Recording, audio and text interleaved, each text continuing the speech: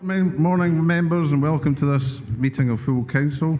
This meeting is being live streamed and recorded, and the recording will be made available on the council website for public listening.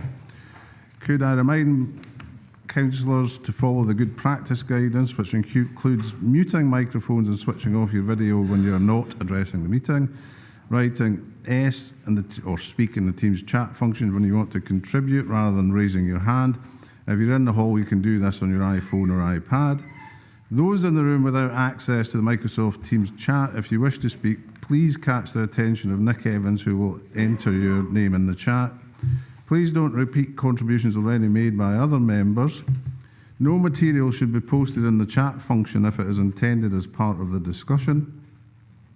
The usual standard orders apply, including that any votes will be undertaken by roll call. If any member has to leave the meeting, please either leave the Teams meeting for that period of time or write leave in the Teams chat function and then join when you rejoin the meeting so we can keep track on whether the meeting is quorate.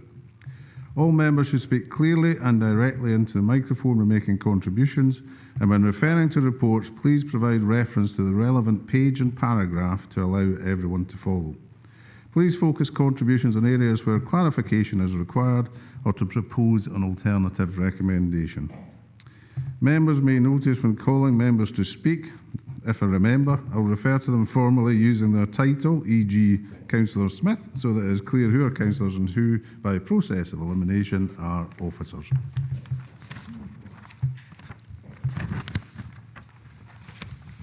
We have scheduled a break for around 12:30 for lunch, but we'll assess that as we progress through the agenda. Intend calling regular comfort breaks throughout the agenda.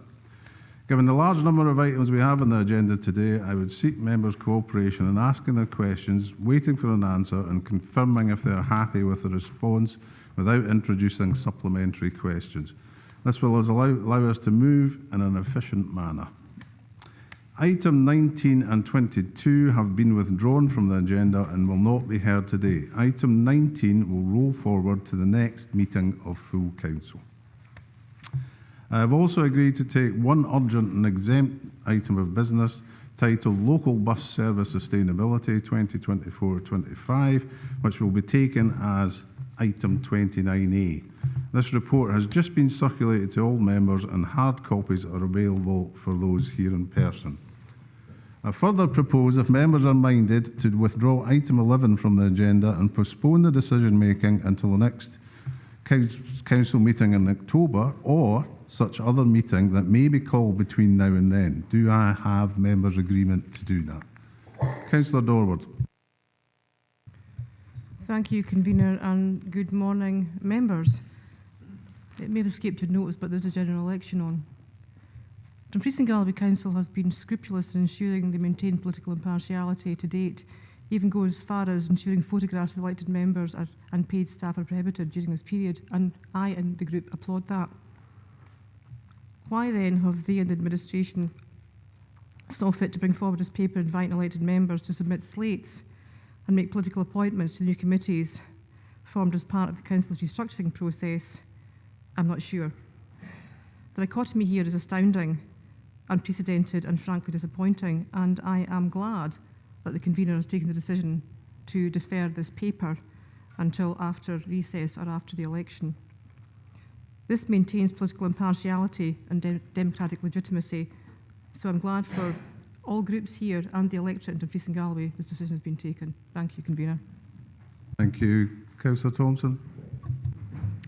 Thanks, convener. No, I welcome that decision. I think, as Councillor Dorward said, it's there's an election on, and even people in this room are involved in that process. So we've got the returning officer, candidates, agents, all the rest of it. So I think it doesn't escape everybody's notice. In terms of the date of when that decision, I appreciate it does need to be taken so that there's that kind of political accountability for our new structures, but we have been operating since 1st of April with the new structures in place, and I know this is kind of part of the final housekeeping, if you like.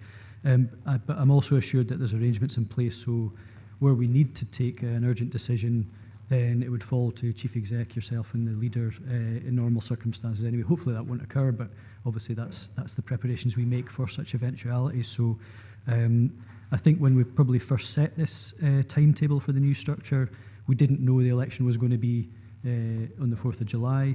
And I think we just have to be flexible and respond to events. I know sort of NHS, many other organisations have stopped or curtailed activities until after that time, so I welcome your decision. Thank you. Thank you. Councillor Hagman. Thank you, convener. It was just a point of clarity I was looking for, and the comments about not having councillors in photography opportunities. I think is right and proper. We need to and must remain impartial during this pre-election period. However, I am slightly concerned that press releases have been going out. Now, some directorates have chosen to have unnamed spokespeople. A spokesperson from the council has said, and then the quote, whereas other directors have had named councillors, chairs and vice chairs coming forward, which again, I'm not quite sure what the actual protocol is in that. So if we cannot have photographs of councillors, why is the council issuing press releases with named chairs and vice chairs giving quotes just as late as last week on the 18th of the month and also on the 7th of the month? So, I think we do need to have clarity on what the policy is when we're in our pre-election period regarding our press releases as well. Thank you. Thank you. Well, I think you can probably take that up out with you. At the minute, we're discussing the fact that we're postponing item 11, so that's what we're doing. Councillor Hislop. Chair, I'm not up for election, so why are we being put into PURDA when PURDA is only for MPs, not for councillors, because it's not our election, and my understanding was always it was if you were your election, you would then be done. Now, my understanding also is if we do put press releases out, I've yet to see it. It doesn't say Councillor Ivor Hislop Conservative. It says Councillor Ivor Hislop Chairman of the committee. And when we're representing the council, we represent the council. Thank you, Councillor Hislop. I appreciate the contribution, but once again, we're actually discussing postponing item 11, and I'm not getting drawn into protocols to do with press releases. So are we happy to agree withdrawal of item 11? Councillor Marshall, please, if it's just... It's not on this item, but just when you were talking earlier with regards to efficiency in meetings, I mean, this is what we got sent through. I was speaking to a former print manager for Dumfries and Galloway Council, and I think the department prided themselves, a few years back in actually getting a set of papers out. It's not the fault of the people that try to deal with that, but something needs to be done. Especially going forward with new committees, etc. We should get one set of papers. We should also think about maybe getting them out 2 weeks before, if that was possible, because at the moment, I mean, trying to wade through that and all the different formats of it is not acceptable, really. Well, I think we can bring that up at another meeting. So we are actually happy to remove or postpone item 11 until a subsequent meeting. Now, if we agree that, could we please note that political groups would require to appoint members to the new committees? The slate being sent out. We don't need to appoint a chair, because at the first meeting a chair can be appointed on the day if it's not sorted out prior to that. So are we happy to agree that as well? Yeah. Okay, thank you. So before we move on to the start of the agenda, we have some excellent achievements to celebrate. First, congratulations to Ben Tom, the Council's Principal Solicitor for Court and Licensing, who made it to the final 5 from across Scotland for the Rising Star Award 2024. The Rising Star Award is run by the Law Society of Scotland and is for in-house solicitors with less than 5 years post-qualifying experience. Ben joined the Council in January 2023 as a solicitor, then in March 2024 became the Principal Solicitor for the Court and Licensing team. Day-to-day he advises Council services in a wide variety of legal matters and represents the Council in court proceedings. He also clerks licensing boards and panels, education placing appeals panels, and is one of the legal advisors to the Permanence panel. He also manages the Court and Licensing team. The Rising Star Award nomination is a real honour and achievement, so well done to Ben.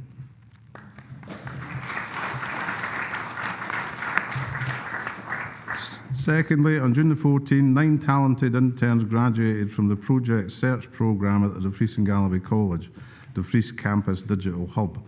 This initiative, a collaboration between our Council's Employability and Skills Service and Dumfries and Galloway College, supports young people with learning disabilities and autistic spectrum conditions, helping them gain valuable skills and confidence through hands-on work experience.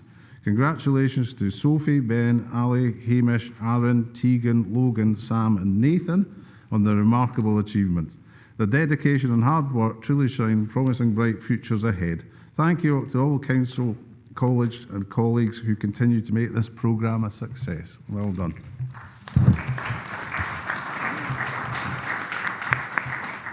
Thirdly, Education Scotland has praised our community learning and development CLD partnerships efforts, awarding us the highest confidence statement and highlighting our strong partnerships and impactful initiatives. This recognition underscores the dedication of our partners, volunteers and learners in making a positive difference within our communities. So a huge well done to all involved.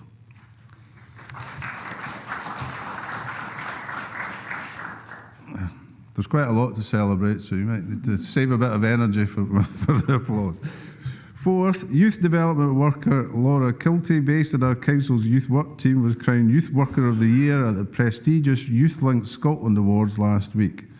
Laura epitomises transformative youth work. She provides drive and assistance to form and enhance partnerships between youth work and local schools, and has also been a catalyst for significant initiatives including a dynamic young women's network and the impactful Year of Young People programme.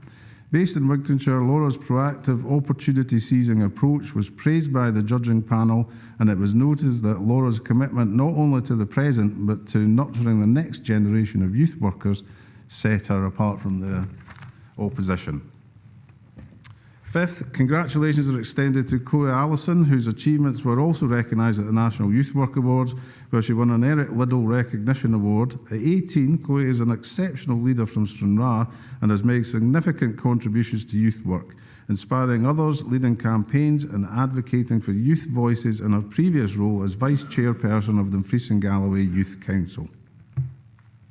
Sixth, Donna Lindsay received the Learner of the Year Award in recognition of her personal progression over the last 2 years to overcome anxiety and low confidence through participation in the Council's lifelong learning services creative writing course. Within 6 months, Donna experienced a significant improvement in her mental health and well-being and self-confidence that led to one of her poems being commissioned, and Donna has already started on a series of short stories. Donna has used creative writing to pen traumatic events she has experienced during her life, helping her express and deal with these issues in the process. Donna is now on track to secure employability and has a renewed confidence and personal resilience to create a better future for herself and her family. The Stuart Rate Adult Craft Group were also successful in the Group Award category. This local group formed in 2022 to help learners to connect and recover after the impacts of COVID-19. The group not only learns new skills, but helps people who feel isolated and struggle with their own mental health. The group has worked together to establish a strong support base, and they shape their own sessions with a lifelong learning tutor. Seventh, due to achievements through our Council's continued partnership with National Environmental Charity Keep Scotland Beautiful, its Chief Executive Barry Fisher recently visited the region to present a number of awards. Eighth, taking part in the Eco Schools Scotland Awards, Georgetown Primary School has won the Climate Action Project of the Year 2024 award. The pupils in P5 at Georgetown Primary School focused their efforts on tackling fast fashion and spreading awareness of its impact on the environment to the wider community, following an inspirational talk from Redress Scotland. Using the Sustainability and Development Goals as framework, the pupils looked at where materials came from and how they were made. They learned all about transport costs and how workers can be paid an unfair wage. Pupils and staff donated clothing and organised a fast fashion show, and some pupils designed and created their own outfits out of old clothing to model on the catwalk. An inspirational achievement that is well deserving of recognition. Ninth, March and April were busy months as we took part in Keep Scotland Beautiful's Spring Clean campaign. Our council services provided support and resources to individuals and groups in carrying out litter picking activities, as was the case last year. There was terrific engagement in the campaign across the region from everyone from schools groups, eco groups and community groups and organisations. Our council was presented the 2024 Spring Clean Quaich on behalf of the people of Dumfries and Galloway in recognition of their extraordinary commitment to tackling litter across the region. Our council area registered more litter clean-ups than any other Scottish local authority area per head of population. And 10th, part of the Spring Clean campaign was Keep Scotland Beautiful's Litter League, aimed at getting children and young people more involved in the litter issue across the country. 7 schools across Scotland have been crowned Litter League champions, and in the Scotland South category, Georgetown Primary School in Dumfries was named as the winner. The school was presented a Spring Clean Scotland trophy to keep for 1 year, and all participants received a Litter League certificate to acknowledge and thank them for all their efforts. Finally, our education colleagues have been collecting some national awards in recent weeks. The South West Education Improvement Collaborative won a highly commended award at the LGC Awards and went one better by winning the Digital Transformation Award at the MJ Awards last week. The collaborative, a brainchild of the COVID pandemic, allows learners from across the region and the Ayrshire councils to study Highers and Advanced Highers remotely. Thanks to the digital approach, students have been able to move into medicine, engineering, and other key employment areas as a direct result of the digital opportunities offered up. Well done to colleagues from our own council and the rest of the collaborative. It's very important we recognise these national successes. Fantastic and well done to all. I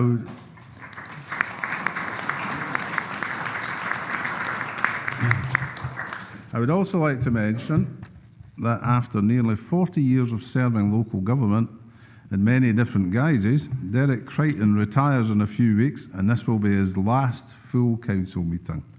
You'll probably remember your first one, Derek, and recall the reactions of the chair, but I wanted to place on record, both on behalf of this council and from me personally, our thanks for your dedicated service over the last 4 decades.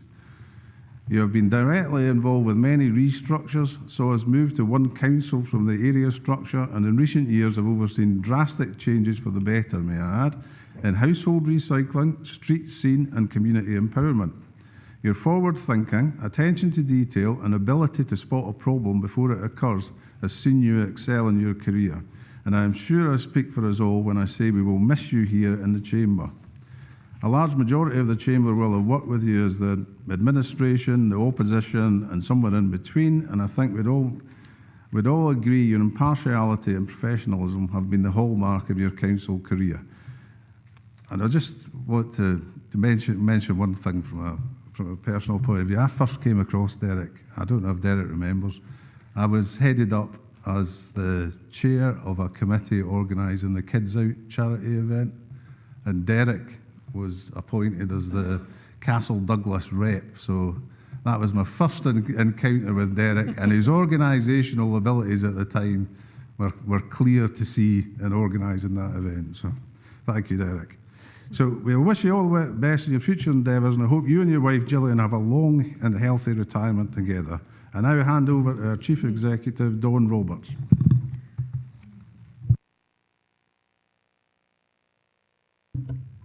Thank you, Convener. And as many members in the Council Hall today will know, Derek started his career in Strathclyde Regional Council and began work in Dumfries and Galloway 32 years ago in Newton Stewart. And Derek's held a number of roles in the council in his time here. He's been in a senior role for the council for 9 years, and for the last number of years he's been our Director of Communities. And he also held the interim chief executive role before I began with the council nearly 2 years ago. In all of these roles, I would say that Derek has evidenced a passionate commitment to improving the quality of life of the people in our communities, working with them, and the with is important, to make Dumfries and Galloway a better place, championing the unique benefits of South West Scotland, and has held himself, his colleagues and his teams to exceptionally high standards. And this has led to national recognition for a number of areas of work he has led. Here today at Full Council, I think it's appropriate to highlight the respectful and professional relationship that Derek has maintained with elected members from all political parties throughout his career. On behalf of officers and the Council as a whole, I would like to extend thanks to you, Derek, for your service to this Council and the region of Dumfries and Galloway. Thank you also for your support to me personally as I joined the Council and over the last 2 years. You should be proud of all that you've achieved, and we hope you and Gillian enjoy your well-earned retirement. Thank you.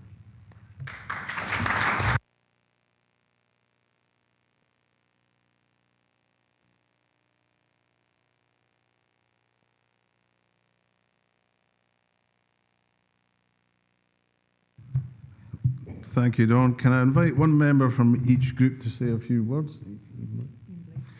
Could we bring in Ian Blake first, Councillor Ian Blake? Thank you, Convener. Derek is an exceptional character. He's been committed, as we've heard, to local government for over 40 years, particularly serving our communities. And I've never, ever met anyone so dedicated to serving communities. And when Derek retires, we're coming to the end of another era. On behalf of the Conservative group, and I hope I'm allowed to say that during the pre-election period, may I offer you our sincere thanks for the hard work and dedication to your role as Director of Communities since its conception many years ago. On a personal note, may I express my sincere appreciation for your guidance and patience over the last 17 years. I first met Derek when I was shocked to become a councillor 17 years ago, and at that time he was the area manager in Stewartry. His guidance certainly guided me safely, I hope, through the next 17 years to where we are now. His guidance has been particularly evident over the last 17 months or so since I took over as chair of the now extinct Communities Committee, and he helped me embark on a massive learning experience. That, and I have to say, was supported by the previous chairman. May I wish you a very long and happy and healthy retirement, Derek. I hope to be with you tonight at your retirement celebration and help guide the proceedings through. Can I say that assuming the full council finishes today, Thursday, I still hope to come along for a short time just to help you celebrate. Thank you.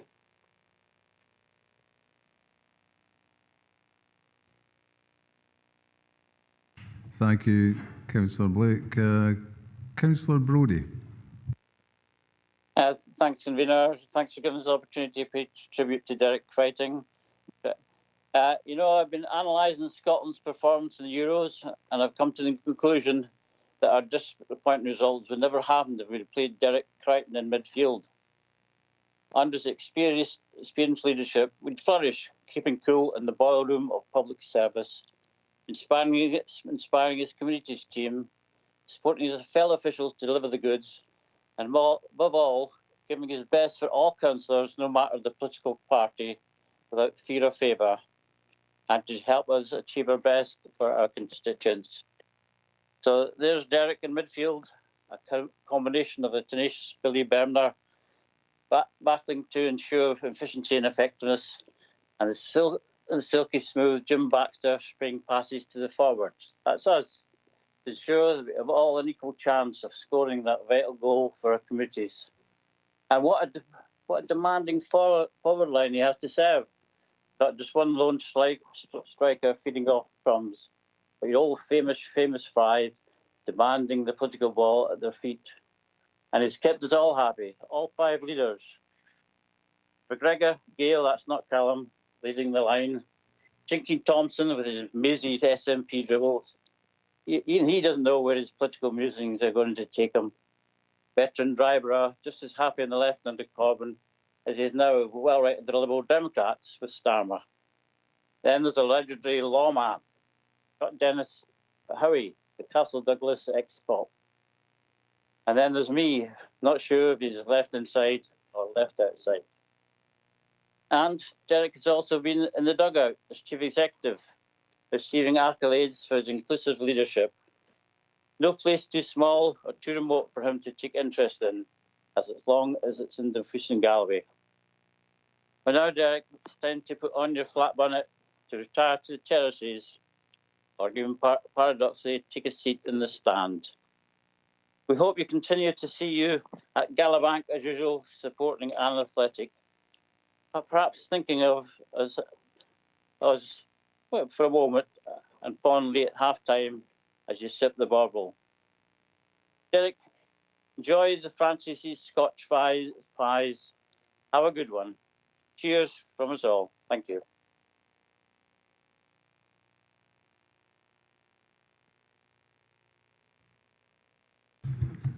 Very good, Councillor Brodie. I'd like to point out there are other pies available. Councillor Dorward.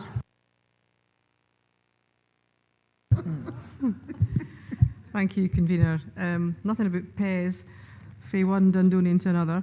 Derek, thank you for your support, your impartiality, your humour, which always helps, and your service over your entire career.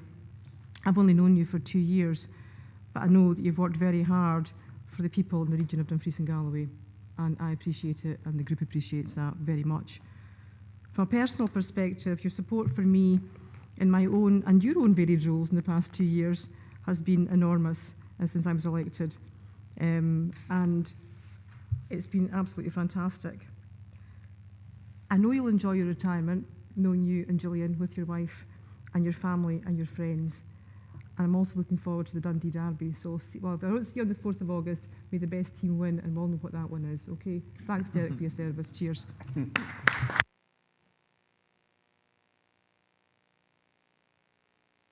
Thank you. Councillor Scobie. Thanks, Chair. And I'm going to echo the sentiments. I don't know how I can follow the Fitbar team. I didn't realise Derek was such a skilled football player. However, I'm sure Richard Brodie has got it right. I've had the privilege and pleasure to have worked with Derek since he first came to work as a CLD officer in Newton Stewart 32 years ago in the old Douglas York High School in York Road. This was in my capacity as a supervisor with the youth training scheme, and then as a coordinator with the Wigton Council for Voluntary Services, and the difficult times we had working through those. But Derek would always be of assistance wherever he could.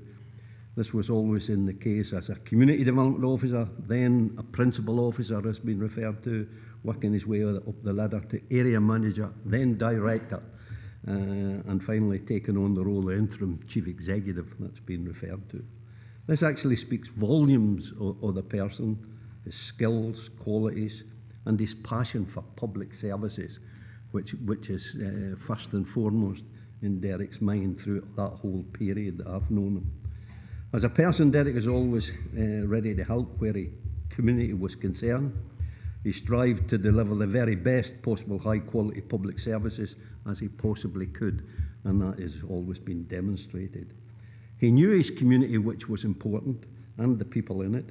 You only need to walk down any high street with him to witness the number of people who know Derek and want to stop and caw the crack, as we would say in the Clyhole and Stranraer. I always considered Derek went above and beyond to serve the people. A man of the people, a true people person, I'm privileged to call a friend. We're talking about Fitbar, he's even got me into the Bulls, and there's a challenge. I wish Derek and Gillian a long and happy retirement. So all the best, Derek and Gillian, for the future.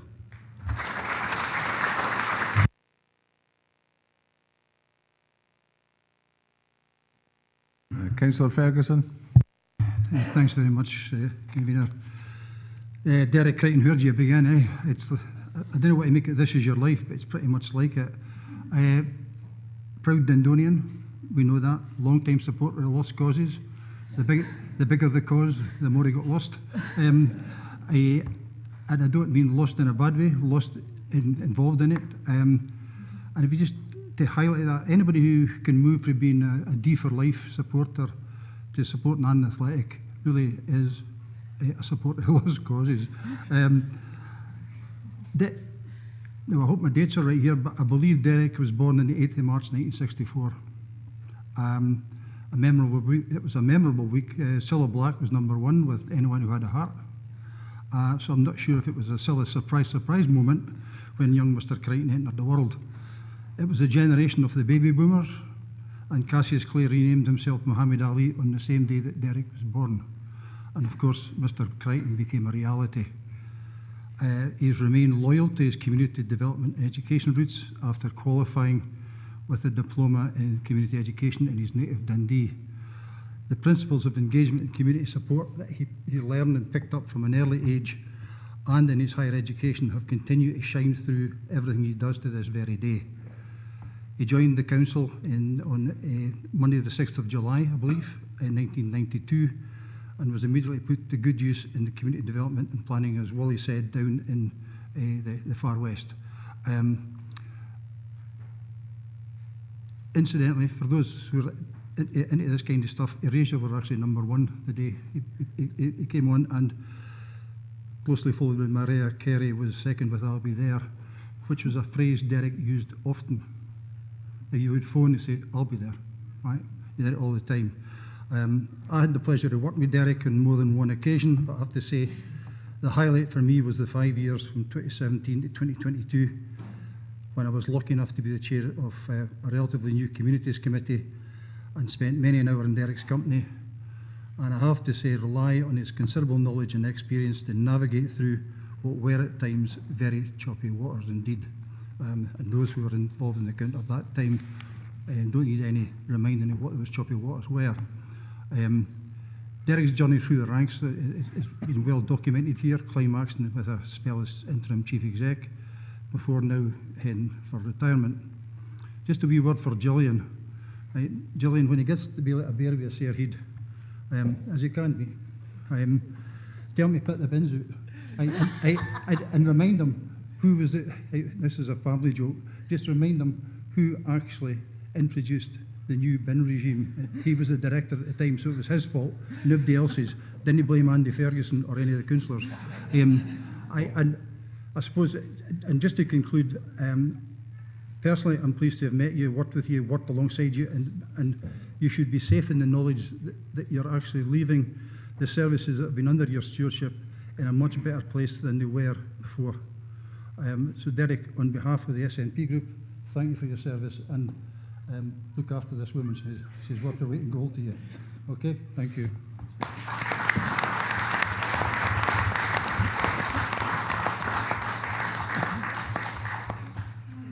Thank you, and it's good to hear the esteem and affection for you, Derek. So all the best to yourself and Gillian going forward. So thank you very much. So we'll move on to the table agenda. Sedran, apologies, and Chair's approval of remote participation. Vlad, can you provide the Sedran and apologies? Thank you, Convener, and good morning, members. I can confirm we received apologies from Councillor Wood. We have 33 members present in the hall, and we have 9 members present on Teams platform. Thank you, and I confirm my approval of remote participation. Declaration of interest. Any member have a declaration of interest or a statement of connection they wish to make? Councillor Dempster. Thank you, Convener. I am a member of the West Trans Board. There is a late paper being considered, I believe, today. So given that there's a financial implication within that document, I will be obliged to remove myself from the council at that stage. Thank you, Councillor Dempster. Councillor Hagman. Thank you, Convener. Yeah, it's a statement of connection in relation to my national position as COSLA Resources spokesperson. It's in relating to item 5, 6 and 17, but because it's a national position, it doesn't affect my position here locally. So just a statement of connection. Thank you. Thank you. Councillor Drysdale.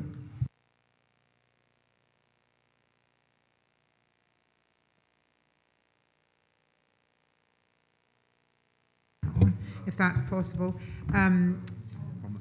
It was on.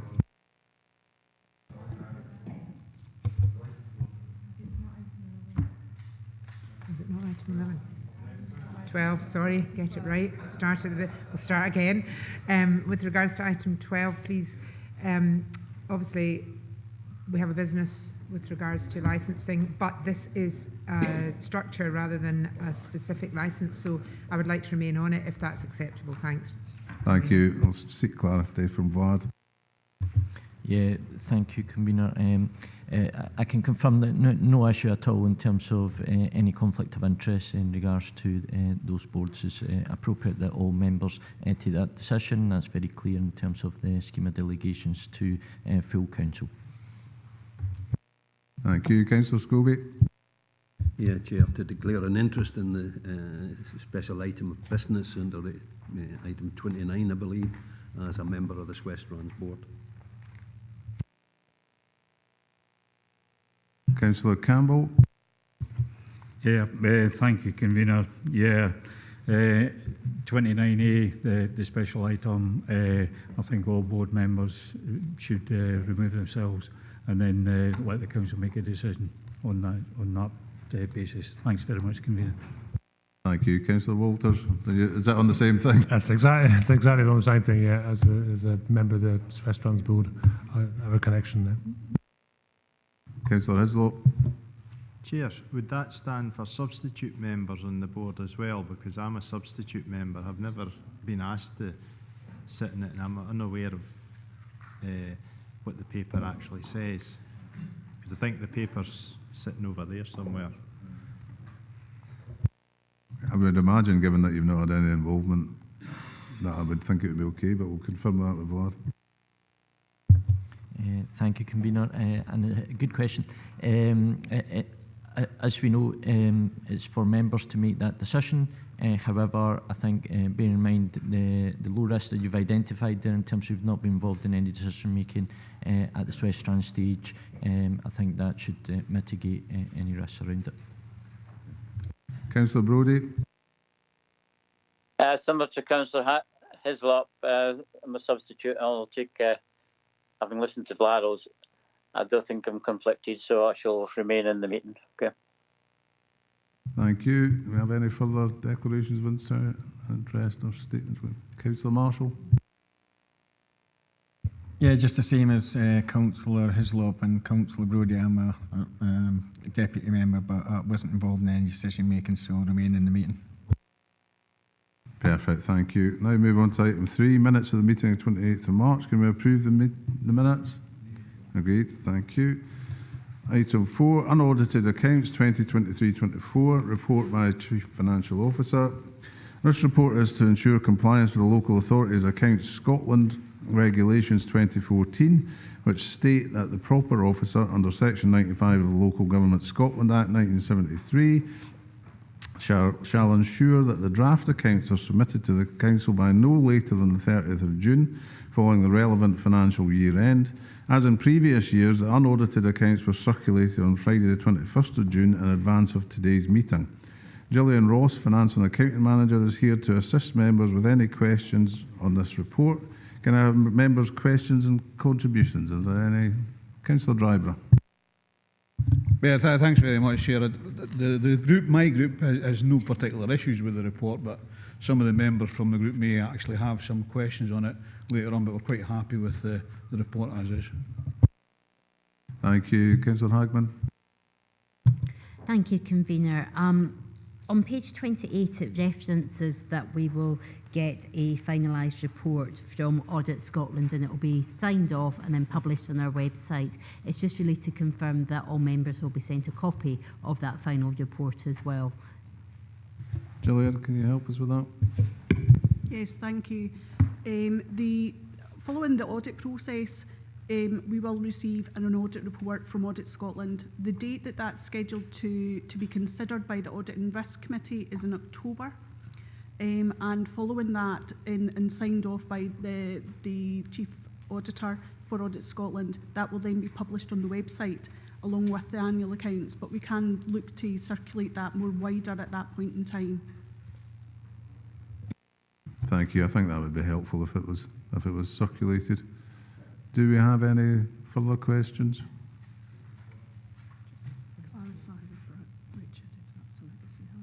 Yeah, I'll just Councillor Brodie, I think that's still your hand up from your declaration of interest. Is that correct?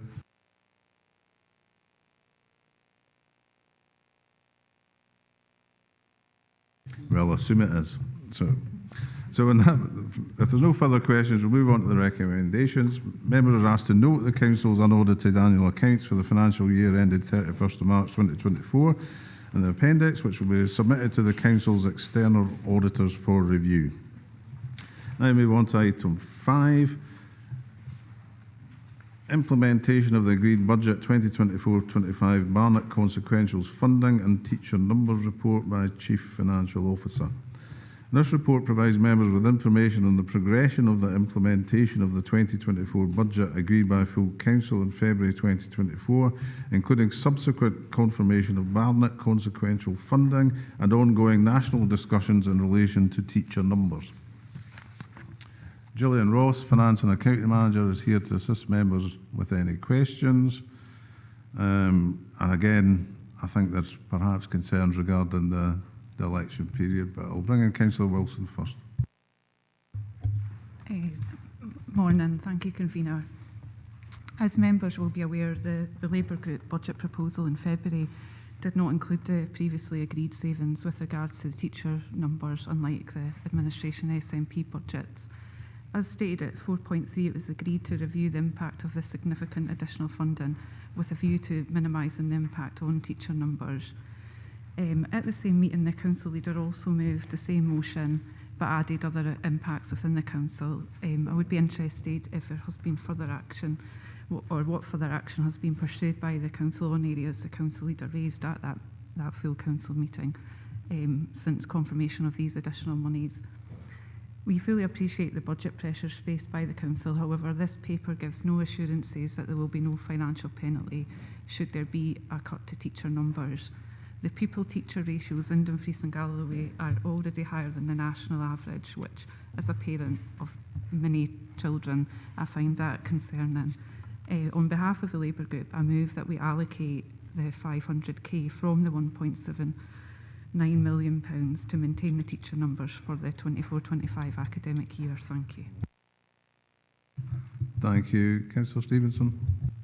Thank you, Convener. I'm happy to second. And just a reminder that 4.6, that those are not just the teacher numbers per head, that's the full-time equivalent, so there's actually a lot more there than what it looks on paper. And at 4.7, the 3.9 million is what we could potentially lose if we get fined, which seems a lot more than the 1.5 million that we would save. Thank you. Councillor Hagman. I wasn't looking to come in, Chair. Councillor Thompson. Thanks, Convener. Yeah, having listened to the contribution from the members earlier, I think my concern about this paper is irrespective of what we might wish to do, there are still too many things up in the air, and I think there's a causal leaders meeting tomorrow with this very item on the agenda. So given that, and given the fact that I think we made allowance in our budget proposal to have the right detail come back to committee, I just don't feel we have the information in front of us to make a sound decision while there are too many other things happening. So while I've got some sympathy for the agreeing to allocate monies today, I don't think it would be sound, and I would prefer if we would, if the movers and sectors that we prefer to at least defer this decision until we have more information. Thank you. Councillor Hislop. Chair, if we were to accept the proposal being put forward, what would that actually mean in implementation?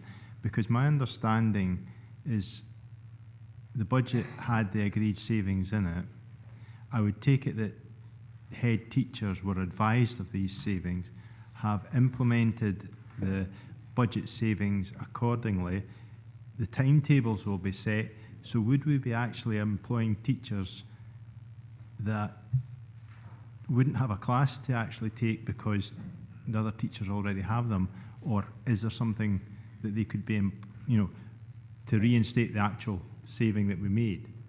Because we wouldn't, if you're mixing classes up at this late stage where kids have been since the 1st of June, I think, or thereabouts, in their new classes, what is the effect of actually implementing the proposal?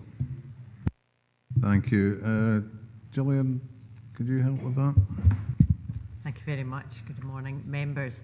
Indeed, the secondary school timetables did start on the 1st of June, and therefore we've been working since January to implement the staffing model for the secondary schools. So we are confident that those operational arrangements are in place based on the council's decision and the budgets on those secondary school numbers. So obviously we employ primary teachers too. So there are clearly areas that we can work on. It's not as if any member of staff would have nothing to do. However, in terms of the implication of the budget that was set by full council, that has been implemented. Councillor Hislop. And would we be actually able to fill all the posts that we have removed before the end of September deadline?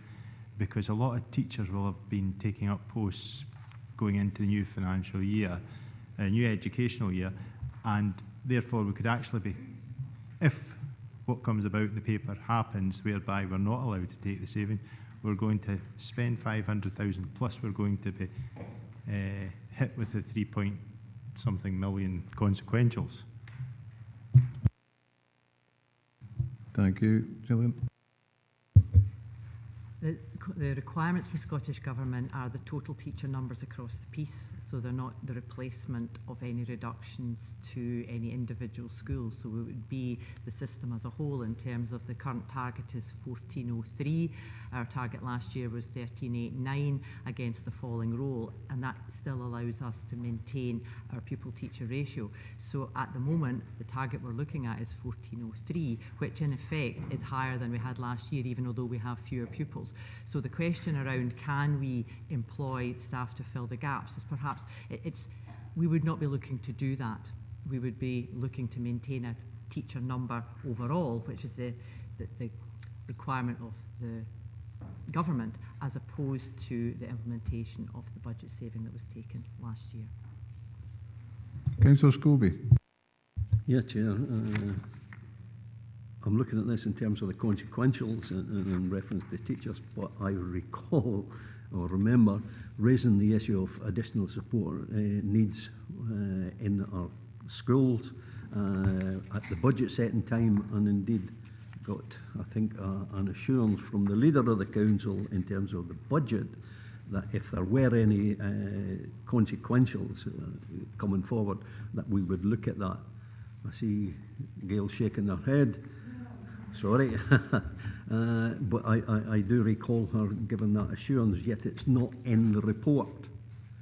Teachers are in, but not ASN. And again, in terms of the fixing of the budget for additional support needs, there was mitigation in last year, but I would hope to see in the report that the current position of additional support needs, because I believe that does need top up. There are many children who require that additional support. So I would hope to see in the report, when we're looking at consequentials, if the document is deferred, I would hope to see that in the report in terms of additional support needs, and that we have the money to cover all the kids so that we do get it right for every child. Can I have that assurance, Chair? Thank you. Gillian, Rose. Yes, thank you. As Councillor Scobie indicates, there was a budget pressures paper presented to the FPT committee in February, which had additional investment reported within there, which would support additional support for learning. That resource was £1.73 million, and that is reflected within the budget. It maybe just wasn't particularly forefront within the actual budget document, but I can confirm that there was additional resources of £1.73 million added to the 24-25 budget to help support that additional requirements within additional support for learning. Thank you. So monies are there in the budget. Councillor Scobie, you want to come back? Again, Chair, if that could be reflected in the report, if it is deferred, if there is a future report, so that we know we do have the monies to cover that ASN, and I would just like that reassurance. I think that's in the, basically broadening it really to include that. I'm sure that would be possible, I would imagine, to have a mention of that at the very least. We can, as part of the upcoming first quarter one report to the Enabling Customer Services report, we will be reporting on the allocation of budget pressures funding, and we can make reference to the resources that are set aside to support that. Thank you. Councillor Jameson. Thanks, Chair. I would just like to support Councillor Thompson's proposal that we refer this. But there's clearly not enough information in this document for us to make a proper, detailed and in-depth look at education. When you're looking at teacher-pupil ratios, it's such a blunt measure. It really doesn't tell us much. There's no context there at all. We need the right teachers in the right place at the right time with the right skills, and that covers ESN as well. So I would really like it to be deferred. My final comment is, and I'm happy that we've made some good progress in certain issues in education, but I would be disingenuous if I didn't raise the issue that the performance in Dumfries and Galloway by any standards is not where it should be. And I don't point any finger of blame at anybody, but it's the council's responsibility, the education director, and to support our teaching staff, etc., etc. So I believe we should defer it to get further information, and we should look much deeper than the simple ratio of pupil-teacher numbers. Thank you. Thank you. Councillor Hagman. Thank you, Convener.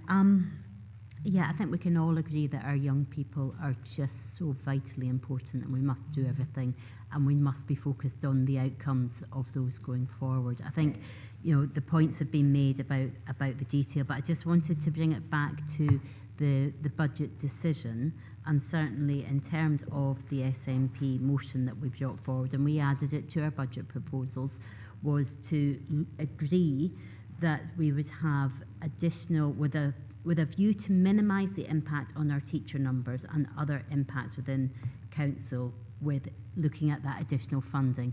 There clearly isn't that information here.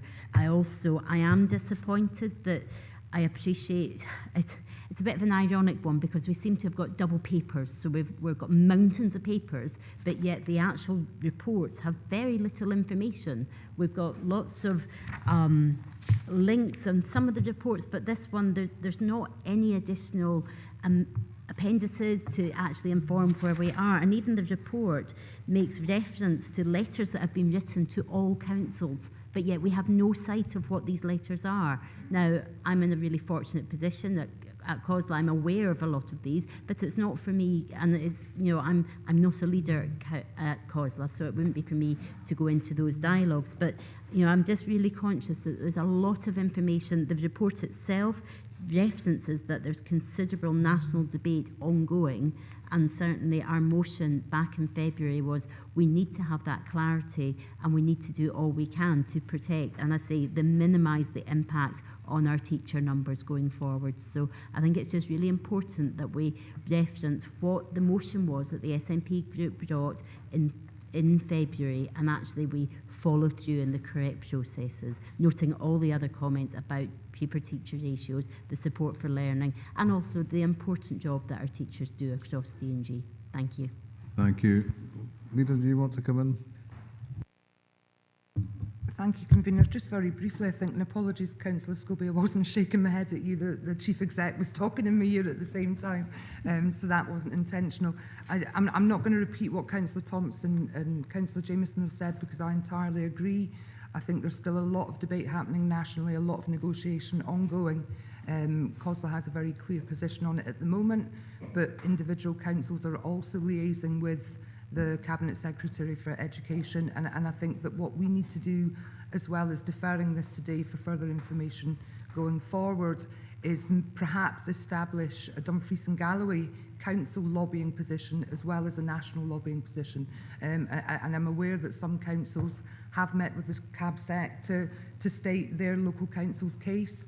And I think that that's something that we should consider doing, because obviously in Dumfries and Galloway we have a reducing pupil population, we have mothballing, we have lots and lots of tacits that do impact on teacher numbers that are not being recognised at a national level. So I think within that work that we need to do around having the right teachers and support in the right place, which I would expect to happen through education, skills and community wellbeing, I think that we need to commit, and I'm happy to commit to try and arrange a meeting with the Cabinet Secretary post-election to state the case for Dumfries and Galloway as well, because I think that that's pivotally important, and that isn't always captured when you have a 32 council position. So, you know, I would commit to doing that. I'll say no more because we're in a pre-election period. Thank you. Councillor Wilson. Thanks for letting me back in. I was actually just going to note that I did write to yourself and the leader on the 2nd of March asking for assurances about the teacher numbers. I was going to amend my motion to include deferring the item. However, I think listening to the leader, it sounds like that is the consensus anyway. So thank you. Councillor Hislop. Chair, is there any timescales we need to work to for a deferral that we know of, whereby we have to make a decision one way or the other? I'm not aware of timescales. Gillian. Thank you. Practically, all of the decisions will be based on the census data, which is in the second week in September, and in order to ensure that the teachers are employed by that day, any decisions regarding confirmation of the number of teachers we have in our system, it would be helpful to have that quickly to allow the recruitment processes to be completed. Thank you. Councillor Thompson. Yeah, thanks again, convener. And I'm sure details like timescales, I think probably would expect to see back in the relevant report when we get that detail. But I welcome the. I don't think we can decide today on this given the lack of detail, but I do welcome the leader's commitment to actually take forward a Dumfries and Galloway Council position, because I think that's one of the things we've maybe been not as clear as we could have been about, and maybe sort of gone with the COSLA position, which maybe wasn't fully our own, but I think we should, as other local authorities have done individually with Scottish Government officers, make that case. So if we can record that action will be taken forward, to contact the CABSEC or whoever's appropriate, out with an election period, obviously, if that's going to be an issue. But thank you, convener. Thank you. And Councillor Wilson, you initially put forward your motion. Are you subsequently amending that, or what's the position? I was going to amend it to ask for the item to be deferred, but I was, yeah, so that's grand. Thank you.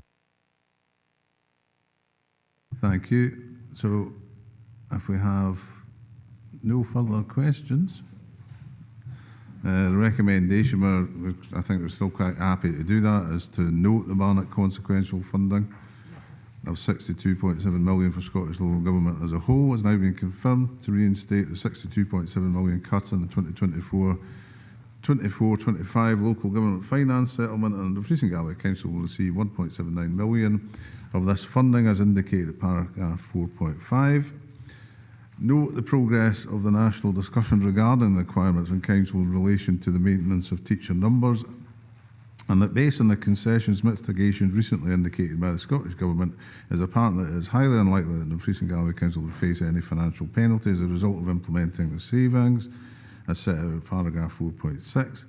And this is where we change. We're just going to note the Barnett consequentials funding being received is not, and we're going to defer the decision to a future report. When will this report be coming? Thank you, Convener. I'll just check with relevant officers, but I'm assuming that will just come back to full council. Yep, to the October full council. So we defer to the next full council meeting in October. Thank you.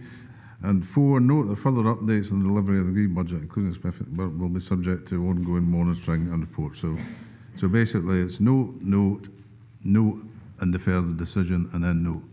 Councillor Thompson? Yeah, just if we can record as well whether it's an action or a recommendation that the leader writes to. Yeah, okay. Yeah, we've got that at the moment. So thank you very much, Councillor Thompson. So now we'll move on to item 6, update of the budget process and timetable, report by Executive Director Enabling and Customer Services. This report asks members to consider and approve the budget development process and timetable for future years, which has been updated to reflect the feedback from the review of inclusive leadership agreements, including consideration by the Council's budget panel. And Lorna Meehan is here to assist members with any questions on this report. Are there any questions? Councillor Drybrough? Again, no questions as such on this, convener, no issues at all. Obviously, members may have questions on the report, but certainly from our group, we don't have any issues on this. Councillor Hagman? Thank you, convener. Yeah, I think it's really helpful to have the process laid out in the appendix before us. Just a couple of points I wanted to make. It makes reference in the appendix on page 41 about detailing a 3-year proposal going forward, and I know we have in the past put forward a budget with a 3-year indicative proposal plan. I'm just wondering, and it may not be for today, noting the pre-election period, but it might be useful for us to consider in future whether we have a lobbying position for whichever government that may be taking or formed within the Westminster establishment to have a 3-year lobbying position in order to take that forward. We've made the points throughout various committees over the past few years, and I know that certainly there's a national position for local government to lobby for a 3-year budget going forward. So if we can maybe consider that at an appropriate time, that might be quite useful if it's not today. The other point on that appendix, it makes reference to stakeholders, and it's just to be really clear, who are our stakeholders? Because certainly on the third one down from July to, and which is only a matter of weeks away, to October, there will be public staff and stakeholder information on the funding gap. We do reference the joint trade unions that will have further engagement, but they're not. Are joint trade unions considered a stakeholder? Because we reference public and staff, and we name the public and staff. So it's just to be really clear who our stakeholders are going forward, so nobody feels left out, and that we can be as inclusive as possible. Also referencing where does our youth council sit in there to ensure that actually they are elected representatives across D&G, and where's their role within this process going forward. Thank you. Thank you. In the simplest of terms, I think everybody that's a resident in the Dumfries and Galloway really is a stakeholder in effect. Lorna, can you answer some of that? Yes, thank you, convener, and thanks, Councillor Hagan, for the question. In terms of stakeholders, we are taking cognizance of not only partners and other organisations that we work with, community groups, other public and third sector organisations, but also those that we work closely with around our equality groups that support impact assessment and other areas of more specialist focus around impact. The point of the joint trade unions, I think the joint trade unions have a special status within this, so we do have engagement directly with them planned, and we're also keen and discuss this at the joint consultative group briefly about how we further engage them and what really helps not only reach staff more generally, but how we can work with them on the budget development as officers as well. In terms of the Youth Council, that's a matter I'll pick up with the Equalities Group, and I've kind of included that in terms of young people and how we engage with them. And as I said, the officer group that's supporting this includes our equality officers and youth services staff. Thank you. And as far as the 3-year thing is concerned, that's a concern I've raised repeatedly about how we set a budget with a 3-year indicative, but we've got no idea what settlement we're going to receive. So, my own view is I would strongly support the lobbying position on that. Councillor Hagman? Thank you, convener, for letting me come back. Yes, so I appreciate by the 3rd of October we'll have a consultation mandate to consider. So if we can capture just detailing the stakeholders within that and the Youth Council, and perhaps we can consider our lobbying position for 3 years at that point if it's not appropriate today. Thank you. Thank you. Councillor Hislop? Chair, just to support the paper, I think it's enabling political groups to get more input into it. I think in the past the sort of budget panel process has been good, but has kind of limited the input that other members possibly had to the actual budget at the end of the day. And I think the 3-year budget, I hope that we do have a lobbying position in that, and that we are successful with it. It would make life so much easier if we could have a sort of, we know what we've got this year, and we have good indications, if not positive figures for the next 2 years, because that is the difficult thing going forward. Thank you. Councillor Marshall.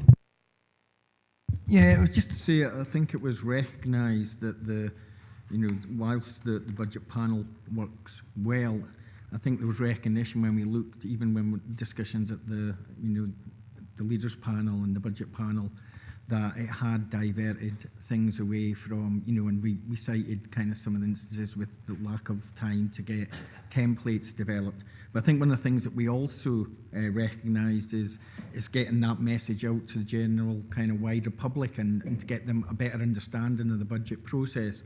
And I just don't see anything there about public consultation, because I think we flagged up that a number of years ago, we actually done it through area committees, or we held events so that ideas could be shared, etc. And I don't see that anywhere within the proposed timetable, unless it's under the October to December stakeholder participation.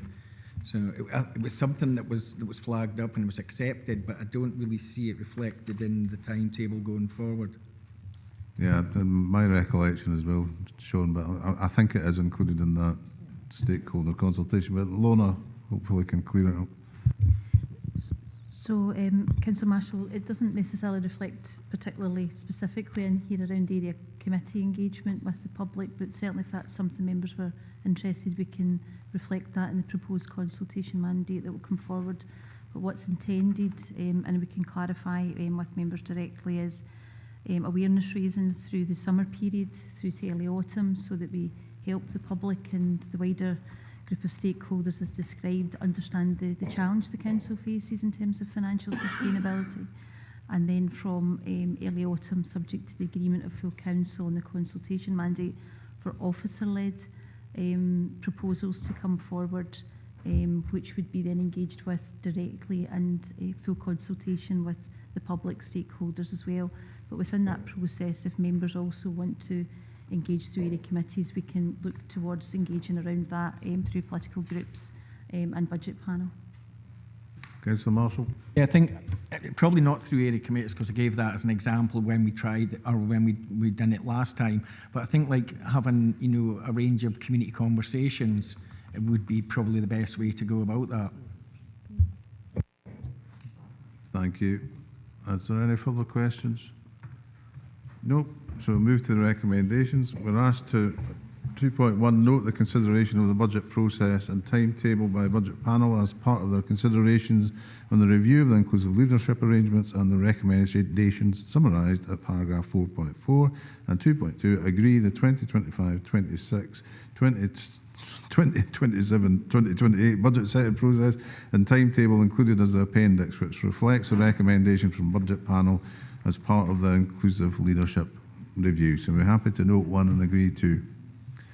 Thank you. Item 7, Council Plan Delivery 2024-25, update report by Chief Executive. This report presents the recommendations from the Leaders Panel following their consideration of the proposed amendments discussed at full Council in March 2024 to the Council Plan Delivery 2024-25.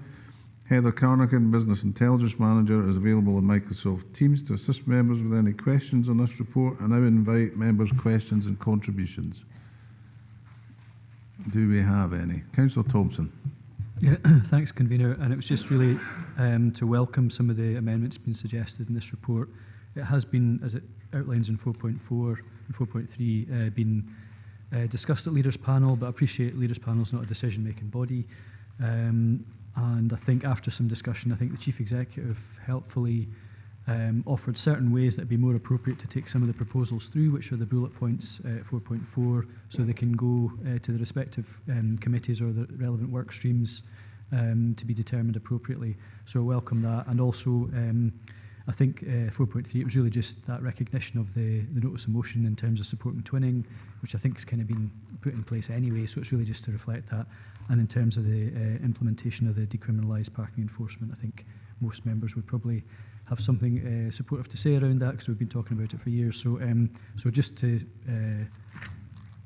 acknowledge and thank the officers for putting forward the report, and just to agree the recommendations. Thank you. Councillor Young. Thank you, Convener. I'm pleased to see the recommendation on page 46, halfway down, to prioritise fast EV chargers. Could I ask that consideration be given to more fast chargers in rural areas? Although modern electrical vehicles have much greater range, in a frosty winter's night with lights on and heaters on, you very quickly can drain your batteries. And sort of slow chargers are absolutely no use to you if you're travelling a long rural distance, shall we say. So please, could we have consideration for 50 kilowatt per hour chargers in places, I suppose, like Dalry or Springholm, on main routes, but they're not very well served with fast chargers at the moment. They tend to have those overnight chargers of 7 kilowatts. Thank you, Chair. Thank you. I'm sure the consideration is given to that going forward, particularly with the Climate Action Group. And Councillor Hagman. Thank you, Convener. Yeah, no, I really welcome the support to add the town twinning for Gifford. I've maybe look to get Newton Stewart added in there at some point in the future. And certainly EV chargers, I'm often lobbied for Port William and Glenluce, but we'll make those points at the relevant times. It's just in regards to the impact assessment. Obviously, we did the impact assessment for the full budget proposals going forward in the council plan.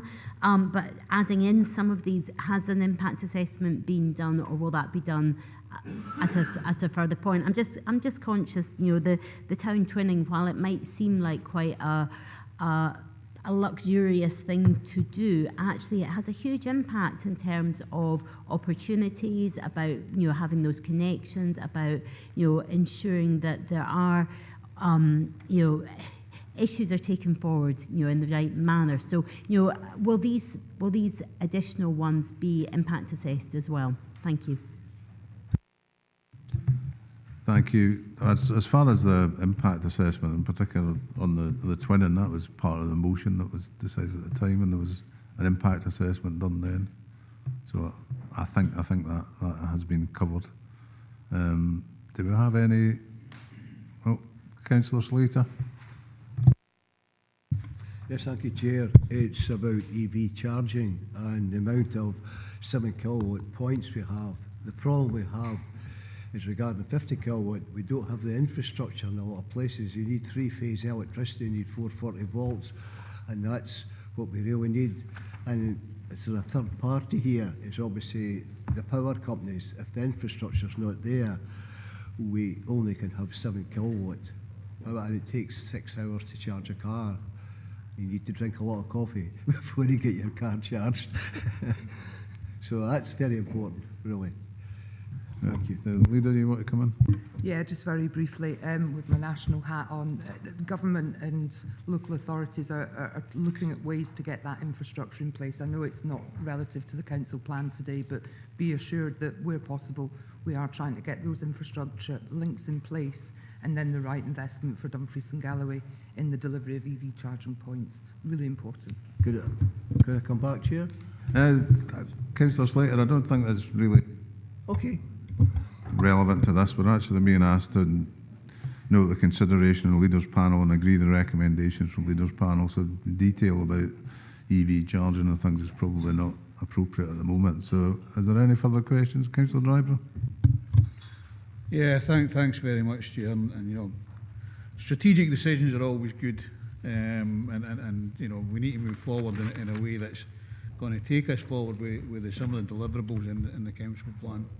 We're quite happy with the 3 issues that are on this particular one, and hope to see some early movement on it.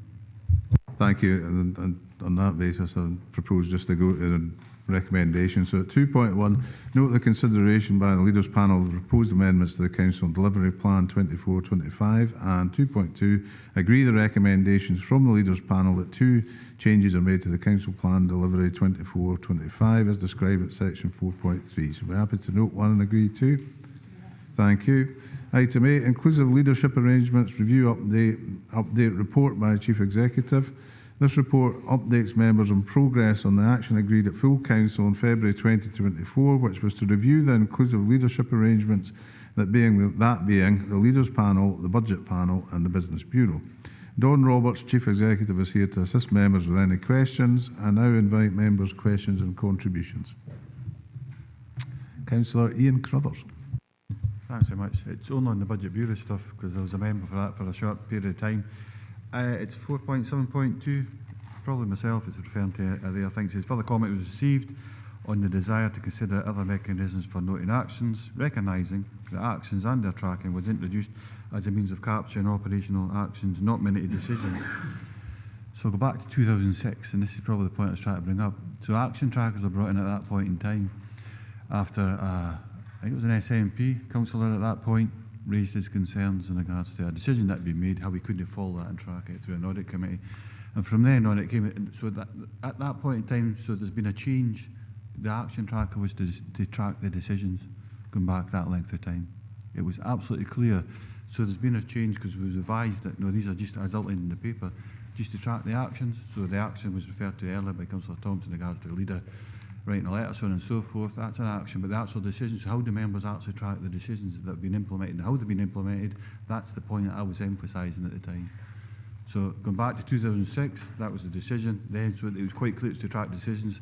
So then that's the point I was making. So I wonder, have we got any further clarification in regards to that? I'm not sure whether it's yourself or Vlad Don that would answer that. Vlad.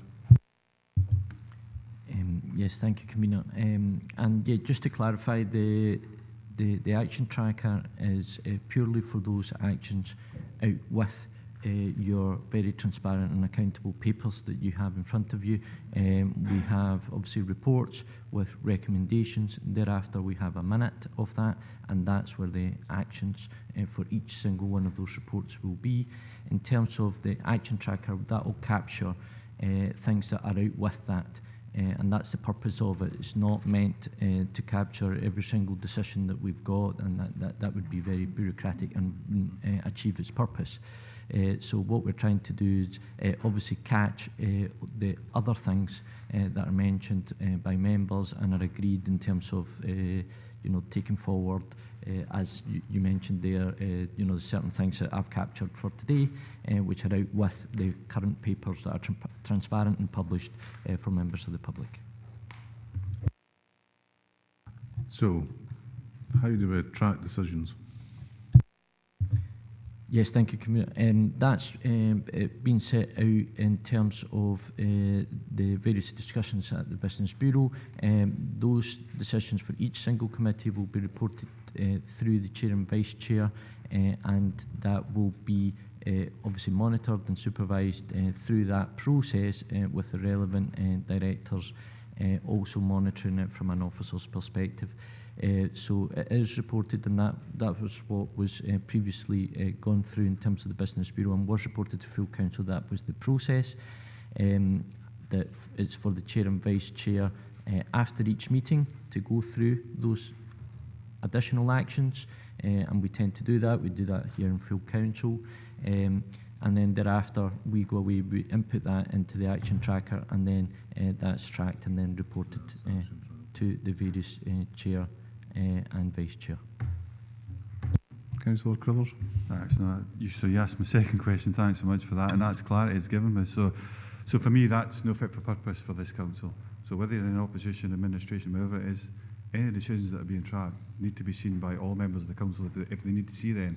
So that's no for the day, but that's absolutely clear. It's in the public domain. So it's only chairs and vice chairs that see that level of detail. I know I've asked, and a lot of resistance towards seeing some of that, but got some clarification this week. We won't get into that either. But all members need to have that ability to be able to track the decisions, how they've been implemented, and get the level of detail that they require in order to fulfil their scrutiny role. I'll leave it at that. But that's definitely a deficit. Thank you. Dawn? Thank you, Convener. Thank you, Councillor Carruthers. I understand the points that are being made. There's the action tracker for actions, there's decisions and how we track decisions, and within that as well as the motions that are passed and making sure that motions are progressed. So that's an additional element. And I would suggest, Convener, if members are content, that we bring forward an item for Leaders Panel for discussion around how all of that works, and to see if there's any further change that would satisfy members in relation to that issue that's been raised. And it can come forward as appropriate through governance structures. Thank you. Councillor Dorward. Thank you, Chair. Just a comment on the initiatives, leadership arrangements. I'm proud to note this was a Labour Group initiative introduced by us in May 2022 in an effort to work in an inclusive and collaborative manner. It is right that it's being reviewed, and I'm pleased to see that it's still going from strength to strength, this initiative, and also that these arrangements have been endorsed by the administration. I would hope these initiatives can be taken forward and applied with an annual review for the duration of this council. Thank you. Thank you. Councillor John Campbell. Thanks, Convener. Yeah, I welcome the report, and I'm happy with the recommendation. However, just picking up on Councillor Carruthers' point, and I'm pleased that the Chief Executive has made that suggestion about the action tracker. Now, the chairs and vice chairs are not the only ones that meet up with the directors. Most of the groups have got their leads, and we also have meetings with the directors and all the committees. And my plea would be, it would probably be appropriate to have the action tracker even to those leads in other groups, whether you're in opposition or whatever. So that way, everybody's getting sight of the action tracker. I don't know if that's helpful. Thanks, Convener. I think that would be the substance of the item coming to Leaders Panel, Councillor Campbell, I'm sure. Because I agree with you, I think the information should be disseminated. Councillor Hagman? I'm reassured with that, Convener, thanks. Councillor Hagman? Thanks, Convener. Yes, so again, we've got quite a 3-page report to discuss how we're going forward, and I appreciate when this was initially set up, we agreed that we would come back with regular reviews, because this is just a noting report. We're not being asked to decide anything today. I think just to reflect on some of the discussions in the Business Bureau, at our last meeting, we were unsure of what the terms of reference we were working within, and there's no terms of references attached in the appendices, and I've tried to go through the added links that are on the bottom, because again, I appreciate we don't want to be printing everything, but we seem to have gone from printing everything to printing nothing here. So when we're considering these reports, it'd be really useful to have the terms of reference of what we're marking it against, because there was confusion at the last Business Bureau, because we weren't sure whether we were discussing what was agreed that from what was initially set up in 22, or whether it had been reviewed in 23 and had that been incorporated or not. And as a member of the Business Bureau, I'm still quite unsure as to where we are. And I think the fact that the action tracker was referenced again today, it was referenced as part of the review last year, but we still don't have a clarity going through there. So I appreciate that the Leaders Panel is going to take this forward potentially, but those business managers within the group are the ones that are actually working through this, so perhaps we maybe need to widen it out a little bit further, and when we do review these coming forward, that we actually have the full information, because I don't feel confident that I know exactly what the terms of references are within that Business Bureau. Thank you. Again, I think that will probably form part of the discussion at Leaders Panel, and then obviously within each group it's down to the appropriate members to disseminate the information. You want to come back in, Councillor Carruthers? Please, thanks very much for letting me back in, and for the members that actually support in real terms. And my point was that all 43 members need to have the accessibility to how decisions have been firstly we see it would be made, but how they then been implemented thereafter. So I will be bringing forward a request through standing orders to get a report on that particular thing that involves all 43 councillors. So it's good that it's going to the leaders panel, but I will have it back to full council as well. Thank you. Thank you, Councillor Crothers. Councillor Stitt. Thanks, Chair. I think thank you for the report. And I think under leaders panel, the first black dot, the value of the AABB book. I'm talking about past terms. I think latterly we've been getting minor reports, but I think the older councillors will say when you were doing budget, I know it's thick, leader, but it helped groups, whether in opposition or administration, really help set your budget out. And I'd welcome this coming back in because it is great help for every member to set in budget. Thank you, Councillor Stitt, and I apologise for not bringing you in sooner. You were actually the first name I wrote down in the list. Kept the best to last, thank Thank you, David. Are there any further questions?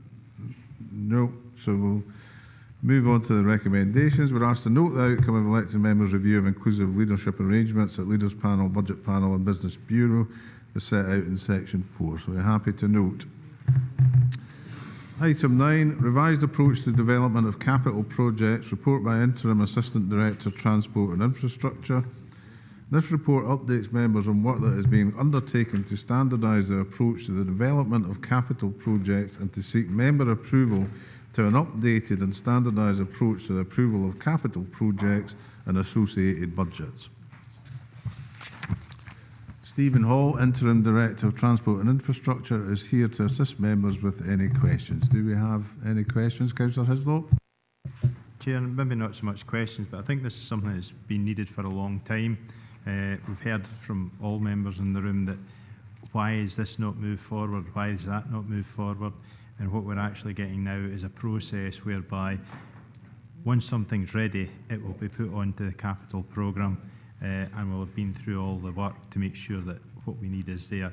So I welcome this report, and I think it's something that's maybe been a wee while overdue, and we should have looked at it earlier, possibly. Thank you. Any further questions? Councillor Ferguson. Thanks very much, Convener. I'm just thinking, when Stephen came around the groups, he gave us a commitment that something would be put into place, and I just think we need to get it on record here. For a fair, you like to, when the NHS, for example, build a building, they can't build it unless they've got the revenue to run it. That's part of their Green Book conditions. And I actually, Stephen gave me the right answer on the day when he came, is that that would be the case here. But how do we get that into the actual make sure here that we actually follow that through? There's no point building a spick spanking new community centre and nobody to run it. Thank you. Stephen, can you help us with that? Yep, certainly, and thank you for the question, Councillor Ferguson, and for the discussion at group level as well. Fundamentally, the Treasury Green Book approach, which we've adopted and built into this new process, one of the first questions that's asked within what we've termed the Gateway 1 stage here, the strategic outline business case, is looking not just at projected capital cost requirements, but also the revenue expenditure associated with any asset, or indeed any potential revenue saving that comes off the back of that investment. So that analysis of what is the ongoing financial cost of a project once it's in place, say it's a building, once it's built, that's fundamentally built into the Gateway process. And that initial case is revisited at the second Gateway at outline business case and revisited again at final business case level. So what you have within this process is confidence that that question is being asked and interrogated at every single stage through the process. So, you know, fundamentally, a project shouldn't and can't pass gates unless it is able to answer that very question that you set forward. Thank you. It's convenient if I could come back. Stephen, thanks for that answer. It's pretty much the answer you gave me at our group meeting.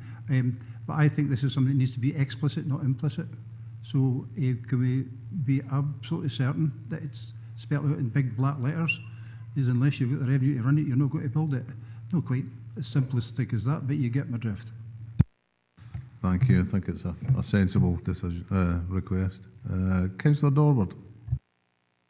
Thank you, Chair.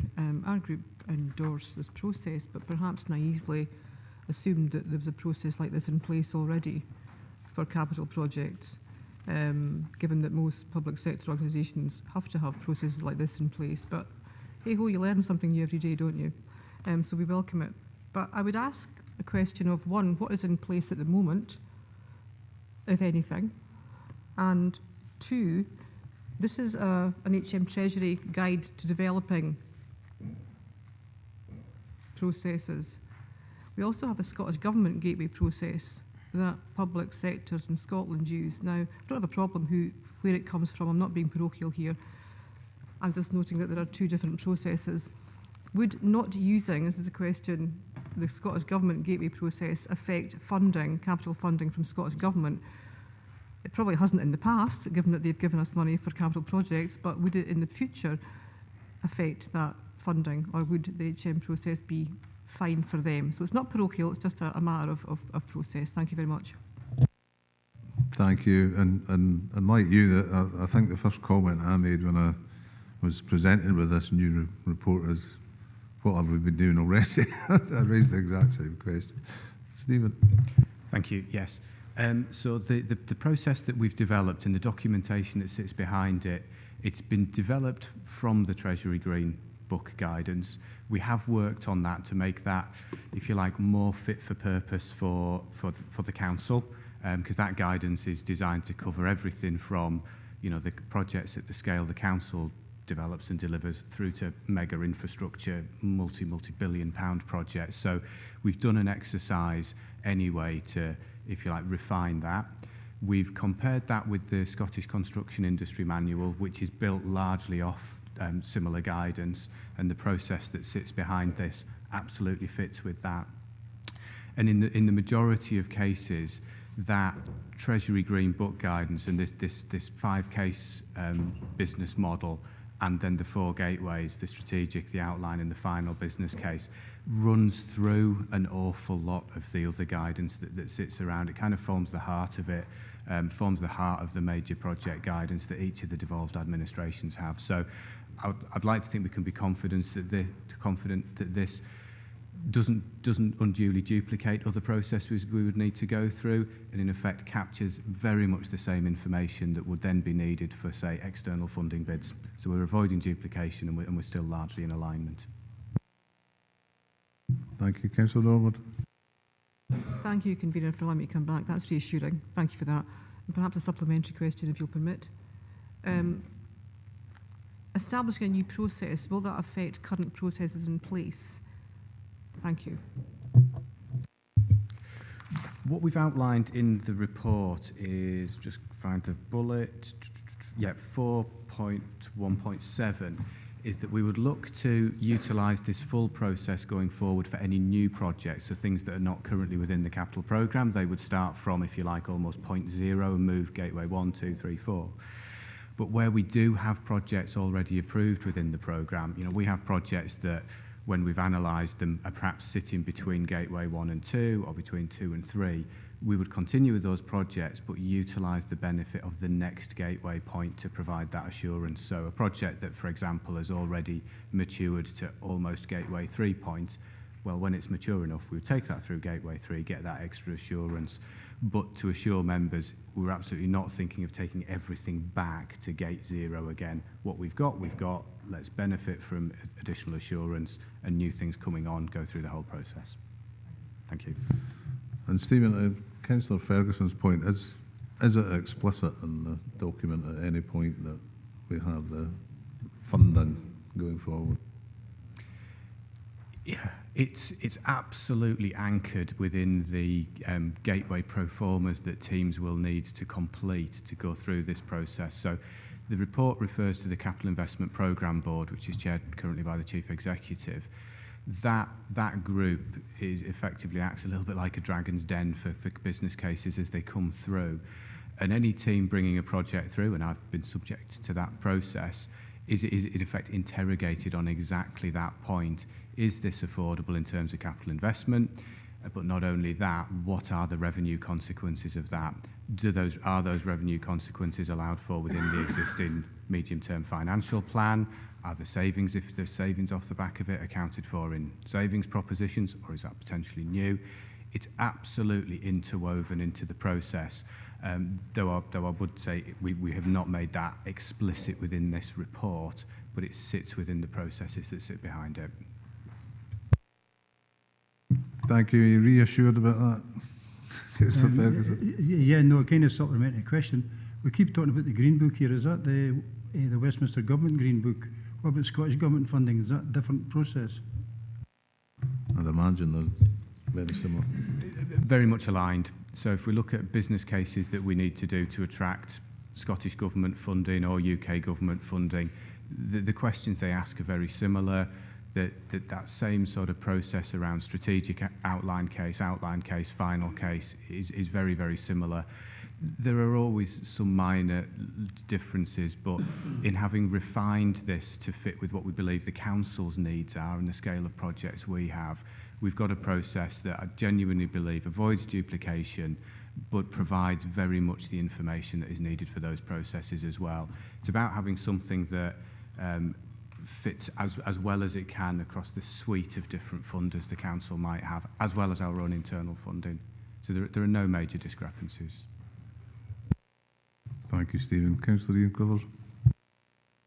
Thanks so much, Chair. And through you, thanks very much, Stephen. It's a breath of fresh air when you see this and read it and start to understand it, especially after the questions that have been asked.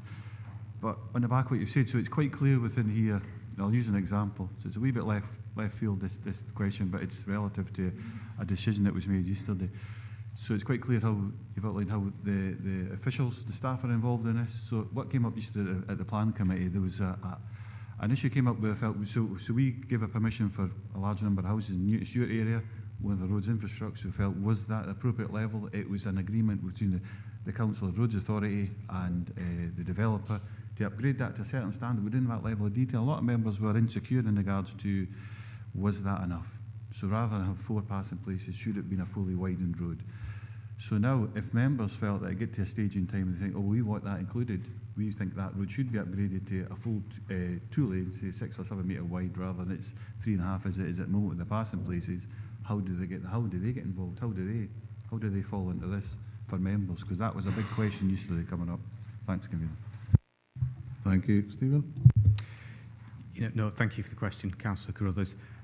What this process is designed to do is ensure that when decisions come forward to relevant service committees or full council, you have the very fullest information possible in front of you. So it's all about ensuring that as officers, we have done the very highest standards of assurance prior to coming to members for those critical decisions in relation to budget, the overall scope, the model of delivery that's going to be taken forward.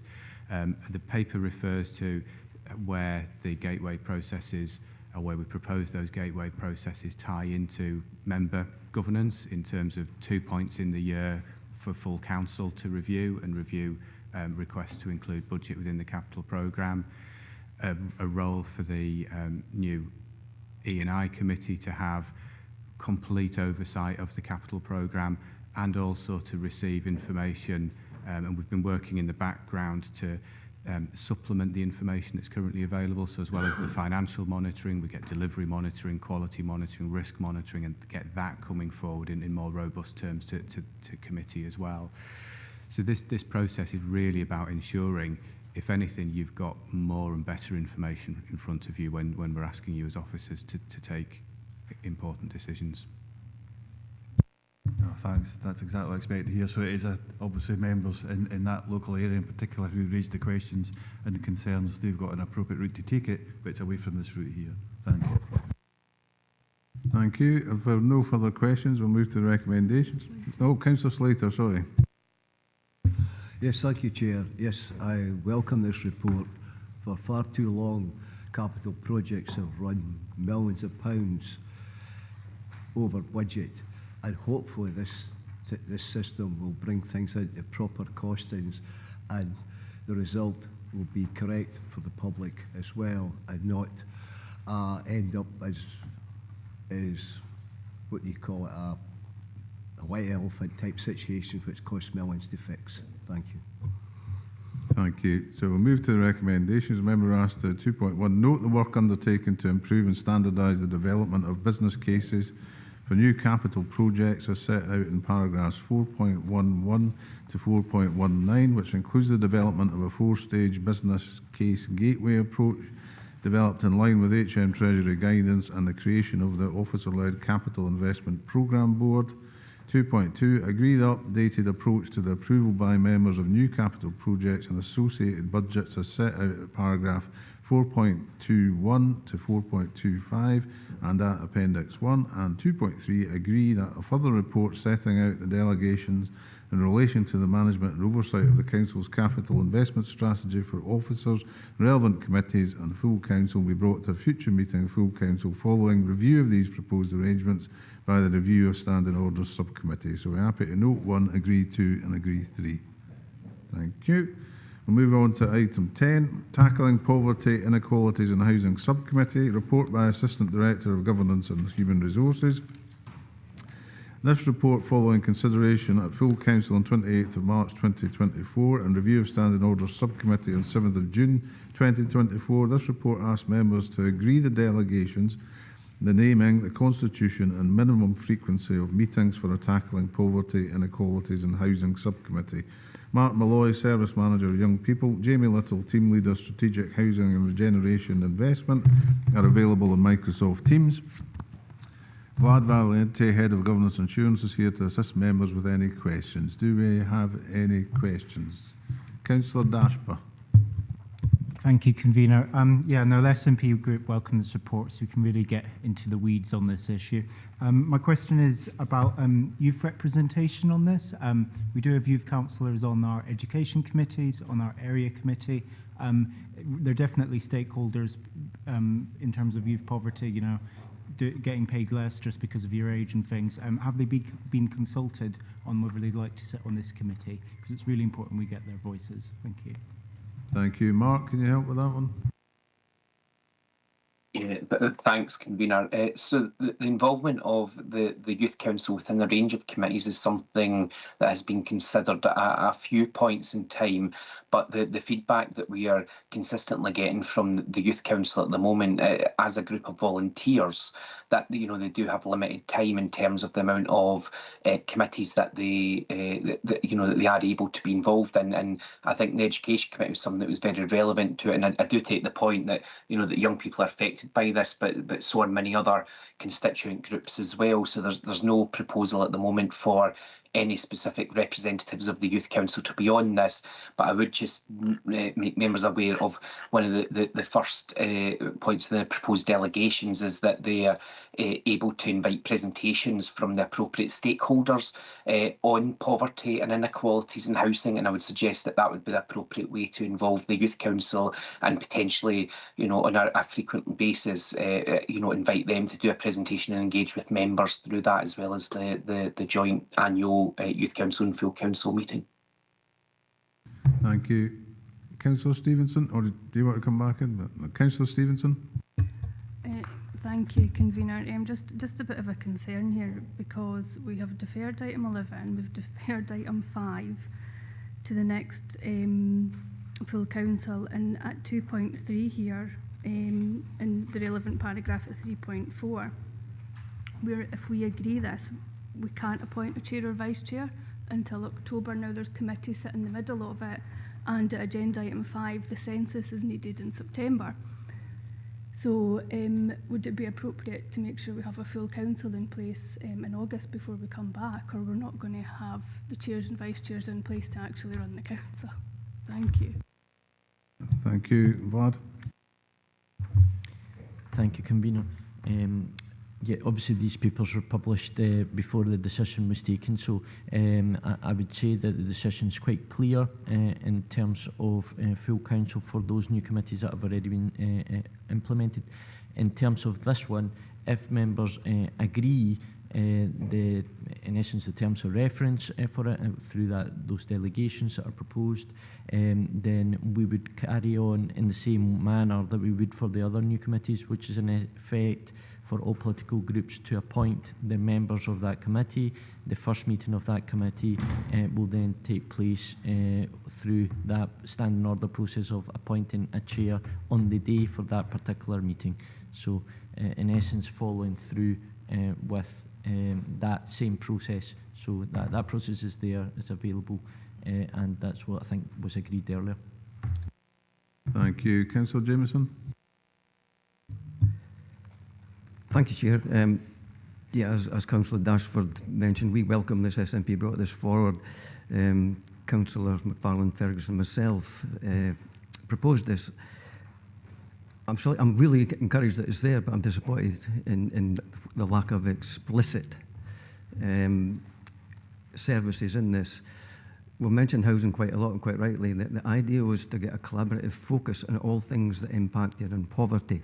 There is no mention of education and schools or social services. Now, the impact on poverty and impacted by poverty is crucial in schools. We mentioned post-school stuff, but not schools. And I sit in social services and education, and I've made the plea time and again that that coordination needs to be more effective and more aligned.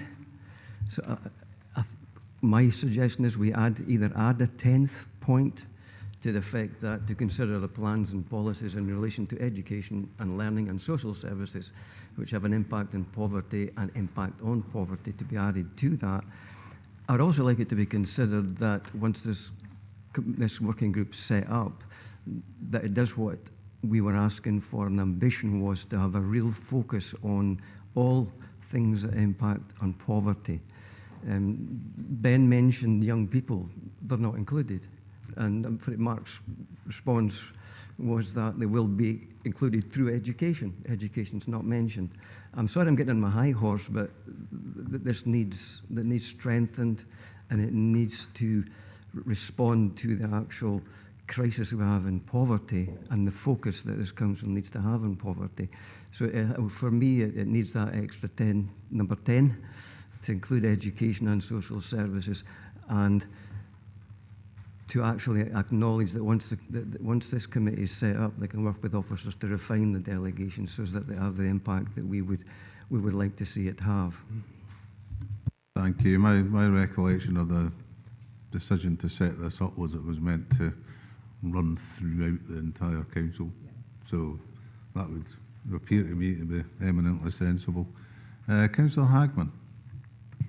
Thanks, Convener. Yeah, I just wanted to go back to the points that Councillor Dashburn made about our Youth Council representation, and I appreciate Mark's response there that number 3 is to receive presentations from stakeholders as such. And I just keep coming back to this again and again. Our youth councillors are democratically elected. They're not just general public. They're not an outside organisation. They are representing young people across the region. And certainly when I'm looking at our scheme of delegations, and there's no provision that really outlines where they can and cannot. You know, I appreciate that we've asked the Youth Council where they would like to sit, and they came back and they said, I believe through the previous term of youth councillors, that education is one that they wanted to feed into, and that they took up places on area committee. But that's an ad hoc. There's nothing in their scheme of delegation that gives them the right that should they change that view, that they can do. So do we need to maybe review that at the next opportunity to actually have a really clear outline of where youth council democratically elected members sit within the scheme of delegation, and it not just be this ad hoc because one group made the comment a couple of years ago that they wanted to sit on these committees. That's where they'll be forevermore. So it's just so that we've got that clarity in terms of our policy going forward, because having gone through our scheme of delegation, there's not even an appendix that details what the youth councillor representation is. Thank you. Thank you. Mark, have you got anything you want to add to what you said earlier? Thanks, Convener, and thank you, Councillor Hagman. I think that at different points that this has come up, going back as far as 2022, when the representation on the Education, Skills and Learning committees was agreed then, and because the youth council are elected every 2 years, that the position of some of the individual youth councils has changed, and that and I think the general position is that the youth council appreciates the opportunity for young people to have their voice heard in a range of forums, not just committees, and it is important to note that they are engaging with council officers across the organisation now on a frequent basis across a number of matters, just as a matter of course, and it's certainly something that's there. But potentially we could pick that up with governance colleagues the next time of a review, and consider that again further with the relevant youth council at that time. Thank you. So there's reviewing it on a continued basis, was that? Yeah, no, I note that we last reviewed in May 22, so when that, when we are reviewing that we take consideration on to actually capture and actually have meaning against that would be really helpful. Thank you. Thank you. Councillor McFarlane. Yeah, thank you, Convener. Yeah, it's really just to seek a little bit of clarification from Mark in relation to his initial response to Councillor Dashper, where he said that, yeah, there would be engagement. I mean, we had item 4 today, which on page 3 highlights that 26% of our young people are living in poverty at the moment. So it's really important that we do have that engagement. Now I'd like to see something that was a bit more robust, a bit more structured in relation to how we go about that engagement. Councillor Hagman's already highlighted that we do have a youth council and we've got youth council members, and clearly there's a structure and process there. But I would really like to see something a bit more robust, and I'd like him to sort of perhaps explain to me how he would intend to do that engagement rather than just saying it's going to happen. Thank you. Thank you. Mark. Thanks, Convener. So in terms of the engagement with the Youth Council, the Youth Council meets on a monthly basis as a full council, and then with various ward engagement happening out with that. And in terms of the work around poverty and inequalities, what is determined or proposed within this delegation is that the committee can receive presentations from appropriate stakeholders, with young people just being one of those stakeholders, because it's important to know that this is a tackling poverty and inequalities in housing subcommittee in its widest sense. And I take the points around the involvement of young people, but I think within the proposed delegations in number 2 in the appendix, it's to consider council policy strategies and associated plans. And what we were trying to get across in that is that was about council strategies, plans across the whole organisation, and not just with one specific part. So that would give us the opportunity, whether it be for that committee to look at some of the social work plans, whether it be education or even some of the wider economic aspects that will have a significant impact in that.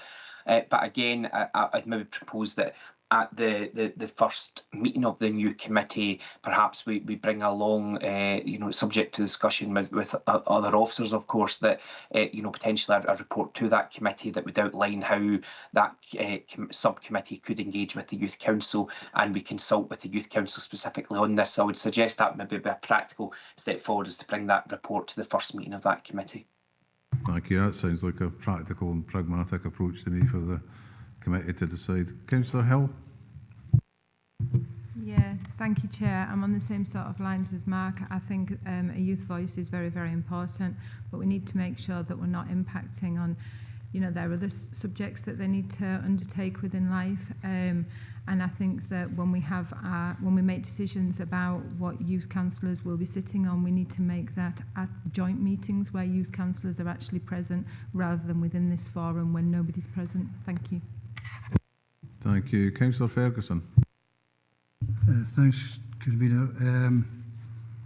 First thing first, this is an enabling paper, right, to set up the committee, and it's early days, and as it progresses through. I think here, I would be suggesting that Vlad's very good advice about how we would conduct a business before the next full council It's absolutely spot on, and there's plenty of precedent for that. But let's look at the purpose of this committee. The purpose of the committee was to actually close loopholes. Right? It was to ensure that everybody was working together. It was to make sure that there was a council body who oversaw all the different departments, right, and all the different processes. And whilst I have a great sympathy for the youth council position, where's the older people? Right? Where are we dealing about health inequalities? Right? All issues here that we can't ignore because they're vital in the fight against poverty. You can't extrapolate any one of these things away from it. If your house is substandard, if your health's not right, it just exacerbates the situation. So for me, I would say let's get this through. We can't have 2.3, obviously. Is there 2.1, 2.2? Agreed delegations in there. But I think the bit we need to put in there is that we need to allow this subcommittee to expand and develop as it goes through the processes. And if that means something would have to go back through Russell, then he would be suggesting that would be the way to do it. Because what we've got here are the absolute bones. Let's get some meat in the bones, and that would come as we go through the process, I would suggest. Yeah, 100% agree, Councillor Ferguson. I think the priority here is to get the committee up and running and get it started. Councillor Dennerley.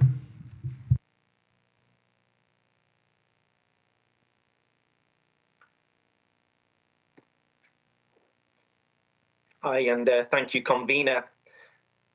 I understand from what other councillors have been contributing to the discussion is the importance of having younger people's involvement and making sure we get their everyday life's experience so that they can inform the decisions, so that we can truly exercise the democracy of the Youth Council and be able to incorporate their thoughts on inequalities, poverty, housing, and so forth. And we need to listen to their voice. They are our future, and we need to encourage them to be part of this democratic process so that they then can enter and fill our roles in the future. Thank you. Thank you. And I think the suggestion has already been made, and it's for this committee to the new committee to decide is a report along those lines. And I think also the report, as Councillor Ferguson pointed out, it shouldn't just be focusing on youth. There's whole groups of people that are impacted throughout the region with this, and we need to do what we can to ensure that we listen to them. Councillor Crothers. Thank you. Just a suggestion, Chair. When listening to the debate itself, I'm looking at point 3 on page 66, just in regards to the delegations. It's being prescriptive there when it says to receive presentations and benchmarking. I think that should be taken away. And it wouldn't be age restrictive there either. That way the committee itself could invite MD to give a presentation on whatever subject matter pretty much. Because it's focused on benchmarking there, that would open it up. It would get rid of that demographic deficit, I would say. Why just benchmarking? Which particular point are you referring to, Ian? It's number 3. So number 3, to receive presentations on benchmarking and presentation from appropriate, just do away with just to receive presentations from appropriate stakeholders and the council's partners to inform members on tackling poverty, inequalities in housing and understanding of best practice. That way you can invite whether a 90-year-old or 8-year-old, so to speak, on any subject matter. Through yourself, convener. I take the point. I think, however, the point of the benchmarking is to be inclusive, not exclusive. So it's not just benchmarking, it's benchmarking and any presentations from any of those stakeholders. So it captures both, but it's the ability, in essence, to bring the relevant organisations and so on to give you, whoever they may be, within that stakeholder element of it, to bring them in to talk about benchmarking and so on, which we know that members are keen to hear, particularly in tackling poverty and inequality matters. So it's an inclusive, the way it's termed there, it's not exclusive, so it's not just benchmarking, it's benchmarking and any presentations that may come from stakeholders. If that's interpretation, I'm fine with that, but presentations from, rather than presentation, yep. Thank you. And as to the suggestion for an item 10, Vlad, from Councillor Jameson about including education in that particular part. Thank you, Convener. I think my suggestion would be that I think it's generic enough to capture all services of the council, not just ones. And I think that's the purpose of the way that's been drafted. And I think Councillor Ferguson alluded to that. In essence, has cut us right across, and that's what we've tried to do as officers, to put that spin on it. And I think the appropriate way to manage it, rather than managing it today, is that that committee then considers any further changes that they wish to recommend, which is within the delegations, and then they can recommend that through that process of ROSO and then full council for any changes. That would be my suggestion. So from what you're saying, Vlad, education is already covered and it's in all the services. All services are included in that. Councillor Jameson. Councillor Thompson, was that? Or? Thanks, Councillor Jameson. What it was actually, I think what I noticed when I first read this was the likes of point 6, for example, where you would consider plans and policies in relation to strategic housing and recommend to Economy and Infrastructure Committee, but there's no corresponding equivalent to education or social work. So I think it's almost like if you're going to include one, either do it all generically, or if you're going to specify each committee that you're going to make recommendations back to. I think it was education and social work were sort of noticeable by their absence in that regard. So why have we singled out that particular one? So I think it was really just for that consistency to have a point 10. Thank you. Vlad. Thank you, Convener. And I think the reason for that is that the term of the subcommittee is specific in terms of bringing housing within that title. Hence, you've got that under 6. But if you'll see, if members see number 10 in terms of decision making, to recommend to the appropriate committee.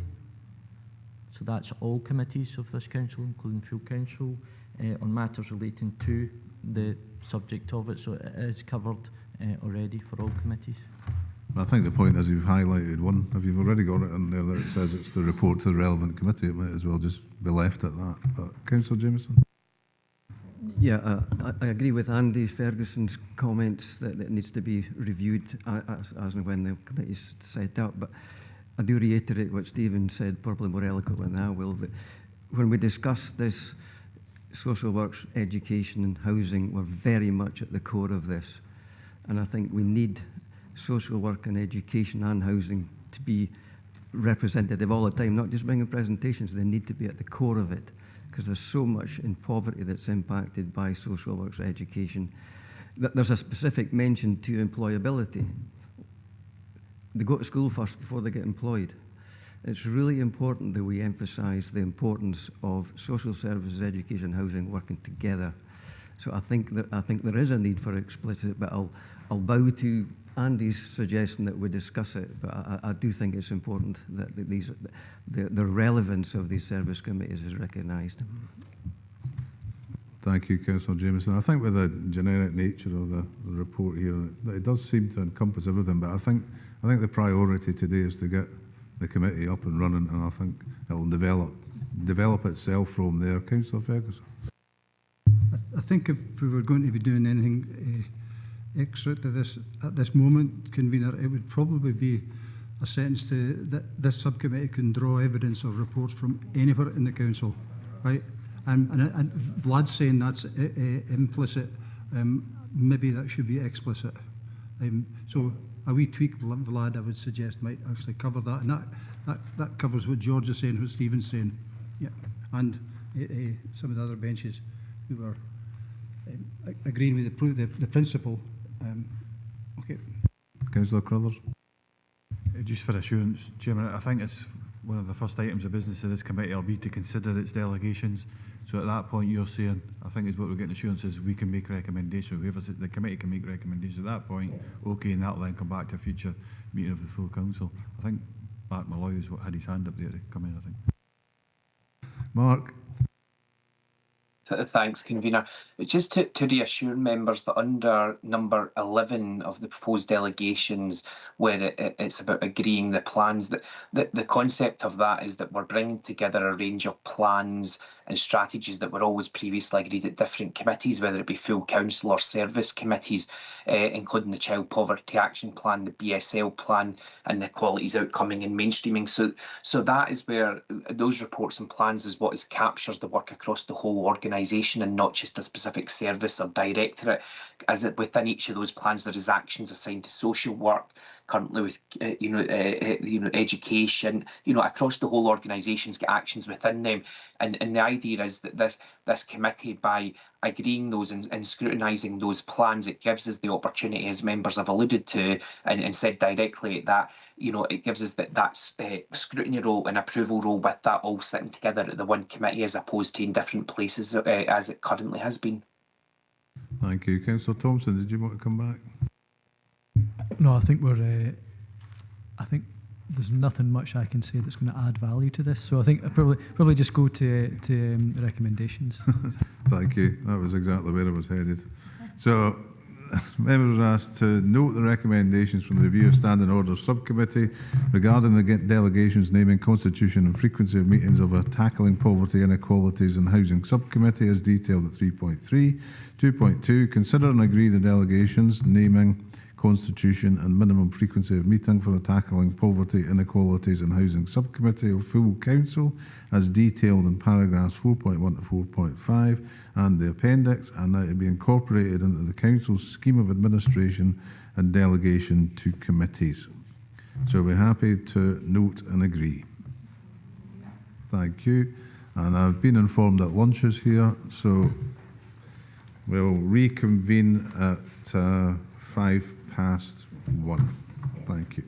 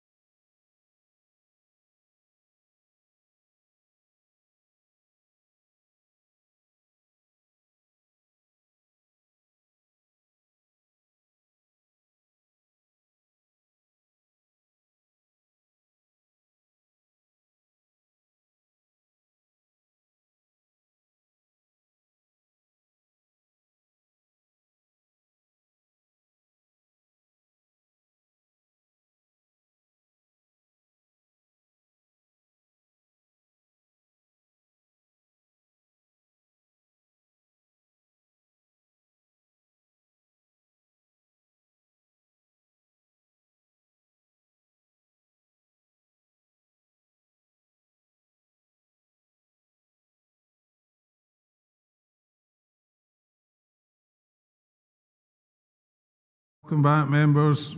We're now going into item 12, Licensing Scotland Act 2005, Review of Licensing Board Structure in Dumfries and Galloway, report by Assistant Director, Governance and Human Resources.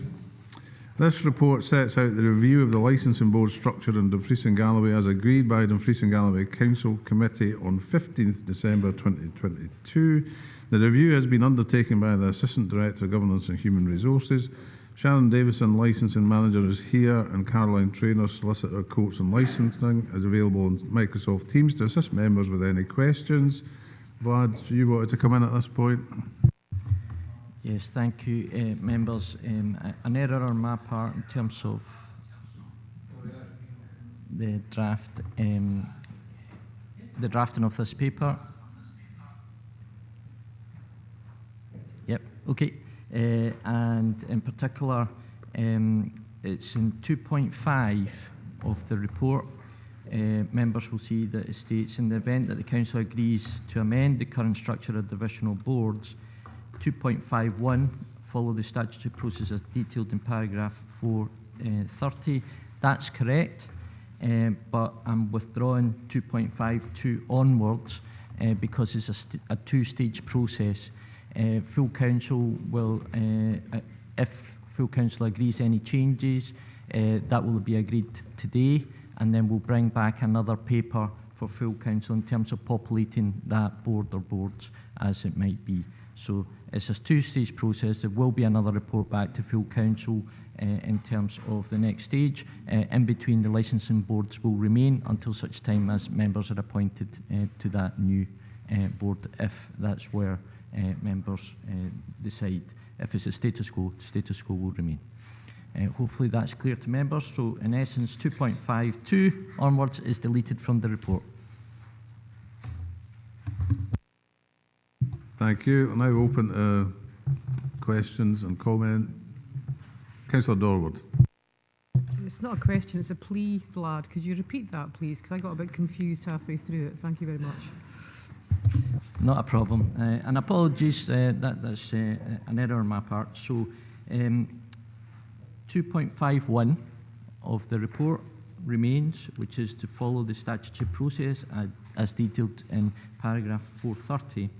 But 2.52 and 2.53 is thereafter deleted from this report, and I'm withdrawing those recommendations to members. And the reason for that is that there will be another paper coming back to members, and as you'll note, that's actually expressed within that 430 as well. So in essence, it's an error that doesn't match what's in the context of the paper. So under 430, you will see that it clearly states that there needs to be another report to Full Council. We'll bring that back to Full Council for members to be appointed to any changes that you make today.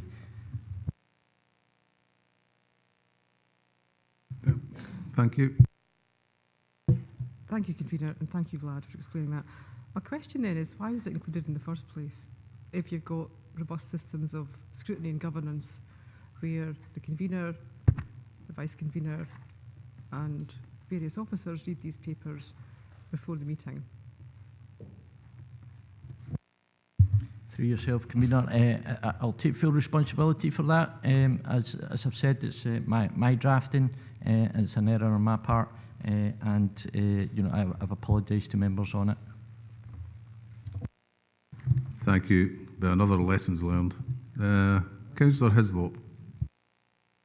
Chair, it's to do with the casino licence for the Wigtonshire Board, and I note that the procedure that we have to follow if we go change any format is to revoke the legislation, then resolve that there is to be a single board, then we have to dissolve that and then move to two boards. If that's what if we want to keep the Wigton separate to allow for the casino licence to remain. Now, when you read through the legal implications, we think that we will be able to keep that licence, but because it's untested and it's new law, that might not be the case.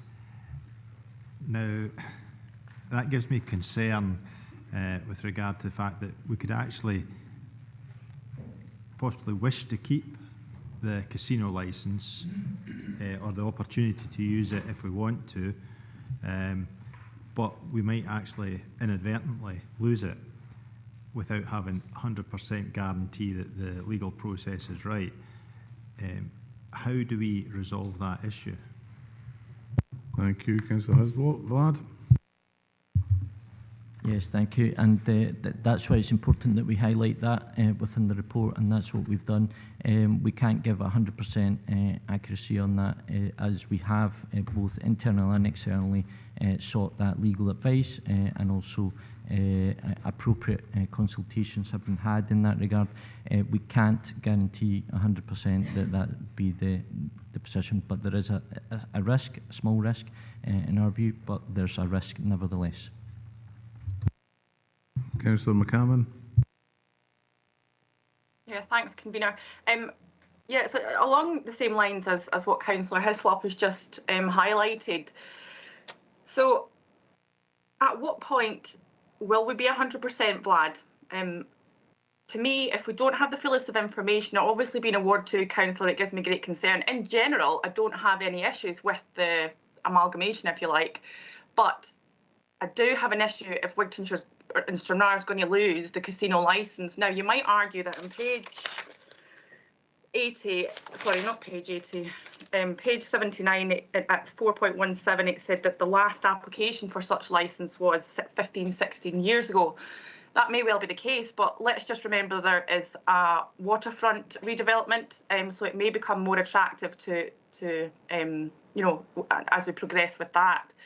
So like I say, I am in general, I'm happy to amalgamate, but not if it is to the detriment of Wigtonshire, not if we're going to lose this licence. And we can't have a guarantee that we're going to keep it if we remain on the board as well, because again, it says that we to establish whether there's any viable between 4.14 and 4.18, there's no guarantee in anything whether we remain as is or not. So I would be minded to defer this because there is absolutely no guarantee either way just now, and I would rather have the guarantee at whatever point that may be. Vlad, did you say that it was a consultation first? I'm just uncomfortable because elected members are supposed to make decisions on the full list of information, and we don't have that. We've got, there's no 100% assurance at this stage. That can't be guaranteed. We can't promise this. That is all uncertainty as far as I'm concerned, and the casino licence is far too important to lose. If we could, once we get the waterfront done, I would imagine there will be, you know, I'm speculating obviously interest, but I'm sitting uncomfortable with this, and I know that a lot of other people are as well. So I just wondered, at what point do you feel that we will have the full list of information, Vlad, please? Vlad, well, in effect, will we have the information because the thing's not been tested, has it? Thank you through yourself, convener. As Councillor McCammon pointed out, it's not so much that kind of 15, 16 years, we've not had an application since then. We've never had an application for this. And I think that's important to note. And we've only had the ability to issue it for that period of time, but there's never been any interest in shown, and there's been no conversations at all with that licensing process. So the 15 to 16 years is there. I think it's really important that members take note of all the information that we can provide. I cannot give a guarantee that I just don't have the ability to do so. Even when we've sought external legal advice on this, they've not been able to provide that 100% guarantee. So I'll never be in a place in which I can give a 100% guarantee to members on a legal position that's untested. Thank you. Councillor Dryborough. Yeah, thanks very much, convener. I think for us, it's quite simple. We want to go for option 2. Simple as.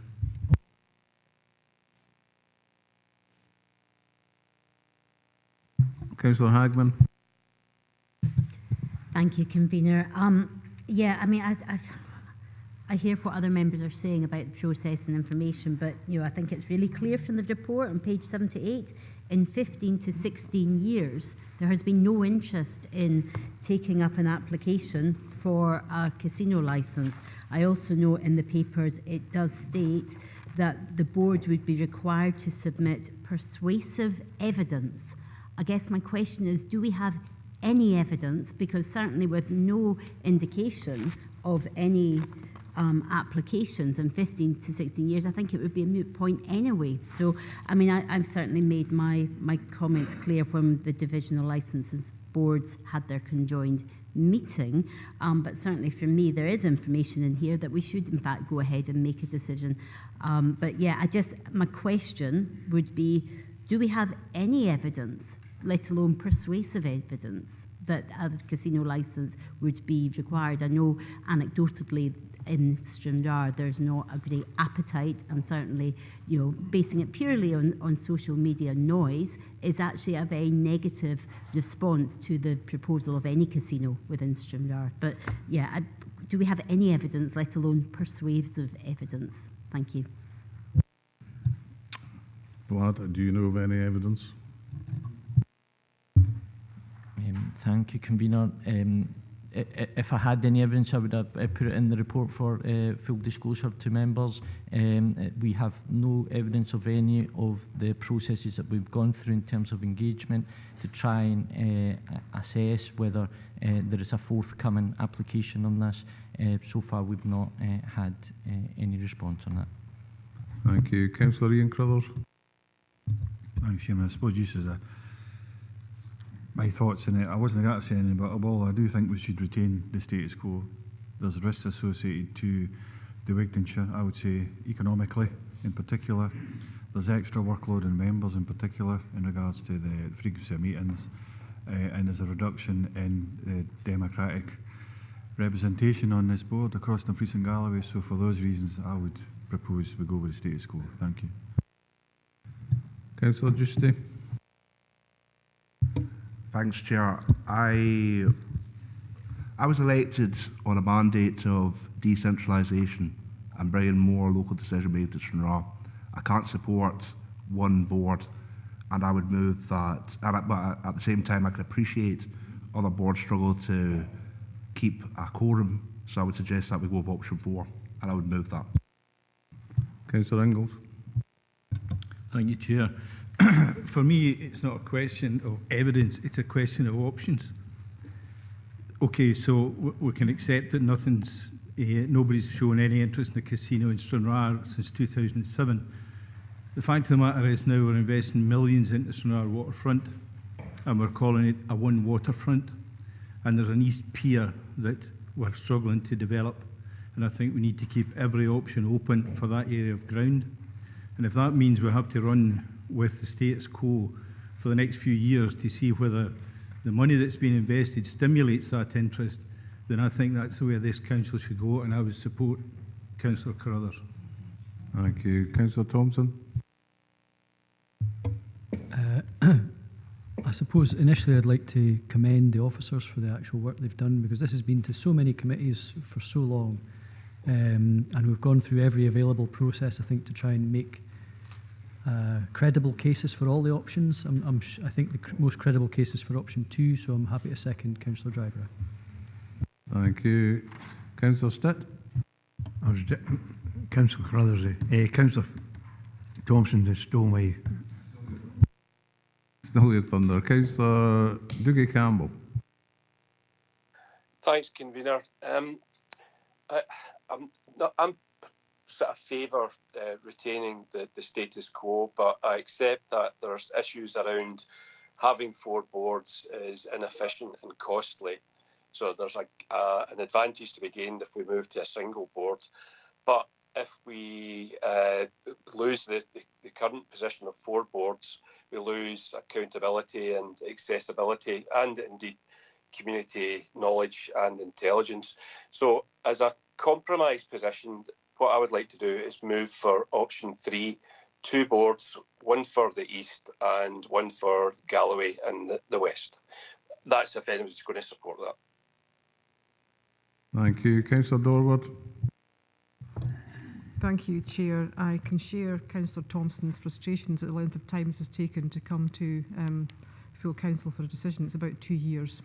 Because I think I asked the question when I was first elected, why don't we have one board? And it's taken this length of time to get it there. So commend officers for their hard work.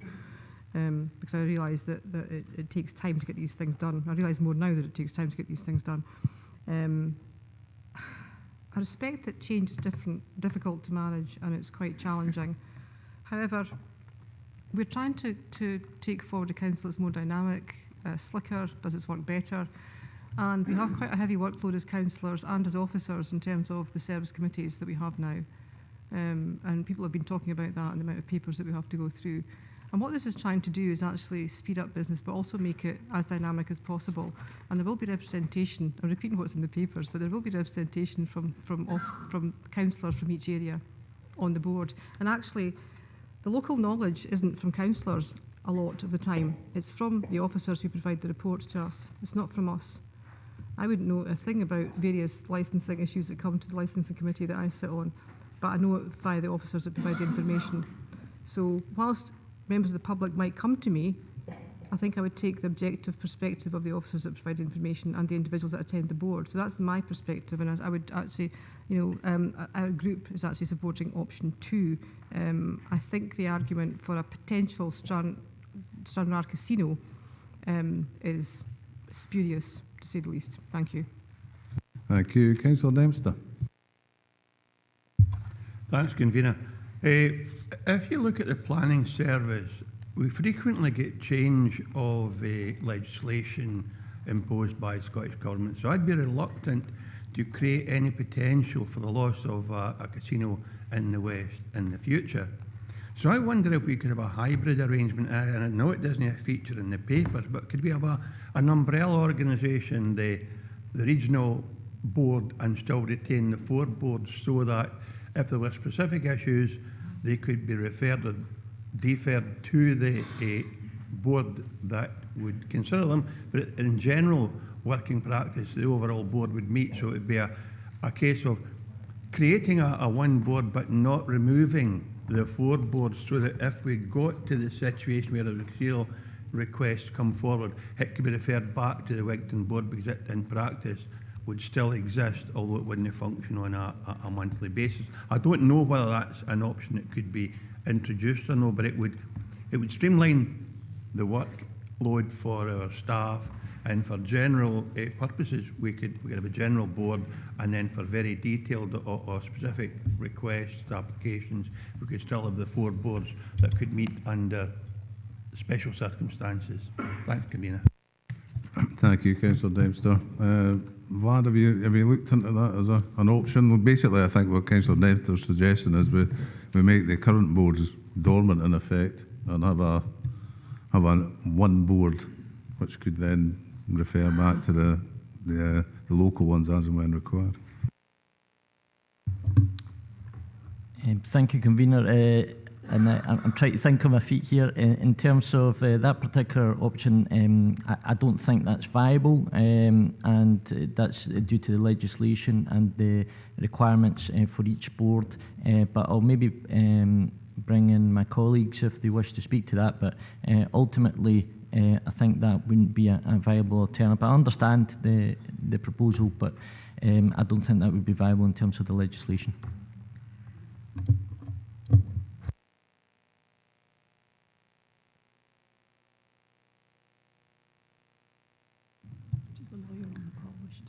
Yeah. Does the lawyer on the call wish to have an input?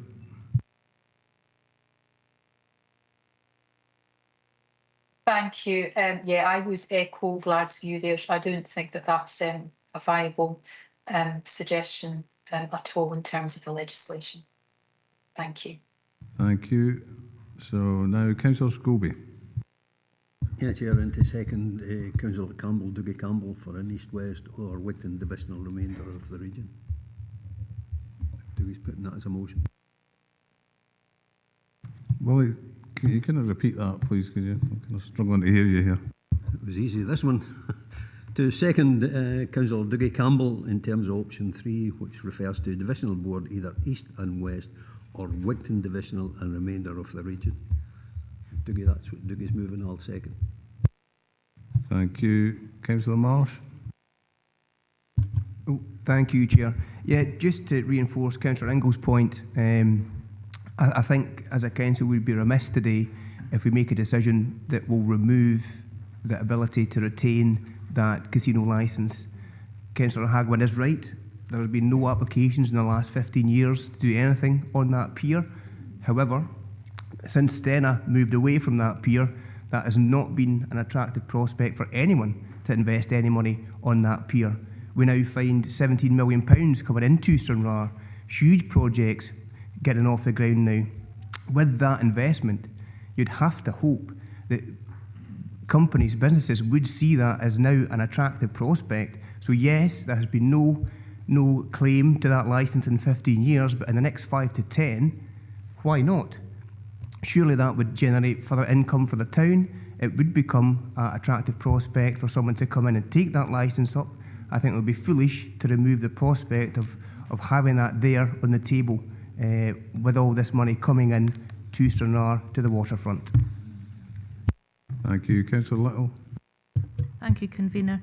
It was just that if there's a possibility of losing this small casino licence, if we make it one licence board, would that not be the same if it was East and West? It's exactly the same. So the proposal is just saying, the proposal for East and West, because they don't want to lose the small casino licence, is exactly the same as if it was one. Right, okay. Yeah, that's my understanding. I think the only option that you would have to keep the casino licence would be to leave the Wigtonshire board and then have another board to replace the three.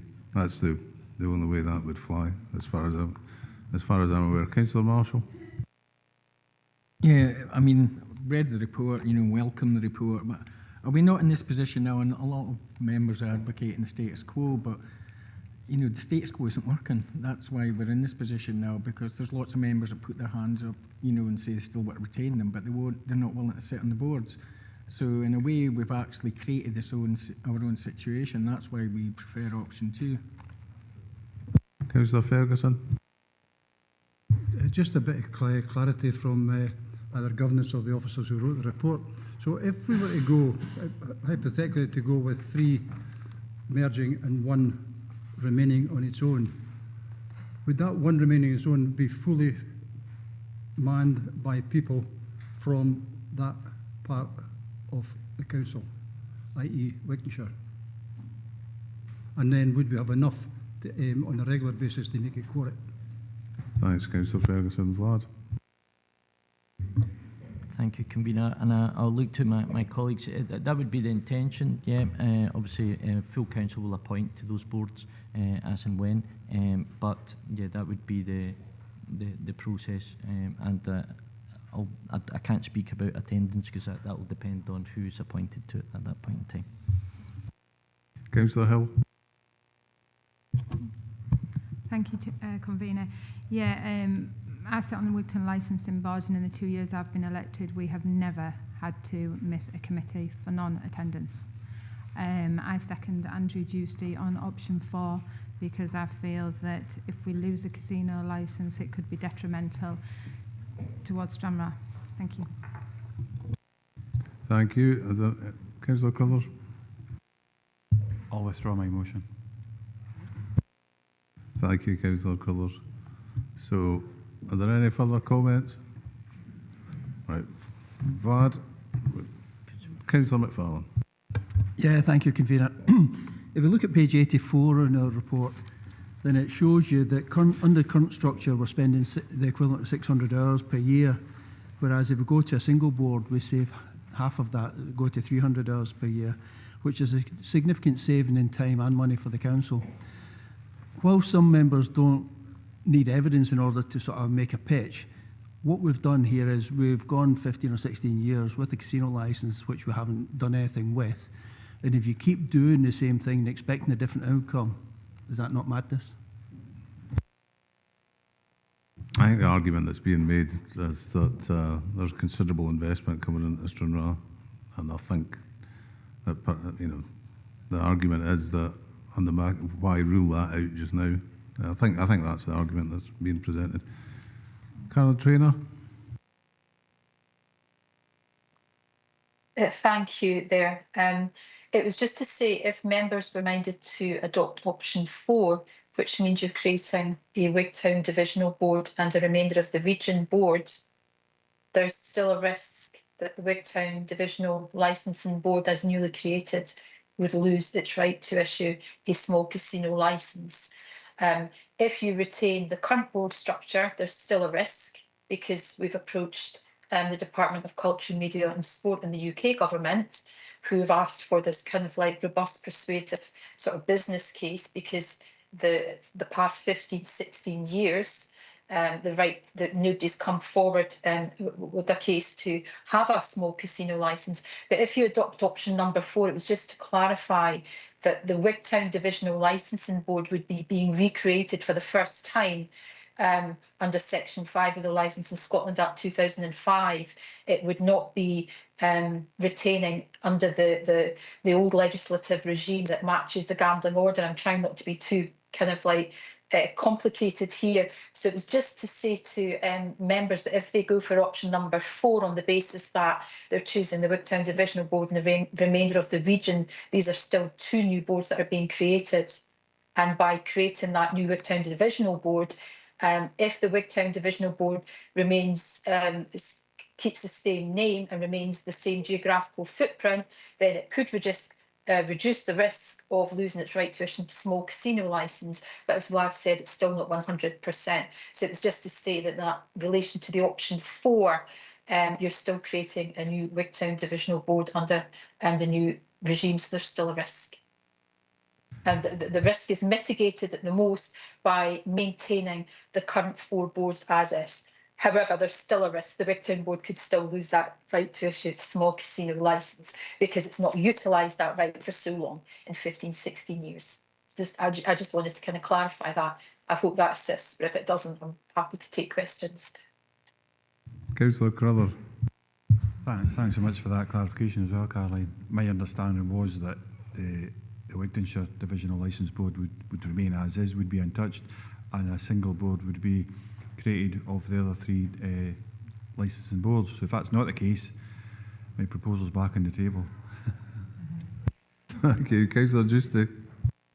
I'll pass on this one, Chair. I did have something to say, but I'm going to leave it. Councillor Hagman.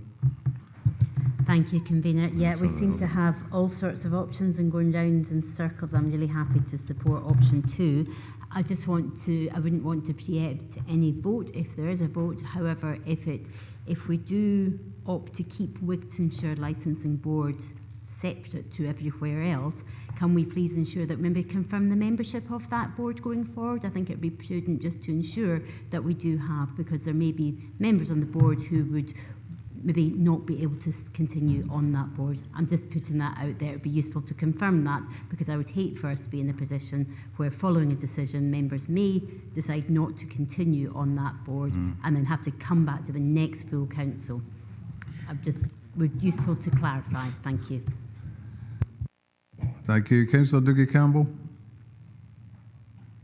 Thanks for letting me back in, Convener. It's just to clarify, my motion is for option 3, 2 licensing boards, east and west. And I think what this would achieve is efficiencies being gained through reducing from 4 to 2, but also to retain local accountability. So just for clarity, option 3, 2 boards. Thank you. Thank you. And Councillor Scobie, I'll just bring you in, because I think on that clarity that Dougie just provided, I'm still happy to second Dougie's amendment. Thank you. You're happy to second that. Councillor Slater. Yes, thank you, Convener. As time has moved on, more and more gambling companies are online nowadays. You have to, and this is increasing quite considerably. So, as regarding a licence for a premises now, that might be quite difficult for someone to take up, especially when they can run their companies online from anywhere in the world. And that's the way it's going. It's all going online. You can play it on your phone. You could be sitting here. Somebody could be sitting gambling on their phone here. They're obviously not doing that. But that's the way it's going. And you have to take into consideration the fact is that would somebody want to spend the money on a building and all the facilities when they can do it online on a website? Thank you. Thank you. I'll refrain from making some comment about gambling. Councillor Hislop. Chair, it's with relation to the table in 427.5 on page 84. Can you explain how you got the number of hours per meeting? Because maybe I'm calculating this wrong. If you multiply 23 members by 19, that would be every member attends every board meeting, which isn't the case. And then you would multiply by the one and a half roughly, it gives you the 600 and odd. But you're looking at a quarter of that. So it would be 150 hours members meetings roughly, because there's roughly 6 members in each board. And the same with the next one down, if it was 8 times the 14, you wouldn't get to 504 hours. Thank you. Can you explain your workings, Vlad? Thank you, Convener. If it's okay, I'll pass this one. Yeah, thank you. So the hours, yeah, you're absolutely right. They were worked out on full membership for each board, but for consistency, that goes for the 2-board structure as well as a single board structure. The duration of the meetings was taken based on the last 2 or 3 years meetings, so that that's fairly accurate in respect of average time taken for meetings. But yeah, I totally take your point in respect to the members, but to keep it consistent, I've based everything there on a full membership for all the options. Chair, but that doesn't give you the factual hours. The factual hours would be based on the members attending, because you've put 10 members for the single board. There is no evidence that you would get 10 members. You might have 5 members. That might be all the members that wish to sit in it, which is the minimum that you need. So you could be looking different hours there again. Thank you. Councillor Dashper. Hi, thanks, Convener. Yeah, just chipping in as a Stranraer councillor. We're here because we've had logistical problems in running the current licensing system. I think it's, 30 Scottish local authorities have moved to a unitary board or something now, so we are the odd one out, and I don't think it's any way of doing things to hold the rest of the region hostage based on something from 2005 or whatever that's unused, and in my opinion the people of Stranraer don't want. So option 2, I think. Thank you. Councillor Dempster. Hey, thanks, Convener. And it's just a clarification. If I understood our legal expert, Caroline Traynor, correctly, if we do option 2, 3 or 4, we create a new licensing board, and with that, new measures, whatever these measures might be. If we retain option 1, it's far stronger position as far as the retaining of the casino licence is concerned. That's my understanding. Therefore, anybody doing anything other than option 1, you're creating a risk to the West that you don't need to do. Because whilst David might well be right, there's not. I would imagine we're trying to create a marina in Stranraer. We're trying to create a regional and national attraction, and a casino in that place would be a real bonus for the visiting people, whatever direction of travel they take. So I would be really concerned, and I think we should be looking at option 1 until we clarify exactly what the situation is, especially with the knowledge now that there's a huge investment coming into Stranraer waterfront that will change the complexion of Stranraer completely. Just for members, there's a risk if you take option 2, 3 or 4 according to Caroline, and I have every confidence in the advice that Caroline has given us. Thanks, Convener. Thanks. That was my interpretation as well. So I think... Councillor Giusti. Thanks, Chair. A wee bit of thought here. I'm going to remove my motion for option 4, since it would be fruitless in the sense of keeping that casino licence. As other members have said, I think we need to keep that option open and there's not been there's not been a negotiation or a consultation with the Focus Stranraer if they want it or not. And no operators have came up to actually even give us an option or a proposal for folks to even discuss on how that goes forward. So I say that we keep it and we back option 1. Thank you. And Councillor Ingalls.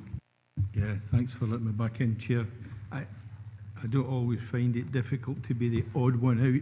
You know, what we're trying to do here is protect something for Stranraer's waterfront that gives them an option. That's all it is. There's no guarantee we're ever going to get a casino there, but at least we know that if somebody shows an interest in developing his pier, then there is an option there if they want to use it.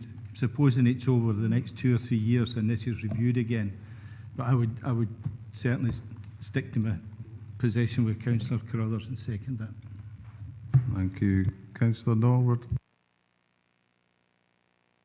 Thank you, Chair. I think the discussion's been long and interesting, but long and weary as well. It's amazing we can discuss this for hours, and other things which come to investing large sums of money can take us minutes. But that's how councils work, isn't it? And that's how parochialism works as well. But we are where we are. Can I say we move on? I mean, we fully support investment in Stranraer. Nobody's denying that. I don't think Stranraer is going to become Las Vegas or the Macau of southwest Scotland or Scotland. And so from that perspective, we move option 2. And can I ask that we move on with the voting, if you're so minded, convener, as opposed to continue the conversations? Thank you. That was just exactly where it was going before Andrew Justy decided to button. So Vlad, we seem to have, I think we've got 3 motions. Yes, thank you. And we've done our best to capture that. So I'll just run through them as we heard them in order. So first and foremost, we've got a motion that Councillor Carruthers put forward, and it was seconded by Councillor Ingalls, I think. Is that correct? In terms of option 1. Then option 2 is Councillor Dryburgh. The proposal from Councillor Dryburgh, which was seconded by Councillor Thompson, was option 2, so that would be the amendment. The counter amendment is from Councillor Dougie Campbell and was seconded by Councillor Scobie in terms of option 3. Can I just first and foremost just check with members that's as members understand? Councillor Hagman. Sorry, could you just confirm the motion that's on the table is which option? Was that Councillor Dryburgh who proposed first of all option? Yes. Just seeking clarity. Yeah, sorry. Yes, thank you through yourself, convener. The way we've captured it, and it might well be wrong, members, so I'm happy to rectify, is that Councillor Carruthers was the first one to move for option 1, which is the status quo, and then later Councillor Ingalls seconded that particular point. So, and then thereafter, Councillor Dryburgh said option 2. That was the way we've captured it, but it may well be wrong. Yeah, I think we'll just pause for a moment.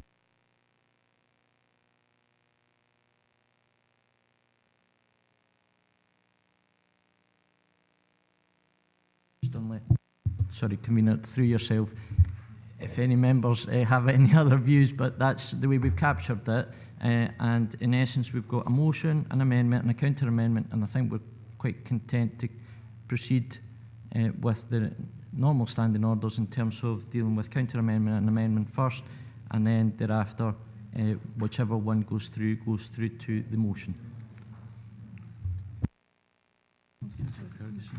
Councillor Ferguson. Oh, okay, I maybe didn't hear it right, but I thought Ian actually withdrew to then support somebody else and then came back in later. Right, so he is no longer the motion, he is then one of the other amendment or counter amendment. So the original amendment becomes the motion.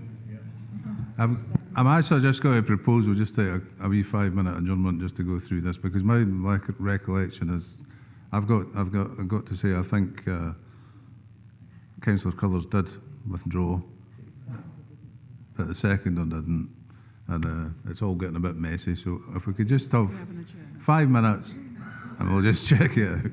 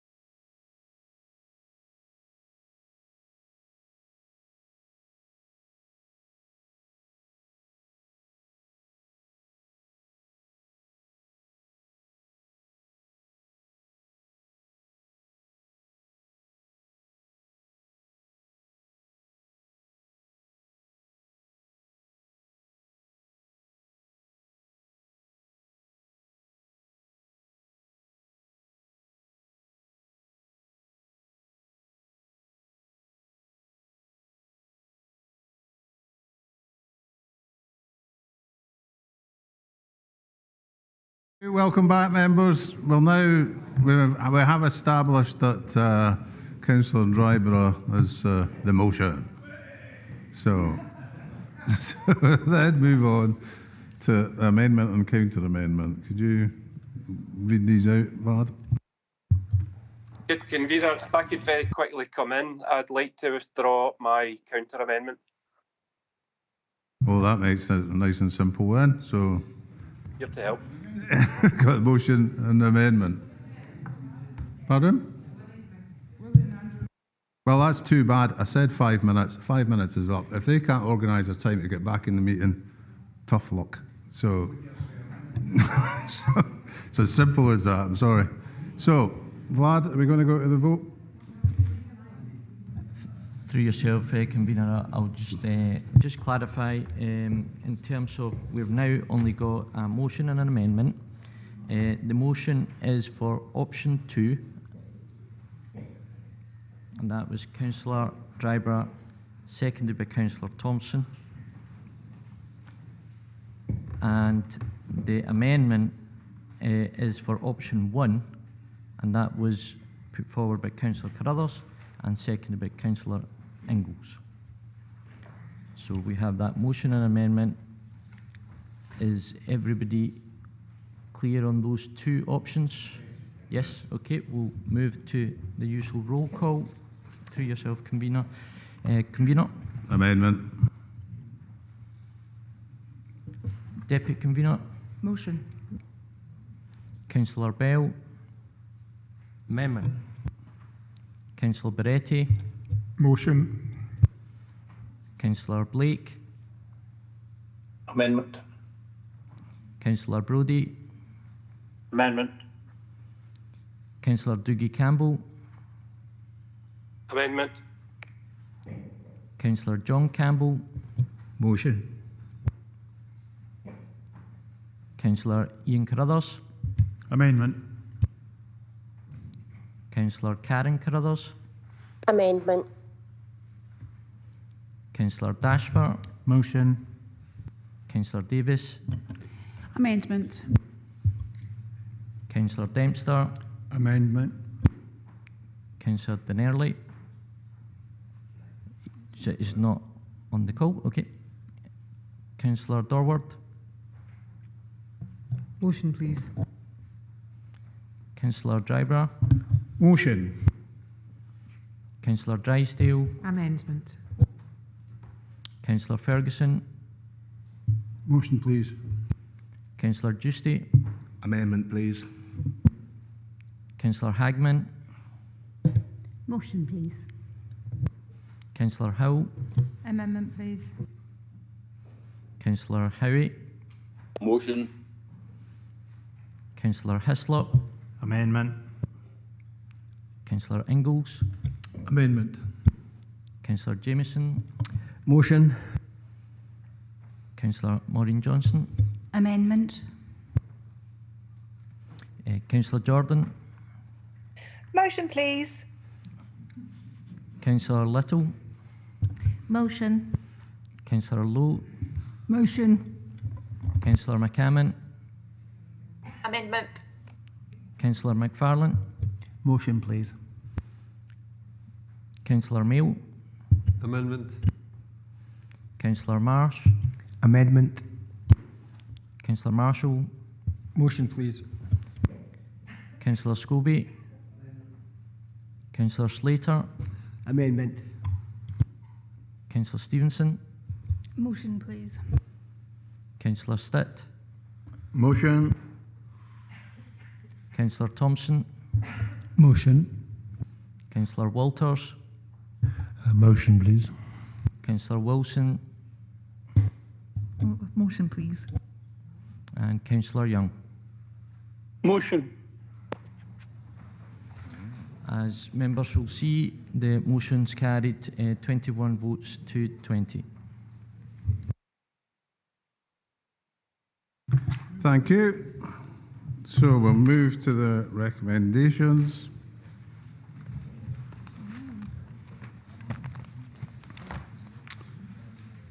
So So members are asked at 2.1 to consider the options presented in the report at Appendix 1, and boy have we done that. 2.2, consider the responses made during the stakeholder engagement which took place between the 2nd and 12th of February 2024, detailed at Appendix 2, and the licensing standards response at Appendix 3. Consider the views of the divisional licensing boards at Appendix 4. And 2.4, consider all 4 options as recommended by the Review of Standing Orders Subcommittee, whilst noting that officers would recommend reducing the current number of 4 divisional licensing boards to 1 single board for Dumfries and Galloway for the reasons outlined in 4.26 and 4.27. At 2.5, in the event the Council agrees to amend the current structure of the divisional boards, at 2.5.1, follow the statutory process as detailed at paragraph 4.3. So we've been happy to consider the first 4 points and then now progress through the statutory progress. Thank you.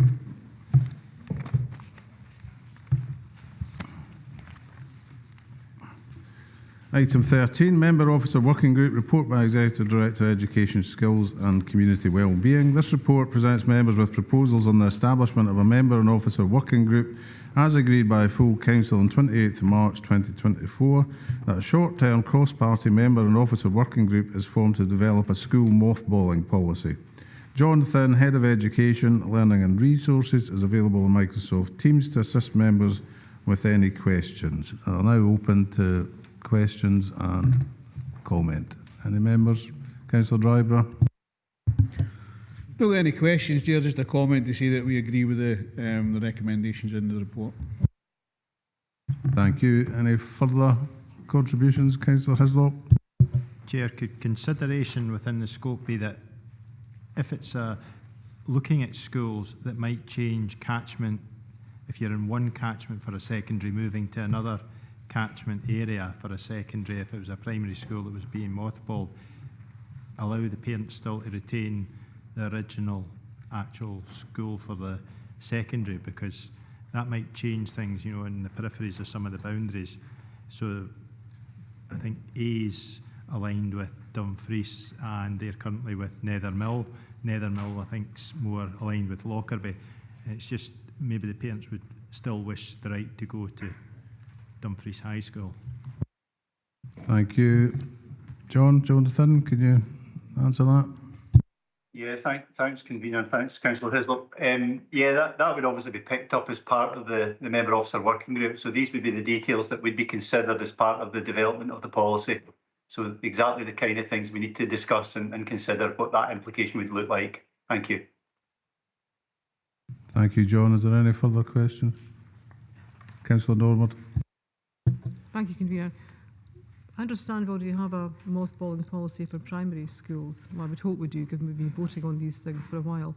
And this report, being slightly pedantic, I appreciate that, but it says a school mothballing policy. So just for clarification, is it all schools, including primary and secondary, as opposed to just secondary? Thank you. Yeah, good question. Does this apply to all schools or just secondary? Gillian? Thank you.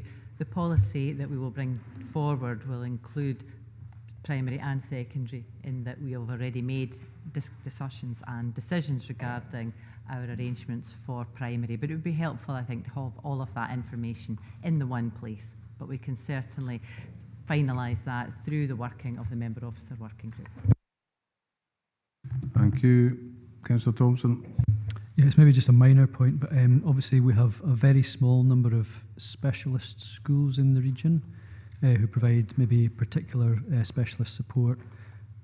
Some of them may be primary, they might include a lot of pupils, they may be sort of classed as secondary with their own seed number, for example. So can we at least acknowledge those within this, because there's always a few special cases that sometimes get missed in the bigger brush strokes. So it's just to make sure that we're having sight of that, even though there's only a couple of them in the region. Thank you. Thank you. Gillian, do you want to? Yes, absolutely. As John's picked up, there will be nuance, the devil's in the detail within these pieces of work, but absolutely, if there are the difference between a school or a base within a school setting, or whether it has an individual seed code or not, these are exactly the things we will need to work through. Thank you. Thank you. Any further questions? Councillor Ferguson. Thanks, Convener. I'm pleased to hear it's for both secondary and primaries. Do we need to add early years as well? Because you could actually end up with an early years establishment being mothballed potentially because of the falling numbers of pre-primary school age children. So just to cover all bases, I'm just wondering if we just cover the whole 2 to 18 curriculum. Julia.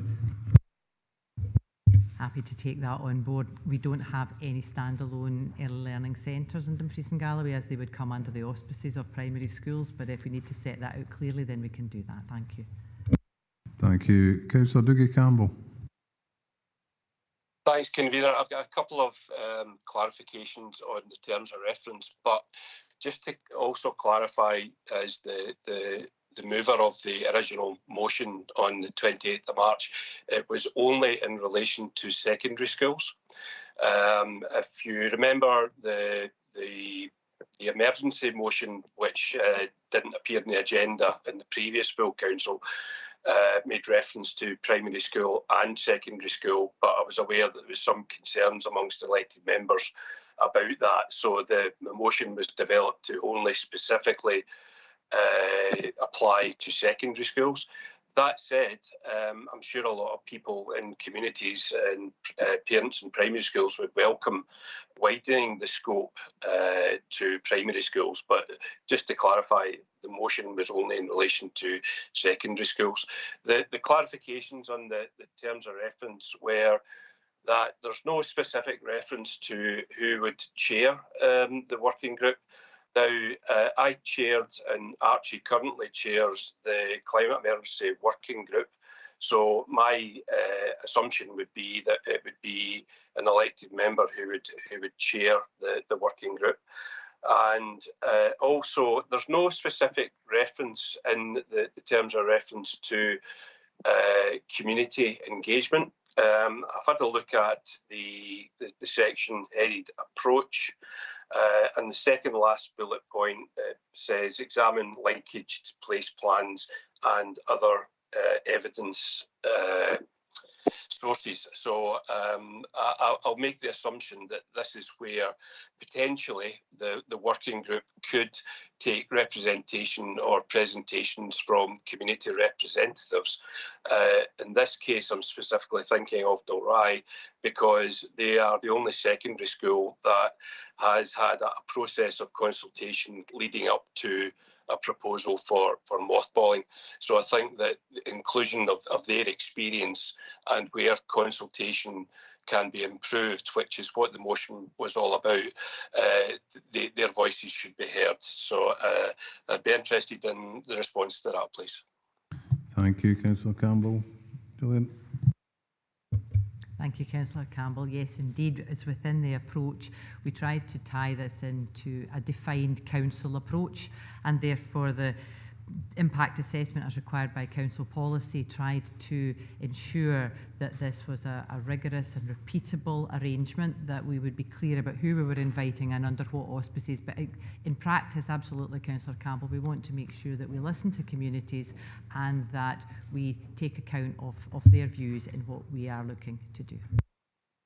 So how is that expressed in the remit for this working group? Thank you. It is under the Member Officer Working Group in advising of the development of the policy will plan and determine the impact assessment as required by council policy. Now, the stages within that include and list all the stakeholders and those with an action within that. So we can certainly define that and tease that out within the original, within the initial Member Officer Working Group. But Councillor Campbell's absolutely right. All of those bullet points within the approach are underpinned by speaking to people genuinely and listening to their views. Thank you. Councillor Campbell, are you content with that, I suppose? Yeah, if I could just come back in on that, Malcolm, Convener. If you take the example of the Climate Emergency Working Group, which was established by full council, That working group has regularly had presentations and representations from outside bodies, and I think it would be remiss if we didn't hear the voices of those that have been subject to albeit an earlier consultation process. So I think it should be in the gift of the chair of the working group, in agreement with other elected members, to, if and when required, seek those outside views on the development of the policy. Thank you. Can that be encompassed in it? Yes, absolutely. We are in ongoing dialogue with the school community and the wider educational forum in that particular area. Thank you. Equally, though, I think there was an element of the broader community as well, you know, because of the impact of the school, not just the school community. So is that encompassed in it? Yes, absolutely. As I mentioned, we're in ongoing discussion with the wider community, as constituted by, in this particular case, there is a constituted group, or a community group rather, who have established themselves to have their voice heard. Thank you. And you content, Dougie? As long as there's agreement amongst members about the chairmanship of the working group. Thank you. So the chairmanship of the working group, has there been a decision made about that going forward? Vlad? Thank you, convener. The member officer protocol is silent on the chairing part, so that's for members to determine. So it's for full council to determine whether they wish for the chair to be an elected member. Thank you. Councillor Brodie? Yeah, convener, I would suggest that once the membership of the group is elected, that the members of the group elect their chairman at the first meeting. Thank you, Councillor Brodie. Councillor Stevenson? Thank you, convener. I do agree with Councillor Thompson and Councillor Ferguson that this should encapsulate all of our school estate, because, as we know, with issues that we've had in our ward, that sometimes explicit and implicit can get very confused, and what we don't want is to be sitting here in a year's time wishing that actually we had included something that we didn't at the time. So I think now would be the best time to go back through and consider mothballing for all of the school estate. Thank you. Thank you. So, taking this forward, we have to make a decision regarding who's going to chair this group, or whether it's an elected, not the person, whether it's an elected member. Andy? Yeah, Chair. There's a bit of an issue with communications right at the minute, because Dougie Campbell stuck his hand up before anybody else asked a question, and I was right behind him, and I've sat and allowed many others to have their say before I've actually been given the opportunity. So I do think it's really incumbent on us to sort of try and find the right way of managing this. That said, looking at point 4.21, it talks about the makeup of the members in the group, and one from each political group. Councillor John Denley's been a key part of the motion, and he's been engaged with us, myself and Councillor Campbell, in engaging with the school and taking this forward. And because of the representation and because of proportionality, he's not included. Now, I haven't spoken to Councillor Dennerley, but I wonder if it might be possible to extend an invitation to him as an individual to be part of this. Certainly, the Chief Executive last week saw that he was engaged in the whole process when we went to Dorine, did the ward day, and she knows that he is involved and has a good interest in it. So I think if we could extend an invitation to him, that would be beneficial. And for what it's worth, I would extend that it should be member-led. Thank you. Thank you. Vlad, do you think that's appropriate? Through yourself, convener, absolutely. It's for full council to decide in terms of the membership, as well as the terms of reference that you have in front of you. So I think so far I haven't heard otherwise. I think there seems to be agreement in the room in terms of the chairing being an elected member, so that will be reflected in terms of reference, and also that invitation to be extended.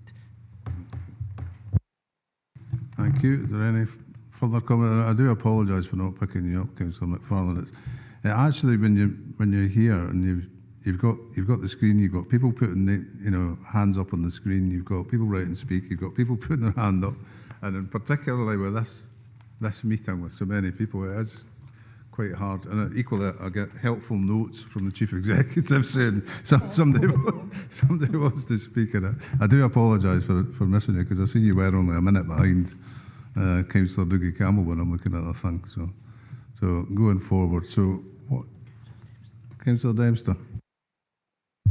I know, convener, this is maybe no other forum and not for today, but many years ago, the council decided that we would invest in an electronic system that would not only indicate who had pressed the button to speak first and it would come up on screen, but also there'd be a voting system introduced into the panels as well. So maybe for another day, it's something you could look at, because that was an agreement that was made, or a decision made a long time ago and never been implemented.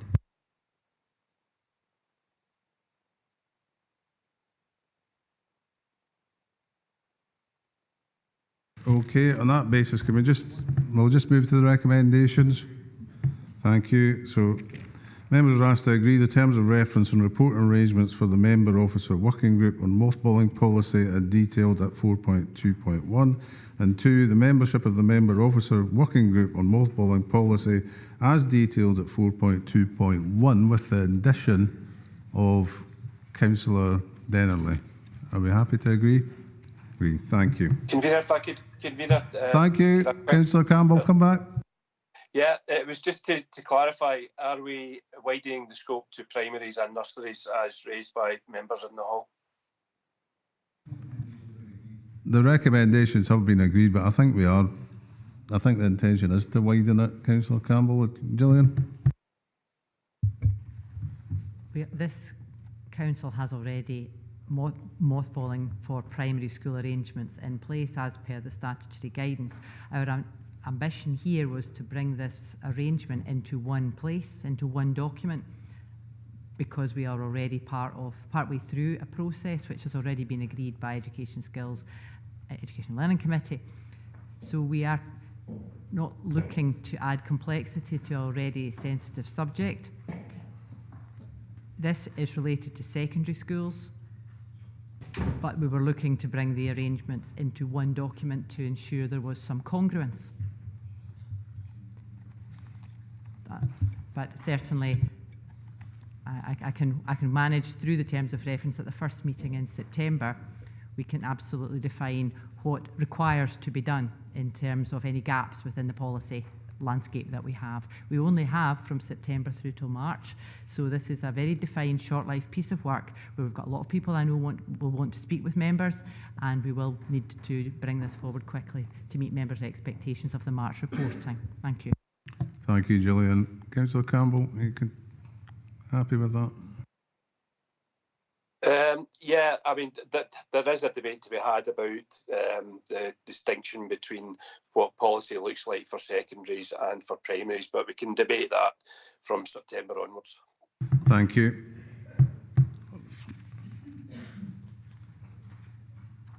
So we'll now move on to item 14, the Frees and Galloway Joint Health Protection Plan 2024-26, report by Head of Economy and Environment. This report asks members to consider and agree the draft of Frees and Galloway Joint Health Protection Plan for 2024 to 2026 and to agree to deliver the work plan activities in relation to the Council's area of responsibility in partnership with NHS and Frees and Galloway, and provides information for members on some of the statutory duties delivered by Council services which support delivery of the outcomes set out in the plan, including the role of environmental health officers as designated competent persons. Sandra Hartness, Community Protection Manager, and Fiona McKinnon, Nurse Consultant and Health Protection Lead at NHS D&G, are available to assist members with any questions. Do we have any questions? Councillor Hagman. Thanks, Convener. Yes, so we appreciate the report before us and appreciate that there's been a number of different agencies feeding into this, and I think that's really important that we have a cohesive plan going forward. But I'm also looking under the executive summary, which which states that the council is required to be consulted in developing the plan.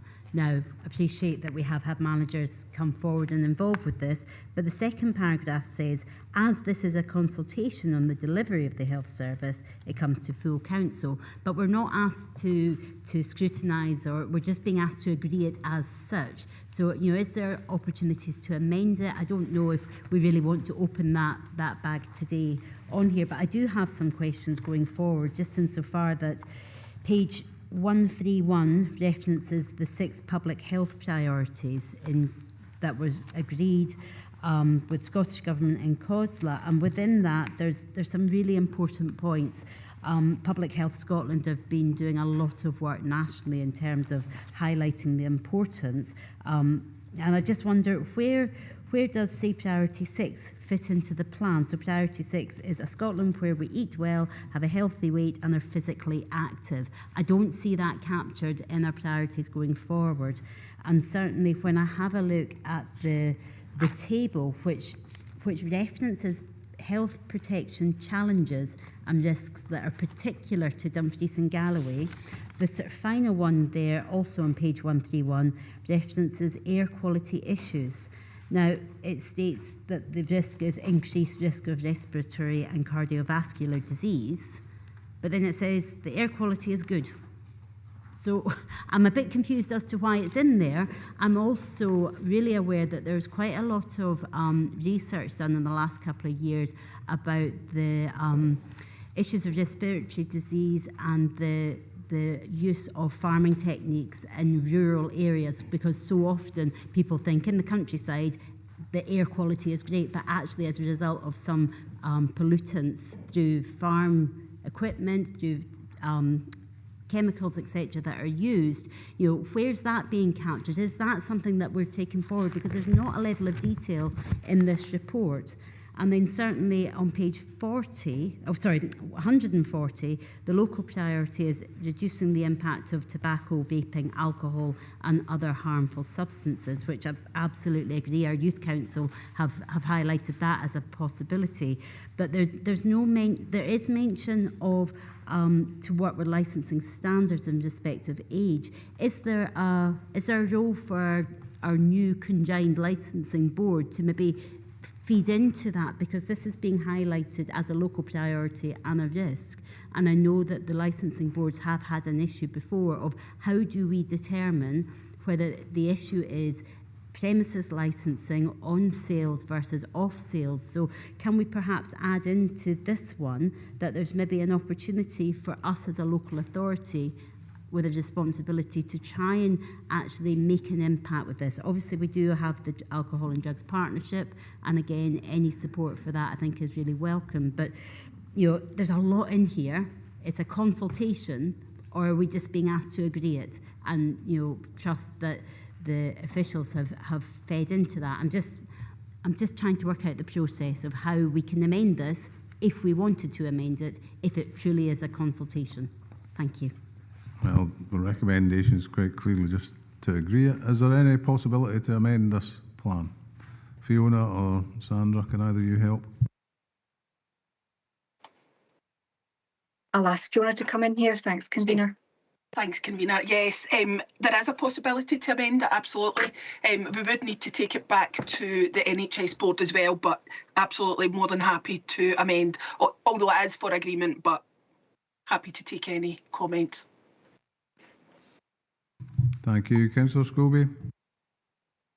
Yeah, Chair, we discussed earlier the tackling poverty and inequalities, and I'm looking at this and trying to relate that to the plan as a Dumfries and Galloway Joint Health Protection Plan, and while it's lengthy, then it really misses a lot of detail. One of the issues that I found astounding, and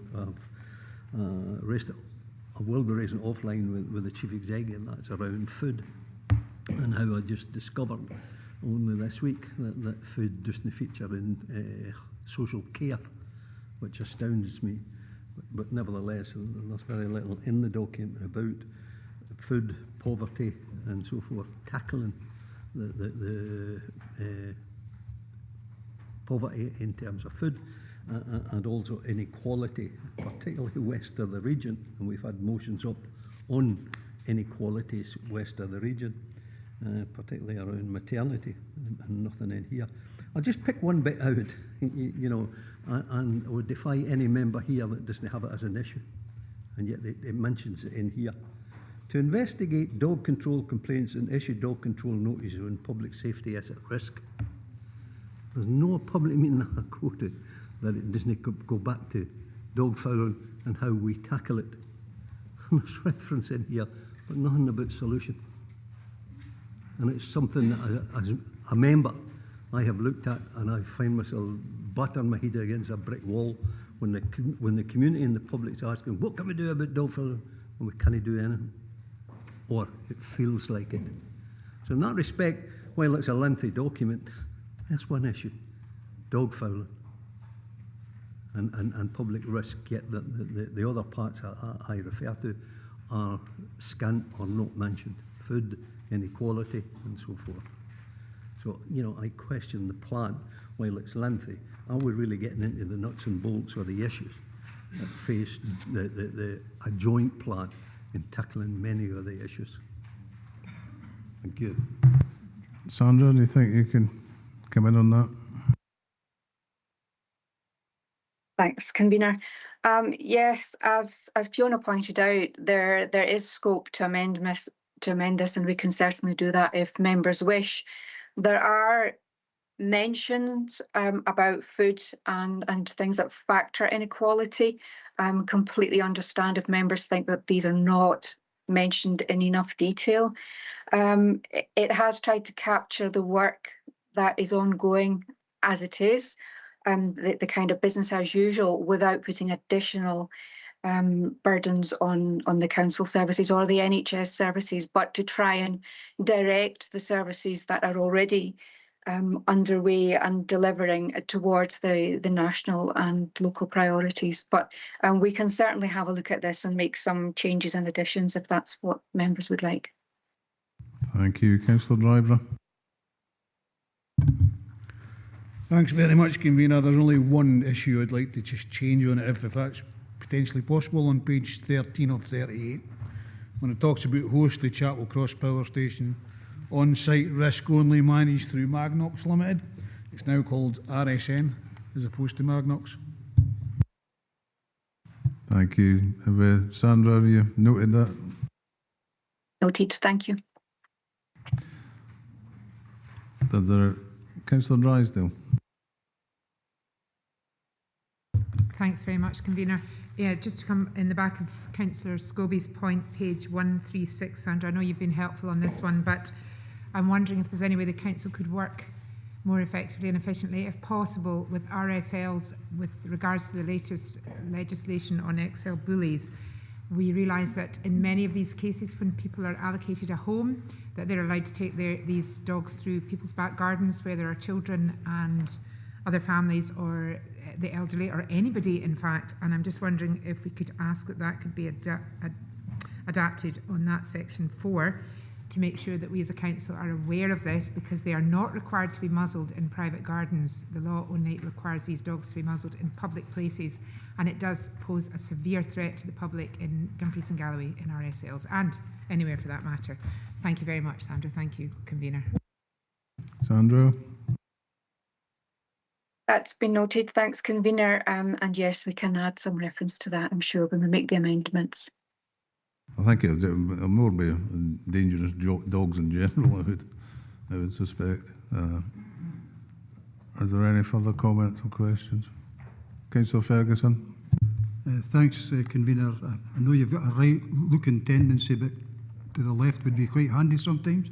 The hand's been up for quite a while. The leader noticed it, and just a couple of things. Well, some of the members are going to kind of minutiae here of this whole report. There's something actually fundamental. This has already been to the NHS board for approval and has been approved. Right? So the timing is wrong.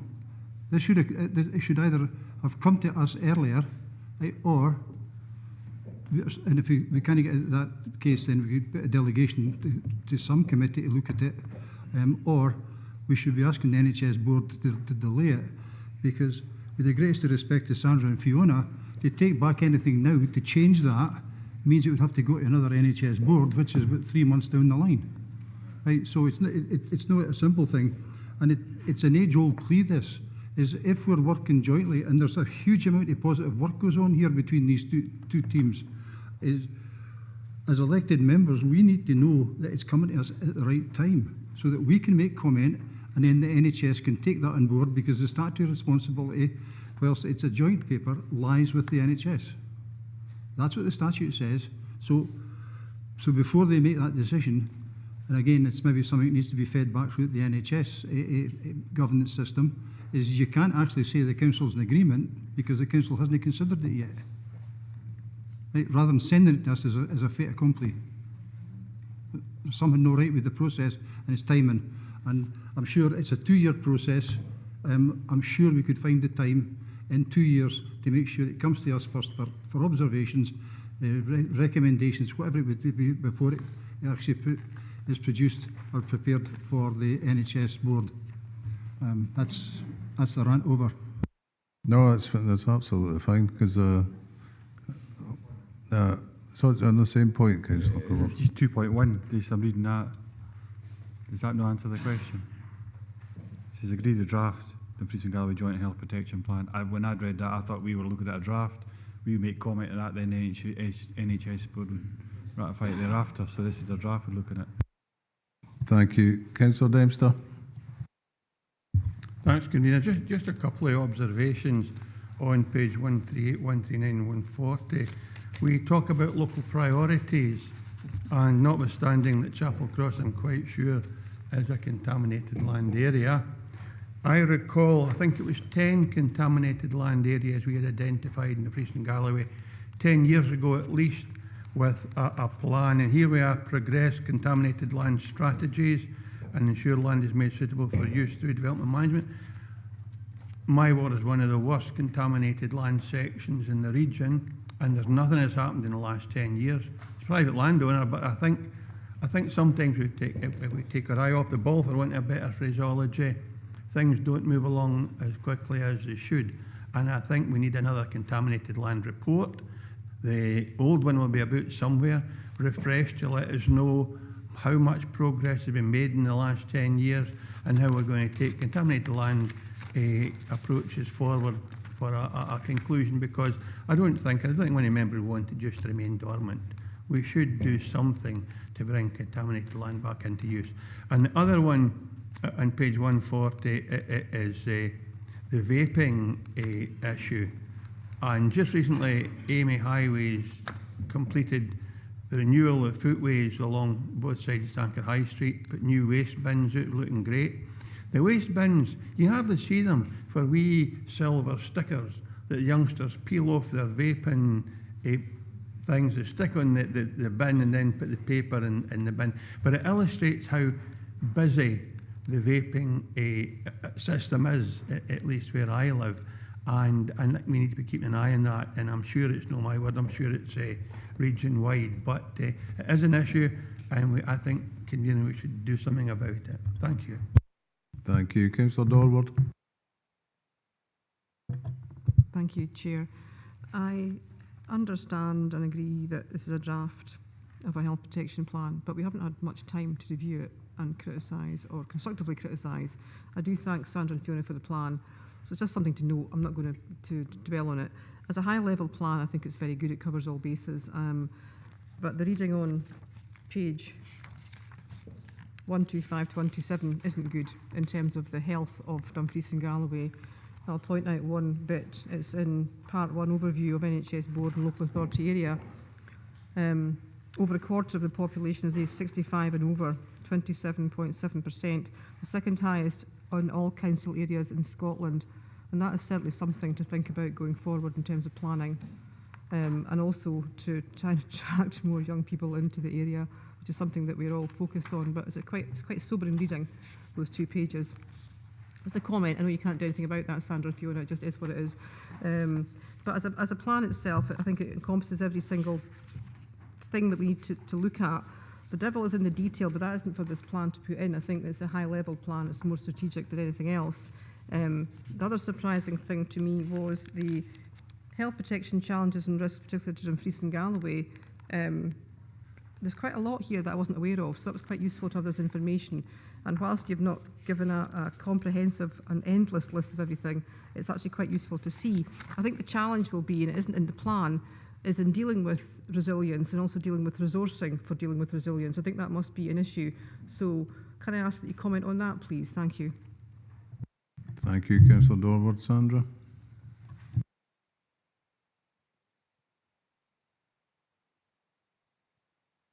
Thank you.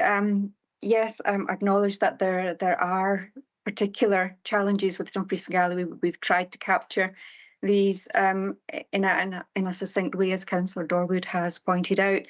The resilience aspect going forward, yes, it is always a challenge, I think, for both Council and NHS services to form a resilient approach, and we do that by prioritising what we do and taking a reactive stance where things come upon us, because we do try to deal with things as they arise, which makes it quite difficult to plan ahead and be resilient because you don't know what's around the corner really. But yeah, we are mindful of the fact that we have to try and be, excuse me, to be resilient. Thank you. If there's Councillor Thompson. Yeah, just a very quick one. Thanks, Convener. Yeah, so I was a wee bit confused about agreeing a draft, as in NHS has agreed it as a draft for us to agree, and then it goes back for them to confirm if we've got any comment. So anyway, there is, I think the point was made earlier, I think there is a wee bit of timing issue about that. But just on the report we had earlier about capital programmes and the Green Book and all that sort of thing, we are in danger of having so many plans that we don't have the resources to deliver them, and it's maybe back on Councillor Dorward's point. So maybe we need to get smarter about when we do come up with plans that they're future-proofed in terms of we have the resources to deliver the plans, rather than it's a great plan but we just haven't got the people. So you know, maybe there's an evolution towards that way of thinking with plans, but it's just a comment rather than anything else. Thank you, Convener. Thank you. So can we just move to the recommendations? So remember, we're asked to 2.1 agree the draft Dumfries and Galloway Joint Health Protection Plan as provided in the appendix, with the amendments and suggestions as notified. 2.2, note the specific public health risks and challenges detailed in paragraphs 4.6 and 4.7, and to agree the joint local priorities detailed in paragraph 4.8 and in section 3 of the appendix. 2.3, agree to deliver the work plan activities that fall within the Council's remit as detailed in paragraphs 4.9 to 4.16 and in table 3 of the appendix. And 4, note the available resources to deliver the plan as detailed in paragraphs 4.17 to 4.19. So we're happy to agree 1 and 3 and note 2. Thank you. Item 15, Dumfries and Galloway Children's Services Plan Joint Annual Report 2023 to 24. Report by Assistant Director of Schools. This report seeks the endorsement from members of the first joint annual report on the Dumfries and Galloway Children's Services Plan 2023 to 2026.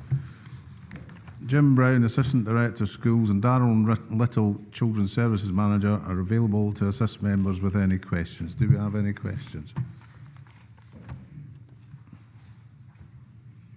Nope. No. Councillor Drysdale. Thanks, Convener. Just a quick question. It's come to my attention in the plan and the report that there are very few hubs and units across Dumfries and Galloway whereby young people can directly access confidential sexual health information and support. Can I ask where the sexual health sits in this plan and where we should be directing young people, families and carers, as the NHS Sexual Health Clinic in Dumfries is currently only open Monday to Friday, 9:30 a.m. to 4:30 p.m, and the youth clinic's on a Monday, 4 to 6 p.m, which means that it's very, very inaccessible for our young people, especially those in our more rural areas. And I'm just wondering if we can incorporate that into the plan going forward, or if it should come through another directorate. Thank you very much. Thank you. Jim? Thank you, Convener. Thank you, Councillor Drysdale. That specific point is not within the scope of the plan. the current plan. It certainly lies within our wider partnership arrangements. I'm happy to take that up with colleagues at NHS. I think as well, if it were felt that might be something that within the next planning cycle we should look at, that certainly can be put on the table at that time. Thank you. Thank you, Jim. Councillor Hagman. Thank you, convener. Yeah, so I mean, there's some really positive stuff. This is a really, really important report, I think, and getting an update on where we've been and where we want to go. I'm looking at page 179 and the plans for 24-25, and it's sort of under the heading of the neurodiverse systems, etc. But I'm just wondering, will there be a report to the committee, the service committee within council, on an update? Will some of the plans included within this be incorporated into the service plan for the year? I'm just conscious that there's plans outlined in this report. How are we going to see how they're developed and have an input to those? Because there's some, just simple things like developing and testing a neurodiverse friendly classroom and school framework. Who's taking that forward, and how can members actually get sight of what that's going to look like? Thank you. So I think what we're looking for here is some monitoring of progress on the plan. Thank you, Councillor Hagman. Thank you, convener.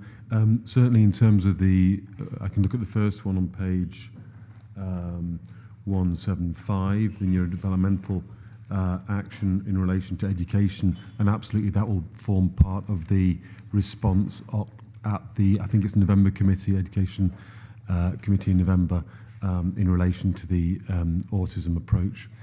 I'm looking at the other ones, and because some of them don't necessarily sit specifically with council, I can't suggest that they would be fed back through service committees, but I think it's fair to say, and I'm looking to my colleague Darren, that wherever they do relate to our services, they will be. Thank you. Councillor Jameson. Thanks, Chair. Caught me by surprise there. Yeah, it's a good report, and I'm close to this. My message is outcomes. There's thousands of words that we read through these reports, but it's outcomes. Some of the narrative needs to be more intuitive, instructive, so that we understand that progress is being made. I value identification of successes and working groups and all the rest of it, because in previous jobs I've done that myself, but I'm always asked by anybody that's the customer, what are the outcomes? And I know that people don't generally come up and say, well done, council, but a lot of them come back and say, what's going on here? My child's not getting this, it's not getting that, and it's happening all the time. So I think we need a clearer idea of the progress we're making. If I'm being blunt, yeah, we need the success stories, but we also need what is really worrying you and therefore us. So I think we just need a little bit more honesty is the wrong word, sorry, take that back. I think we really need frankness, so that we just know we have got big problems in our young people. There's a lot of neurodiversity, it's increasing, ASN needs are increasing, autism is increasing. So we have to respect the fact that this is a really difficult and complex task for you folks and ourselves. So it's really getting the frankness in this, so that we actually see the progress and where we need to maybe identify where we have to make more progress. Thank you. Jim. Thank you, convener. Thank you, Councillor Jimison.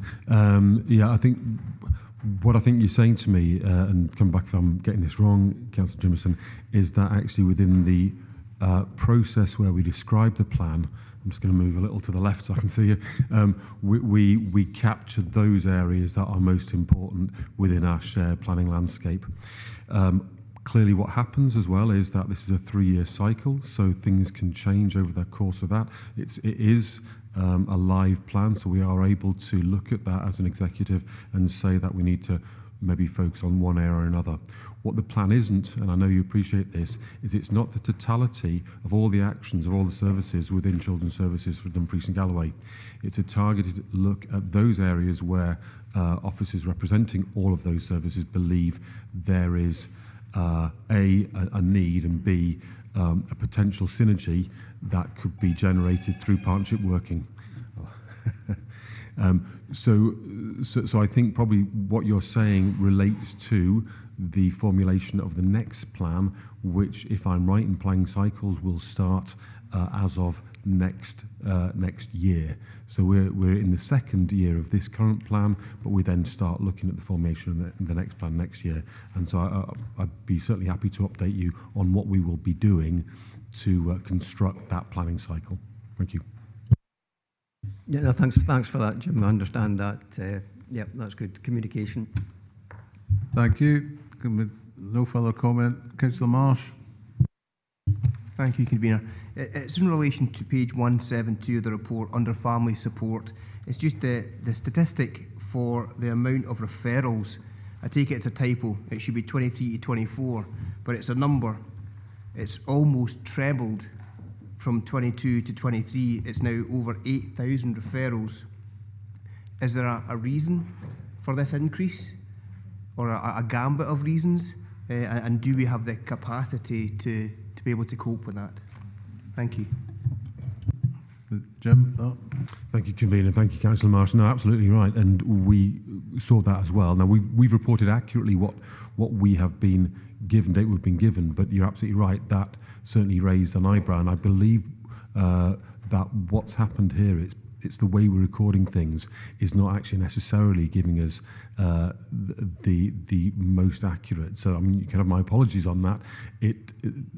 I also saw the same point you've seen, and I looked at that and thought, is there possibly something behind that? That means we're not getting the right data because of the different places we capture those referrals from. We are talking to colleagues within Children's Services to make sure that we're getting the right numbers there.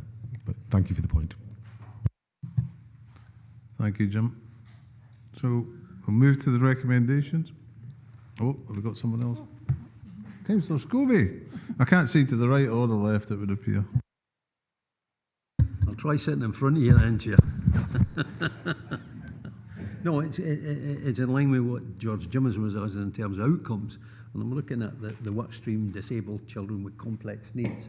And Darren's familiar with the question I've asked at Education when he's made his report, and Jim, and it's to the young people who's got mental health issues, ADHD, and the whole assessment of that, the time period that a young child can wait to be assessed, notwithstanding that the council accepts if they're showing traits of any mental health issues, then we'll put in the support. But it does rely on the child being assessed. So the outcome would be to try and reduce, for me, to reduce that waiting time in terms of 2 years and longer for an assessment. And we've just passed a joint health plan, but yet, you know, we seem to have difficulty getting that period reduced. So the outcome for me would be, notwithstanding all the detail that's in here, but how do we get that period reduced so that a child who is shown can get assessed as quickly as possible? Because that does relate to their education and what they need to move forward with their own particular plan on many of the aspects, child plan, corporate support plan and so forth. So it is important as to the reference made to get outcomes from the plan. Thank you. Jim, what can be done about reducing assessment times? Thank you, Convener. Thank you, Councillor. We've talked about this, many times before, and I very much welcome and appreciate your drive in this area. As you'll know, we had Fiona Payton from the NHS join us. I've forgotten how long ago it was, but and she spoke to the fact that obviously that particular target lies specifically with the NHS. I think in terms of our work within the council in this area, and again we've discussed this, certainly within schools where this has a very we have an opportunity in schools to ensure that barriers that young people have, for example, the one you described, are appropriately removed so that those young people can succeed in line with their contemporaries. That we don't need diagnoses. Now, I know you know this, but that's the answer to the question. We don't need the diagnosis in order to use the interventions that will support that young person. But I absolutely recognise the point you're making about we need to look at waiting lists, and I'll certainly communicate that to my colleagues in the NHS. But thank you. Councillor Hill. Thank you. How can we ensure that all professional people who work within all of these services are clear on the pathways that families and children can take in the interim before they actually get these diagnoses, because they are entitled to the support, but it's actually sending them in the right direction and making sure that everybody who's involved within this plan, everybody who's involved within children in these services has the correct and the same information to pass on to those parents, because it doesn't seem to be structured across the council. So it's how can we see that within this plan, and how can we ensure that all employees do have that relevant information to pass forward, please? Thank you. Jim or Darren?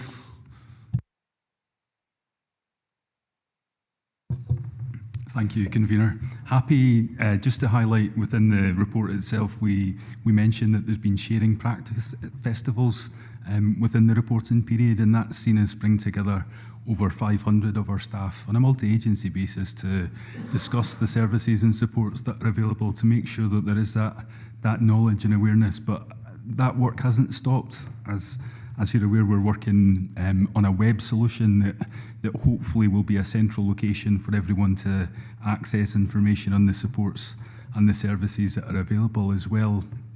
We've had service leads doing a lot of work to build relationships and make those connections to make sure that there is that awareness. Thank you. Yeah, thank you for highlighting that, Darren. I do know that the website is hopefully going to be, it's in the trial period at the moment, and a lot of background work has been done to make sure that people with neurodiversity or families who are struggling and also staff that don't know how to point people in the direction are going to have a clear one-stop shop pathway of how to get there. But in the meantime, it's making sure that those staff really have clear direction where to point these families and people that are struggling in, and make sure that everybody's singing from the song sheet and people are getting the right direction so that things go smoothly. So it's just so that we could maybe capsulate that in the plan somewhere. Thanks. Councillor Jameson. Yeah, thanks for that. It's just on the subject of diagnosis, and I agree with Jim. I know that school staff do identify children in need that are still awaiting diagnosis. That's really important to acknowledge that. Where I would like to make a point, and where you may already have in place, but it's when they leave school, either into employment or further education or higher education. I know from personal experience, if you've got a diagnosis, the doors open much more quickly. So I just wonder if children who have not had a diagnosis, but they've been treated as if they were, they're demonstrating the same symptoms, that can be acknowledged in any sort of forward. If you're applying for university, college, going on to a modern apprenticeship, that whoever takes the responsibility for that child and whatever they're doing, they realise the support they've been getting and the support they can get thereafter. As I say, I can only say from university experiences, it really works, because I had two children that had different issues, and it took a while for the second one to get acknowledged. So it's really important to get, if you like, get help that is there at universities and colleges if the college and university or the workplace actually know the issues that these young people have got. Thank you. Jim, any comment to make on that? Yeah, I think I could probably make a comment, Councillor Jimmerson, and you know I agree with you. We've spoken personally about this. I think obviously we've got GDPR issues around that, which we need to have to be very, very careful around. And obviously we can't make presumptions around diagnoses that lie out with our service delivery. So I think there will be solutions currently happening. For example, within UCAS, perhaps, where schools will communicate with the relevant permissions that certain interventions have were used with a certain young person. But I think it seems to me it might be quite challenging to put some kind of process around that, because there would be so many different examples. It would be difficult to capture that. But I, broadly speaking, take the point you're making. Thank you. Yeah, it kind of it leans into what Chrissy was talking about as well, because if parents are more proactive and families that are maybe not as articulate, if you like, or brave or informed, then these children get left behind. So I take your points, but I just hopefully can look into what we can do that helps these children when they leave school, because when they leave school, they'll lose that supportive teacher or whatever. So it's something worth looking into, I think. Thank you, Chair. Thank you. We'll just move to the recommendations. Member asked at 2.1, note progress in relation to the Dumfries and Galloway Children's Services Plan 2023 to 26 as set out in the joint annual report on year 1 in the appendix, and 2.2, endorse the joint annual report on year 1 2023 to 2024 of Dumfries and Galloway Children's Services Plan 2023 to 26 as in the appendix. So we're happy to note and endorse. Thank you. Item 16, Assessor and Electoral Registration Officer Recruitment and Selection Report by Assistant Director, Governance and Human Resources. This report is to enable members to determine the arrangements for the appointment to the post of Assessor and Electoral Registration Officer within the Enabling and Customer Services Directorate. Stuart Clanahan, HR Manager, is available on Microsoft Teams to assist members with any questions. Do we have any questions on this? Councillor Lowe. Yes, thank you, Convener. I'm aware, just from the number of cases raised with me, of inaccuracies in the register. For example, people registered at both two addresses, people who didn't get a vote but have registered, and it might be the odd one or two for each of us, but if you actually add that up, that could be quite a number of people, and we're aware in some elections that actually that has made a difference.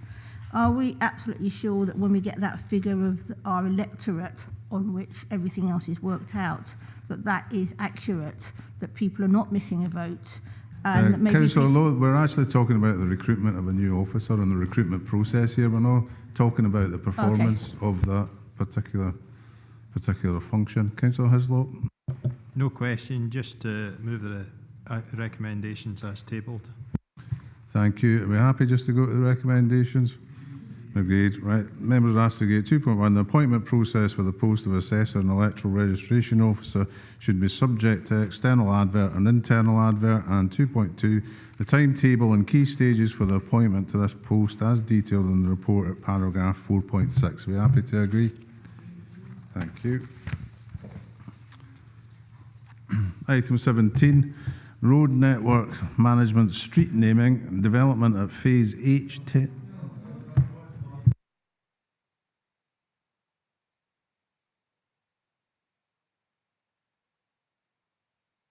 Page 235.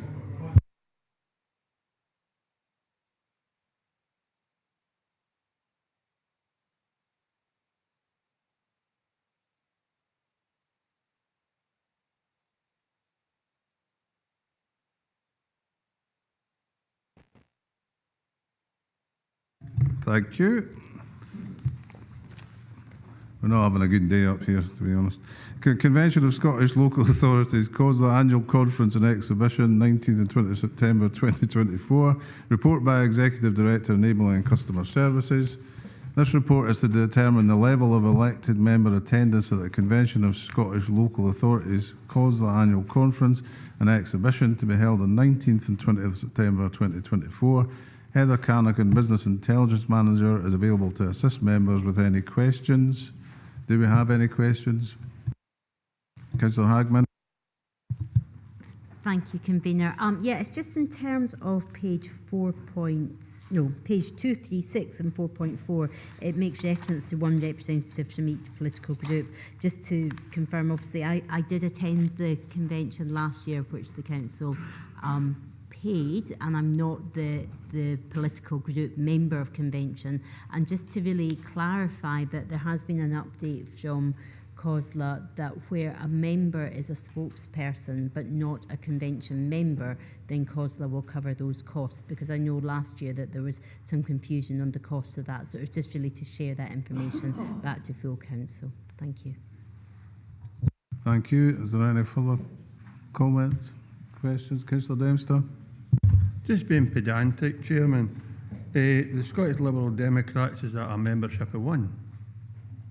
It's the independent group. described wrong in 4.1. Everything else is fine. Thank you. I'm being informed that that's another mistake. Thank you. Is there any further questions? Councillor Giusti. Thanks, Chair. Just for clarity, how much does each space cost the council? Can anybody help with that, Heather?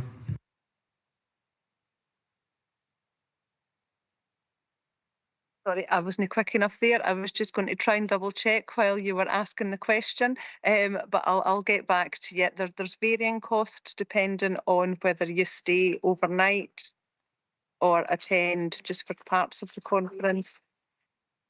It's all on page 243 of the report. It's all detailed. That's fine. Thanks. And I don't have the appendix in front of me. Thanks. thank you. Councillor Hislop. Chair, I note with the agree attendance, could we do it in line with 4.4 where there was one from each political group and one from the Democratic Alliance political group offered the opportunity to go? And that way every grouping will have someone there who can then feed back to them at their groups.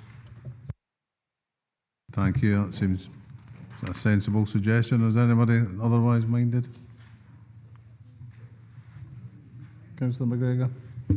Yeah, it's perhaps just because it's normally the groups that are represented at convention rather than, so I don't know where that would sit within COSLA, because I think it does say at 4.1 the number of places allocated to each council is by population size and proportionality. So we maybe need to ask COSLA first. They could still go to the conference, but they wouldn't be able to attend convention. Yeah, that's right. Thank you. Is that the point you were going to make, Councillor Tolson? Along those lines, so thanks, Leader. It was just so that when we appoint to outside bodies, we appoint 4 representatives to go to convention based on the 4 largest groups, let's say. But, I mean, no issue in terms of attending the conference, which is a slightly different thing. And if that's the point that's been made, I'm happy to support that. But I think we kind of set ourselves up for appointments to strategic outside bodies quite, there's a clear definition of what that is already. So I wouldn't want to, just as long as we're aware of the difference. Thank you. Thank you. I think that is the point that was being made, Councillor Thompson. So in that case, where members are asked to consider and agree the level of elected member attendance at the Convention of Scottish Local Authorities COSLA Annual Conference and Exhibition on Thursday 19th and Friday the 20th of September 2024, as explained earlier. So are we happy to agree that? Right, thank you. Now back to front notes. Road network management, street naming development at phase H10 and 11 Marchfield de Vries. Report by Interim Assistant Director, Transport and Infrastructure. This report asks members to consider naming of the new roads being formed at the above development in Lochmaben as per the attached plan. In accordance with Standing Order 13.1, full council is required to withdraw delegation to consider issues which concern matters that have been delegated to committees. This matter is within the remit of Nithsdale Area Committee, but it's in Lochmaben. Why is it Nithsdale Area Committee? Apologies, Convener, that's a typo. It's just a priest. Right, okay, thank you. The timeline for the application and consultation process for the street naming did not enable a report to be presented to Nithsdale Area Committee on 8th of May 2024. Given that there is some time before the next meeting of the Nithsdale Area Committee on 11 September and the need for the developer to progress elements of the development associated with the street names, e.g. utility connections, it is beneficial to progress this approval at full council. Charis Coulthart, Principal Technician, is available on MS Teams to assist members with any questions. So first of all, we're asked to withdraw delegations. Are we happy to do that? Agreed. Are we, Councillor Hislop? No question. It's just that the names that have been chosen continue the theme that's been used in the development so far of sort of flora and fauna that's in the area. So I'd move approval of the names. Thank you. Councillor Dorward? Thank you, Convener, but the question's already been answered by yourself. Thank you very much. So we're happy to agree 2.2 Merlin Drive, Starling Close and Swallow Close as the preferred names for the new roads associated with the development. Agreed. Thank you. Move on.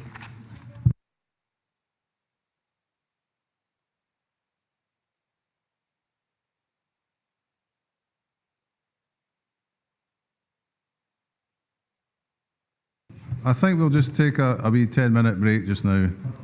Okay, thank you.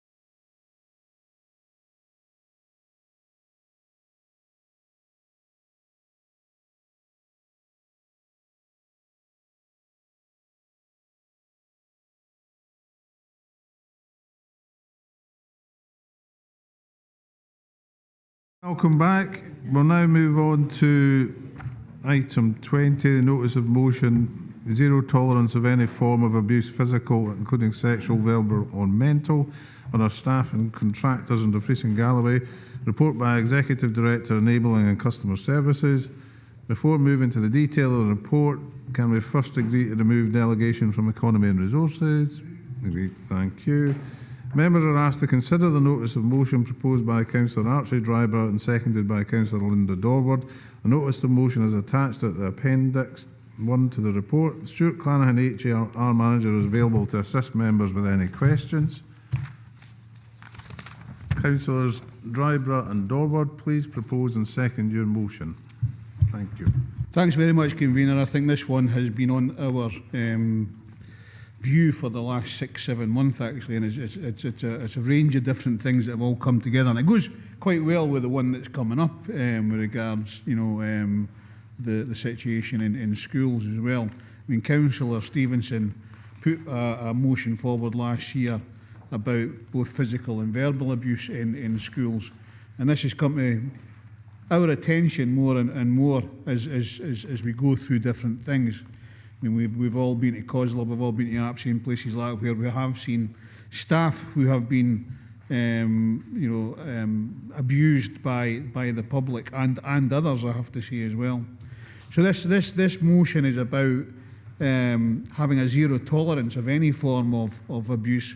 It's physical, including sexual, verbal or mental, on our staff and contractors in Dumfries and Galloway. And of course ourselves as elected members as well, because we do tend to get some emails and other things that would say that we are not, I think the right word is not right in the head, but there's a whole range of things out there that unacceptable standards of behaviour. Include a list of the things here that are in the bullet points, but in the main, this motion is to ask for basically 3 things: that the council notes the increase in abuse across all councils on staff and elected members. The council will have no tolerance policy to any form of abuse aimed at staff and elected members, and will do all in its power to ensure the aggressors are sanctioned appropriately. And that could mean things like no admittance to council buildings, be banned from meeting council staff, and if needed, reported to the police, where action should be followed up, including charging the aggressors. And the third thing is that council will advertise the campaign of zero tolerance of any form of abuse on any staff or pre-elected members on all platforms of media.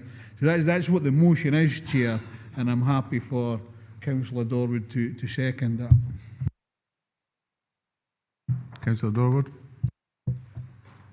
Thank you, Convener. Thank you, Councillor Dryburgh. In seconding this, my take on it is everyone deserves and expects to work in an environment free from physical, psychological and verbal abuse.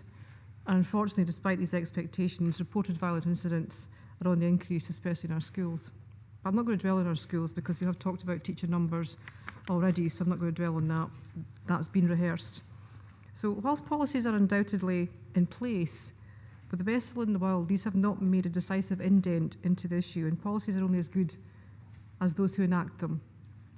Actions, not words, are what makes the crucial difference here. It's not writing, it's what we do with the writing and how we enact it. So from that perspective, and in terms of a zero tolerance towards violence towards staff and contractors, it's as important to ensure all incidents of verbal, physical and psychological abuse are recorded properly and based on the perspective of the individual who has experienced a threat, not the perspective of the person recording the incident. And it's equally as important that debriefing is carried out timorously and robustly. So whilst we welcome an introduction of a digital solution in the autumn, we also need to ensure that we all behave in a manner that is respectful, courteous and exemplifies the values and cultures we want to embed across this council, ensuring a universal application of standards by every contractor, member of staff and elected member. Because when we're talking about a zero tolerance towards violence towards staff and contractors, isn't just about folk from the outside, it's internal behaviours as well that we need to look at. So I'd include that in this motion, and I hereby second this motion. Thank you, Convener. Thank you. Do we have any questions, Councillor Hislop? Chair, I'm quite supportive of this, but I would just like clarification from the mover and seconder. When we talk about zero tolerance, is that what we mean? If a child kicks a teacher, that child will be expelled from school, not allowed into class, because that's what it says here, that the thing would be no admittance to council buildings. All schools are council buildings. Wouldn't have any chance of going into a library or anything like that. Is that what's meant, or are we going to have a look at this and have a sort of scaled, you know, because say a child has ADHD or something, and the communication is broken down and has a incident. Now, I would have thought we would have looked at having a policy that was accepting to that, because this is for all staff. It's not specific to education, specific to people in the receptions anywhere. This is all staff. And it's just to make sure that, what are we saying zero means zero? There's nobody allowed to do anything. Or is there room for a bit of elbow room if there is an issue, like say a child who has communications issue and something's just kicked off? Thank you. Vlad, you suggested you want to come in there. Yeah, through yourself, convener, and obviously Stuart can come in as well. The way that we've interpreted the motion is that it's a zero tolerance statement. There's a strategic one, and therefore that we would do everything in our powers to apply the current processes, whatever they may be, in terms of, obviously there's exclusion policies, there's unacceptable actions policy, etc., and those would be applied with that quite clear zero tolerance approach. And that's the way we would implement that, but they would need to go through due process, just to be really clear. Every case will need to be looked at in its own merits and would need to go through its due process. Thank you. Stuart, do you want to make a comment? Thanks, convener. No, absolutely, just to reinforce that, and obviously the paper highlights as well quite a significant bit of work that's underway. That provides members with some assurance that we'll be reporting this back through not only our Joint Safety Committee but our Joint Consultative Group. But that zero tolerance approach, certainly when you look at the definitions, it aligns very closely to our existing policy framework, albeit we don't reference it as a zero tolerance approach. However, there is an opportunity with our trade unions over the next few months to really look deeper and wider into those issues, and you know, just to reaffirm some of the points that were made, that policies and procedures are only one part of the solution, and what we're really looking for is a model for prevention, and that's about understanding the risks and the priorities. It's building that compassionate and inclusive trauma-informed leadership culture, and it's about that reporting and actively encouraging people to report, and the new digital portal will certainly help significantly with that. And then the last couple of areas which are really important is around ensuring that we support our staff when situations happen, because we can't eliminate it completely. And then crucially, it's about working in collaboration with these solutions and taking actions, as has been mentioned. I fully support that. Working in collaborations with our partners, with our trade unions, and indeed our workforce on this issue. It's that important, and that's why it's already on the agenda for review this year, and I can assure members that we will look in all areas to make the best of this. Thank you. Thank you. Councillor Crothers. Thank you, convener, and thank you, Councillor Hislop, as well, for asking that question, because some of the questions I had has been answered through the answer, and that is predominantly that a lot of this work's probably getting done already. But the biggest thanks goes to Councillor Dryburgh and Dowd for bringing it forward in the first place. And I think Councillor Dryburgh touching it's page 27. It's unacceptable behaviours, because for me what was missing there was the emails and the texts, which a lot of staff get it and our elected members get too. We speak from that by experience. I know a lot of staff are getting abusive emails and texts all times of the day and night, and if that's explicit or implicit within there, but just clarification from the mover and seconder, please. Thanks, Archie. Implicit. Thank you. Councillor Hagman. Thank you, convener. Yes, one tiny question first of all. I'm not quite sure what pre-elected members are. Is that a typo, or is that I've just not heard? It is elected members, perfect.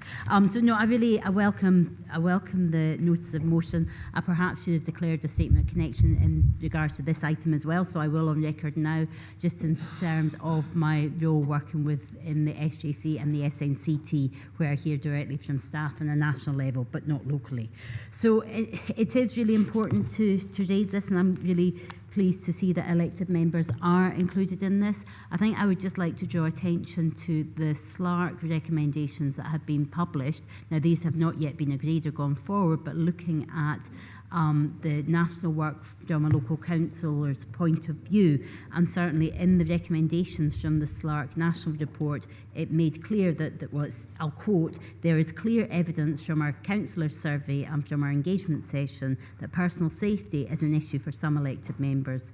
And it goes on to say further that women councillors, especially in rural areas, attending evening meetings, often travelling after dark to and from community meetings, may be more at risk. So I think it's really relevant to include elected members, and often elected members aren't captured within these concerns. So there is a recommendation. Obviously, these are now sitting with the parliamentary process and they'll go through in due course, but one of those is to develop specific training and resources looking at these issues for elected members. So I guess I would just ask the mover and seconder if they're happy to support the recommendations laid out in the SLARC committee as well. But really thank them for bringing this to attention. Councillor Driver. Thanks, Convener. Yes, I'm happy to support anything that's going to take us along this route to try and get zero tolerance as a way forward. Thank you, Councillor Dempster. Thanks, Convener. I'm happy to support this motion as well. I think it's very timely. I think we are learning more and more about incidents in our schools, and that includes, I'm sure it'll not be a complete list here of what happens, malicious damage, intimidation of staff, the list goes on. And this is not to the detriment of the other pupils that want to be in a learning environment, and that's important to us, because all pupils, not just the ones that are being needing dealt with, are needing supported. I will worry about, and I think Councillor Isaacs talked about the banning from buildings, because we own the Mill Hill Centre in Kellerholm, and that's the doctor's surgeries in there, so the kids would be suddenly banned for seeing the doctor, and that would never do. And I think all policies have to be fair and reasonable, but absolutely I support the principle of what Councillor Driver is saying. And I think, one of my schools is a nurturing school, and if it doesn't work, I think we should move the carrot and apply the stick, because we just can't have some pupils destroying not only the learning environment but the reputation of the education department and the Breedon Galloway Council. So full support is being proposed. Thank you, Councillor Dempster. Leader. Thank you, Convener. Yeah, just very briefly, welcome the motion. I think it very much builds on the work that we've been doing through the Joint Consultative Group and the commitments that we've made to union colleagues to protect our members and staff in the workplace. So I look forward with comms to putting together the communications that we've promised to the unions to ensure that elected members have a role in promoting a safe place of work for every member of staff and contractor. So thank you for the motion. Thank you, Councillor Hill. Yeah, I welcome this, and I just wanted to point out, the leader did, that it's not just members of staff within schools and education, it's members of staff across the council, it's all members of staff in leisure facilities who maybe get abused by the public if they're not admitted, or if a gym service isn't going on that day. So we need to recognise that it's all staff. It could be staff who are emptying bins. It's all staff across the council, not just in education, and it's not just children that cause the problem, it's adults that cause the problem as well. Thank you. Any further questions, comments? Nope. So I'm detecting there's universal support for the motion. So we're asked to councils to note the increase in abuse across councils on staff and elected members. Council will have a no tolerance policy to any form of abuse aimed at staff and elected members, and will do all in its power to ensure the aggressors are sanctioned appropriately. such as no admittance to council buildings, being banned from meeting council staff, and have been reported to police where action should be followed up, including charging of the aggressors. And 3, council would advertise a campaign of zero tolerance of any form of abuse on any staff or protected or elected members on all platforms of media, and also to support for the suggestion from Councillor Hagman regarding the upcoming recommendations. Thank you. Convener, did that cover contractors there? Sorry. Yeah. It did. Yeah. Now, move on to item 21, notice of motion, urgent review into D&G anti-bullying approach, report by Executive Director, Education, Skills and Community Wellbeing. Before moving to the detail of the report, given its subject matter, can we first agree to remove delegation from Education and Learning Committee so we may discuss it? Happy to agree. Thank you. Members are asked to consider the notice of motion proposed by Councillor George Jameson and seconded by Councillor Kim Lowe. The notice of motion is attached at the Appendix 1 to the report. Jim Brown, Assistant Director of Schools, Chief Education Officer, is available to assist members with any questions. Councillor Jameson and Lowe, please propose and second your motion, after which I shall invite contributions and questions from other members. Councillor Jameson. Thank you. This motion, it's got links to the previous motion, but it is different, so I would appreciate that we look at it from a slightly different context. The motion seeks to address the bullying situation in schools. Now, this is complex, it's emotive, and it's really difficult. The incentive to bring a motion forward really came from parents and children and staff who believe there's real issues of bullying, and it's getting worse because of social media, etc., etc. Children are more challenged now than they used to be. Now, this motion is based on the government's policy of respect for all, which has been agreed by all other stakeholders that have a say in this. In 2017, the government published the Respect for All, and in 2023, in October 2020, they updated that. So rather than go through the whole process, I'll just highlight a few things that sets out the vision of respect for all that I think we all need to respect. Every child and young person in Scotland will grow up free from bullying and will develop respectful, responsible and confident relationships with other children and young people and adults. Adults with children and young people will follow a consistent and coherent approach in dealing with and approaching bullying from early learning to childcare onwards. And the recommendations that were updated in 2023 of real significance is schools should work in partnership with parents, learners and staff to agree a definition of bullying within the school community. And this will help to strengthen approaches to recording and support monitoring of alleged incidents of bullying. Schools must regularly record bullying incidents accurately and monitor this information systematically. This will allow them to identify more readily the scope and scale of bullying incidents and make improvements in policy and practice to support learners' well-being. This is not to say that this council is committed to respect for all, and there's a mountain of words to back that up. What we're asking for here, it's not to add work to the officials, but to review respect for all, the council's obligations to this and to the national strategy and views. And it's then to see if we can enhance that to improve the outcomes for young people, staff, parents, etc.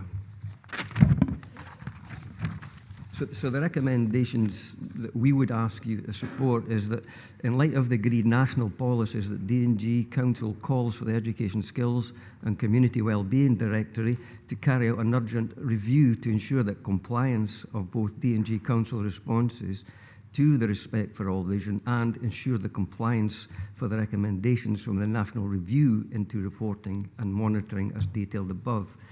And this review should include, but not be limited to, the effective recording and monitoring of systems within schools, a definition of bullying agreed and understood by staff, pupils and parents, and to ensure that all children and young people are comfortable to raise concerns, and that's not always the case, and ensure school staff are adequately trained to respond appropriately, which is not always the case, the feedback that I'm getting. Guidance teachers are in particular in heavy demand. Often these things go to maybe a deputy head, and they may not have the training and skills that will resolve these situations, because I think many council members have had unhappy parents dissatisfied with the process. Now, obviously, they have a bias, but it tells us something, that we're not communicating well enough. We're not doing it to the satisfaction of the perpetrator and the bullied, and both are equally important. We'd also like to see an agreed nationwide school bullying policy, including a clarity on inclusion and exclusion. And that's a difficult one, but we need to look at inclusion and exclusion so that we have a restorative approach to people that might be, young people that might be excluded, but it's restorative and we have a place to put them that's actually going to help them, and ultimately they may not be able to go into school until they've had that restorative. So we would appreciate that we had support for this, and we would support the Education Committee to seriously look at this and see what outcomes that we can improve on. In answer to a question that might come up, I know that all schools have a policy on bullying, and I know they're all committed to respect for all, but the outcomes don't back that up. I've read every single secondary school handbook, and they've all got a bullying policy, and a lot of them are cut and paste. And even on one occasion, they had the wrong school name under it. They hadn't changed it to their own school. And that's just a wee bit flippancy, but it maybe demonstrates that rather than have thousands of words, we actually look at what the words mean to the customer, which is the parent, the child, and the staff in the school. It's a serious concern for staff. And not some staff are bullied, but they've got a serious concern of the disruption in schools through bullying. So I'll ask him to follow up on that and ask for your support. Thank you, Councillor Lowe. Thank you. So the focus of this for me is people against people. Current anti-bullying policy has a number of elements which I think could be strengthened. Partnership needs to be more explicit. So working with youth justice, youth service, police and NHS, given what we've heard about diagnosis and that effect on behaviour. Communication is a key issue in transition of information from P7 to S1, or when a pupil's moving between primary or secondary phase between schools, resulting in pupils not wanting to go to school or being in fear as a result of an ongoing situation in and out of school. This is not getting it right for every child. The whole area of inclusion of pupils on either side of a bullying incident needs to be explicit. Both the pupil who has bullied and those who have experienced the bullying need to receive appropriate support from schools and partnership agencies, including external agencies. And this can be effected through child plans. Finally, the 10,000 Voices survey result shows that 40 to 50% of children aged 5 to 18 were happy at school most of the time. So by default, 50 to 60% were not. I'm going to read a poem written by a 13-year-old, and specifically for this meeting, and read with full permission of herself and her parents, and she's actually running an online anti-bullying campaign as a result of her experience. In a world where words can sting like a bee, a bully's impact is hard to see. It chips away at one's self-esteem, leaving scars that may never be seen. Invisible words that cut so deep, haunts the night, steals away sleep.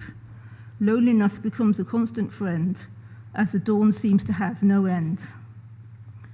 Remember, you're never alone in a world where kindness can be shown. Stand tall and always fight for a world where bullying has no right. That kindness has to start in schools, and that's written by Ella, age 13. I hereby second this motion. Thank you. Councillor Marshall. Thanks, Chair. Yeah, I agree with the motion. I just really wanted to kind of ask one thing with regards to looking to adopt a region-wide school bullying policy. I believe at the moment within each school plan there is an anti-bullying policy, and I think some of the frustration is built out of how each school enacts that. But obviously at some schools it has to be more robust and developed based on the school and the demands within the school. So I'm just wondering, are you proposing that the region-wide one is an overarching strategy, but it's something that schools could build on if there's specific problems within their schools? Councillor Jameson.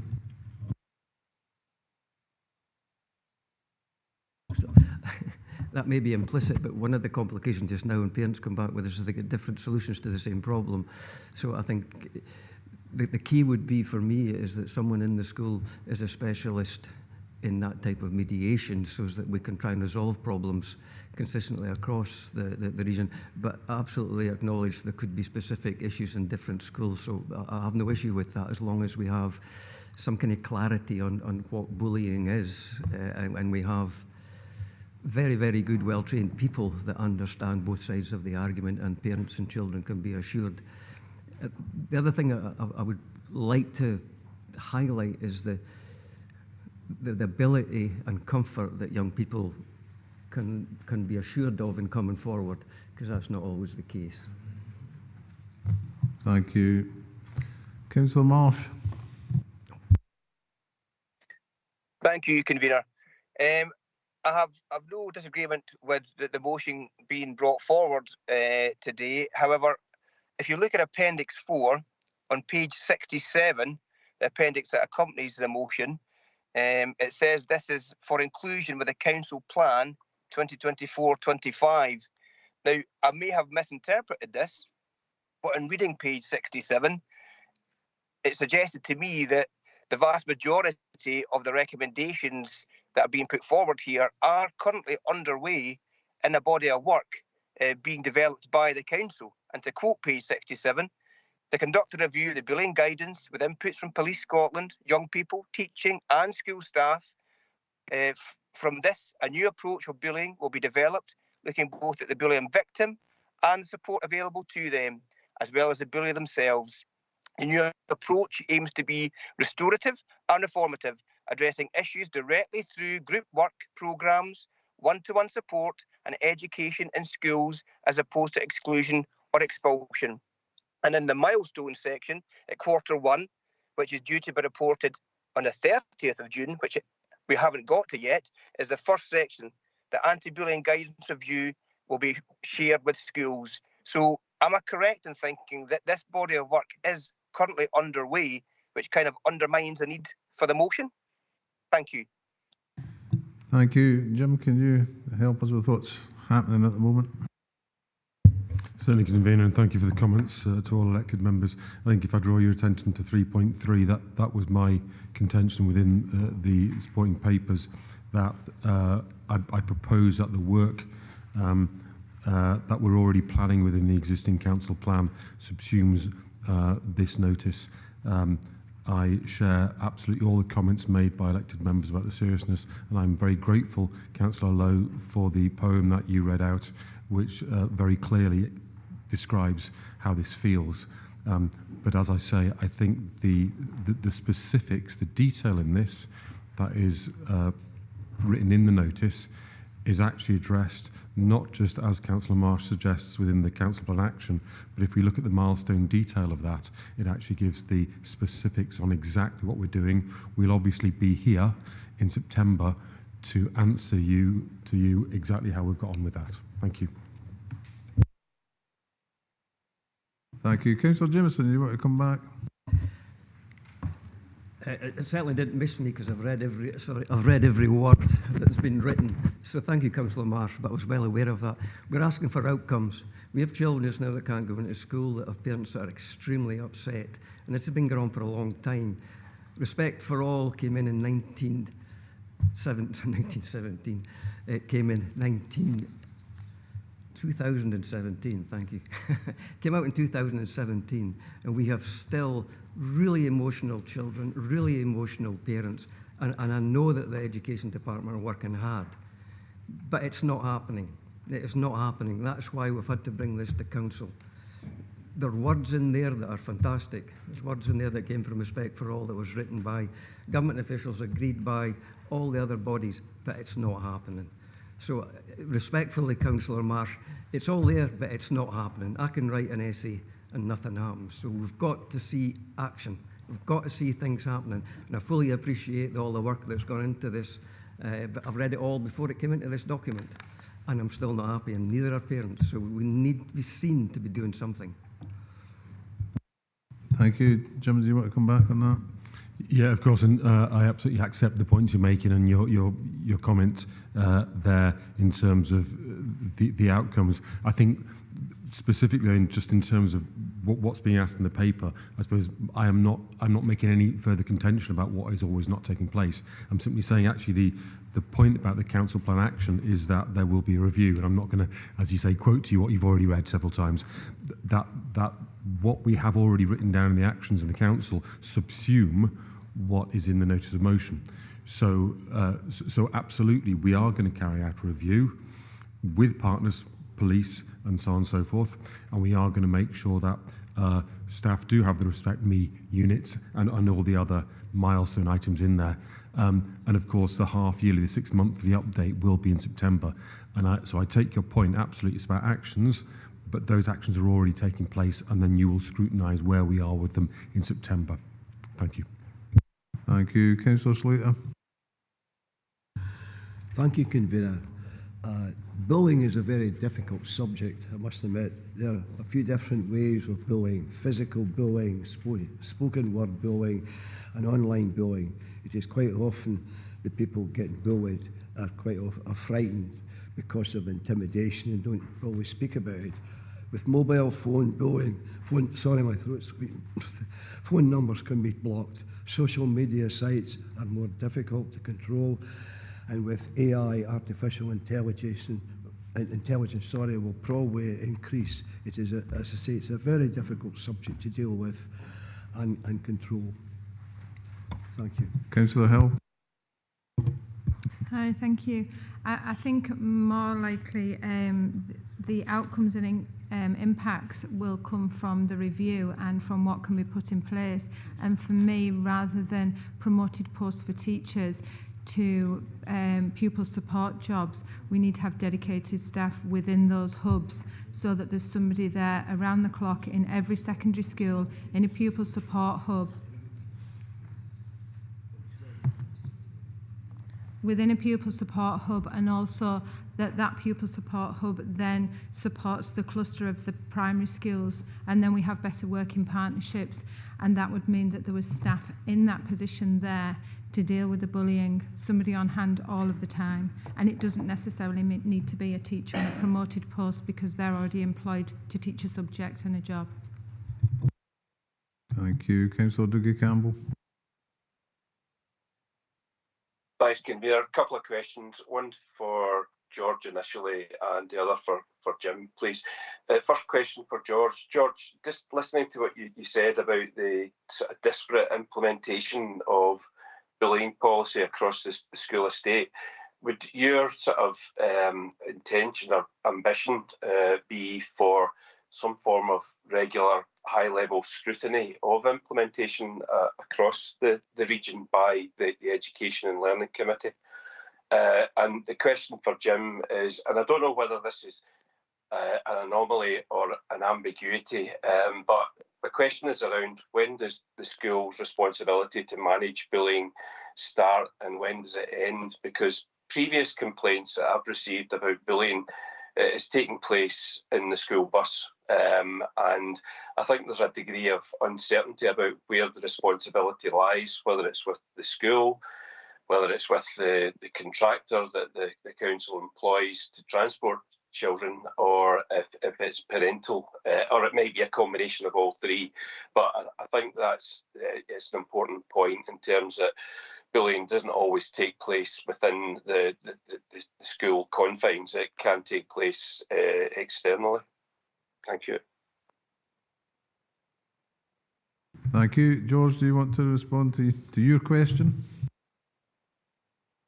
I'm so busy listening to the second question, I forgot what the first question was, but I think it was having a consistent approach across all the schools, which I think that's lacking. As I said, I've read all the handbooks, and there's supposed to be a consistency of it, but it doesn't happen, and that's just feedback from parents. I'm not involved with these things directly. Some parents will come to me and you'll make approaches to the likes of Jim and folk like that to try and get advice, so I can see it from both sides. But certainly parents are unhappy with the process on many, many occasions. I want to touch on what Chrissy said, because absolutely spot on. I think it's a job that is for a specialist. And in the research I've looked at, some guidance teachers have over 200 pupils that they're covering. And guidance teachers don't necessarily have any training specifically, they're just moved into that job. So I think it's something we should consider, that we have specialisms there that have got the skills and the wherewithal and the contacts to actually work with the bully and the children that are being bullied. So I think consistency approach across the region would be really helpful for parents and pupils and staff for that matter. But Chrissy's point, I think, is really well made. Thank you. I think part of the question as well was, were you proposing that Education Committee has a overarching view over this? Convener, if I could just quickly come in, it's more about elected member scrutiny. If there's concerns about how policy is implemented at a school level, how do we as elected members scrutinise that? And should it be, sort of regular 6-monthly, quarterly reports on sort of how policy has been implemented within schools? Yeah, I think that's a really good point, and I wouldn't presume to do the officer's job. That was one of the reasons why I'm asking for a review, getting back to, we know what's written there, we know what the ambitions are for Respect for All. The council is committed to it, to their credit, and I know they're working at it, but the review might enhance that. It might identify issues that Chrissy has brought up, and it may be in the short term that the officers bring forward some of the processes and the successes they've had, or failures for that matter. And we would be informed, and we can speak to parents, look, the officers are doing this, they're doing that, so we're in communication, because this is a really difficult issue and it affects so many people. So in short, Dougie, I would agree with you, but I would leave it to the officers and the elected members to decide on just how often it would be required. But just to repeat myself again, the review would be looked at how we could enhance it and how we could implement it. Thank you. Jim, can you answer your bit? Certainly, Convener. Thank you, Councillor Campbell. So on both points, it's a point of jurisdiction, effectively. I think I would suggest to you that it is my job, that's my job to do that, and I need to report to you and you scrutinise my actions. So if we start looking at, for example, those operational tasks and putting them in front of this forum, I think we're probably, I would put to governance maybe not doing the right things. That is for me to do and you to scrutinise me on, which I think is what September's about. In terms of the comment, and I know the buses was just an example of where that jurisdiction might end. I think perhaps 2 points to that. For me, you said, is it this person, that person, the other person, or all together? It's all together. I think schools clearly, well, I don't know if this is clear, it's clear to me, will be dealing with instances of bullying which almost invariably are not limited to actions happening within the school. In many, many cases, they will also not be actions that started within the school. And so actually, we can't as schools say that we restrict our reach to the time when the bell starts in the morning and goes again in the afternoon. Because those relationships that are broken out with the school day will have an impact on the school day. So absolutely there's a jurisdiction element for schools to consider those relationships. We do have to be very careful, of course, because we can't then say that something that happened out with is for us to determine the outcome of. What we try and do is use the information we have around those instances to inform our understanding of the breakdown of the relationship. So So on that point, Councillor Campbell, it is that yes, we will absolutely be using information we have, but we need to be clear about where we do have agency for intervention and where we don't. So your point of the bus is actually quite a pointed one. So I hope that clears that up. Thank you. Thank you, Councillor Crothers. Thank you. I think I really find this conversation very interesting. My question has been answered, but I will make a comment because it goes back to the point earlier. My question was around about what we're actually trying to achieve with this. It was to George, what is he expecting? He's conveyed that. This is about actions, a decision's really been made. How is that being implemented? And how is that being implemented? Is it at a pace? Is it the pace that you require? Have we got the right levels of staff, resource? From an operational point of view, is it working? But then it gets to the stage where if you're unhappy that it's not working, how do we then get that back and have that flexibility? And that's the point I was trying to make earlier. So I fully support this. I really support this going on, but there needs to be a piece of work in regards to if councillors do make a decision, the guts of this is getting done anyways, like how then do they bring it back and revisit that and potentially change that policy in terms so they can see it changing at an operational level. That's where it lies for me with this, so thanks very much for bringing it forward. Councillor Hislop.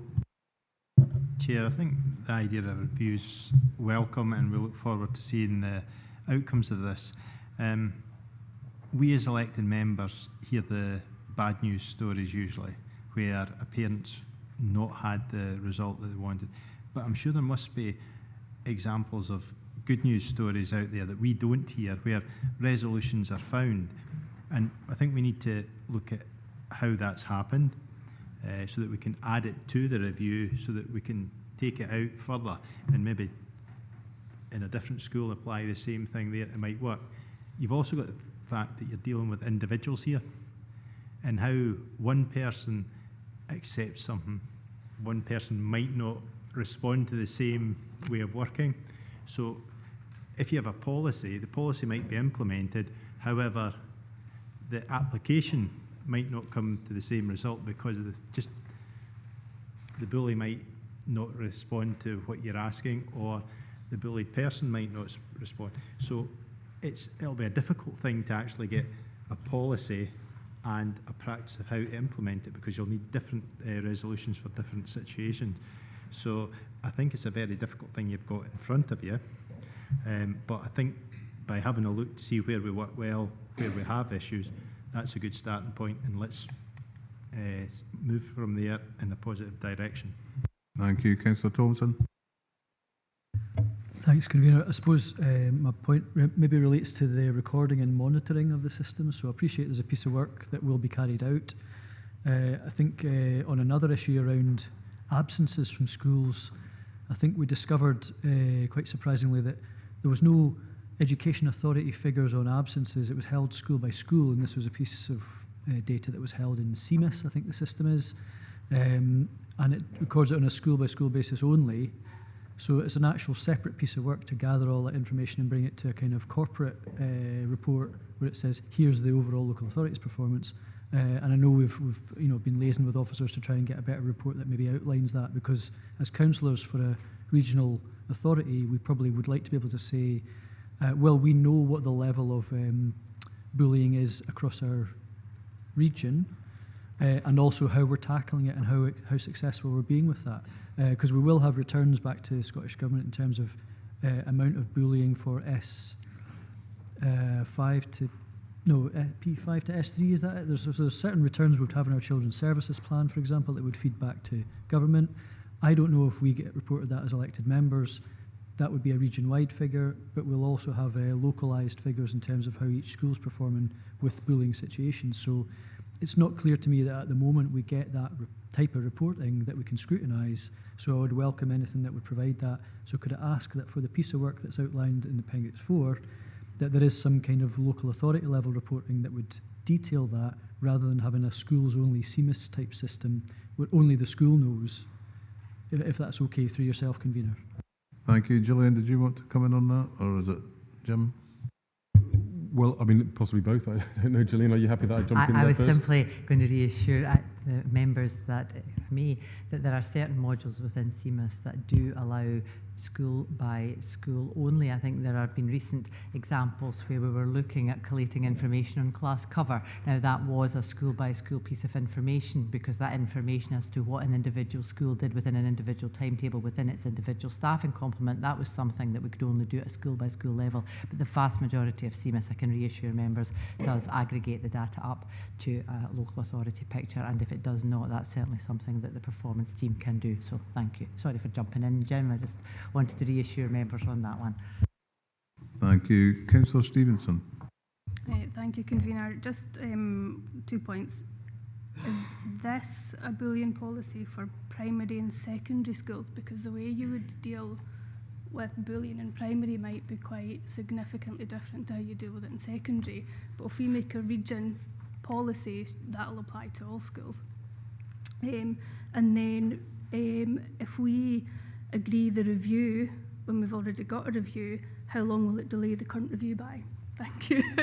Thank you. Jim? Thank you. I take your point, the first point there, Councillor Stevenson. I think we're not necessarily saying if this, then that. You know, it's not a sort of flow diagram, if you like, in terms of specific actions and then what the consequent action to bully and bullied is. It's more general than that. So I don't have a concern that one policy could describe all relationships which are problematic in this respect, but I take your point absolutely in that. The second point you raised was reviewing the review. Yeah. No, I would. You've seen within the paper that I've written here my response to Councillor Jimerson's notice that, from my point of view, what Councillor Jimerson is asking for is excellent and is already being addressed through what we're already doing. So I think it would be doing the same piece of work twice. And I think what we can certainly do is say to Nikki Reynolds, who is our Child Protection Coordinator for Dumfries and Galloway Council, that we need to make sure that her review is sufficiently broad, that we capture all of the concerns that we have in that review. That comes back to you, like I say, for the 6-monthly update in September to this group. Thank you. Councillor Lowe. Thank you. The reason why I'm part of this conversation is that I put in a number of EMSs over a while on behalf of a parent, and they were not happy with the answer, and they also didn't get the response from the school. So this is why we took it on. You look at the school websites, and it said under the policies section, your policies will appear here. There are no policies for the parents to easily access. The communication of what are the current policies, even if they're under review, need to be on those school websites so parents can actually see them, and that definitely needs to be an action as part of this review. So even if it's under review, they know at least what they're starting with. Because if parents can't find out what should be happening, then they don't know when to complain or not complain or what to say. I agree. Can you address that?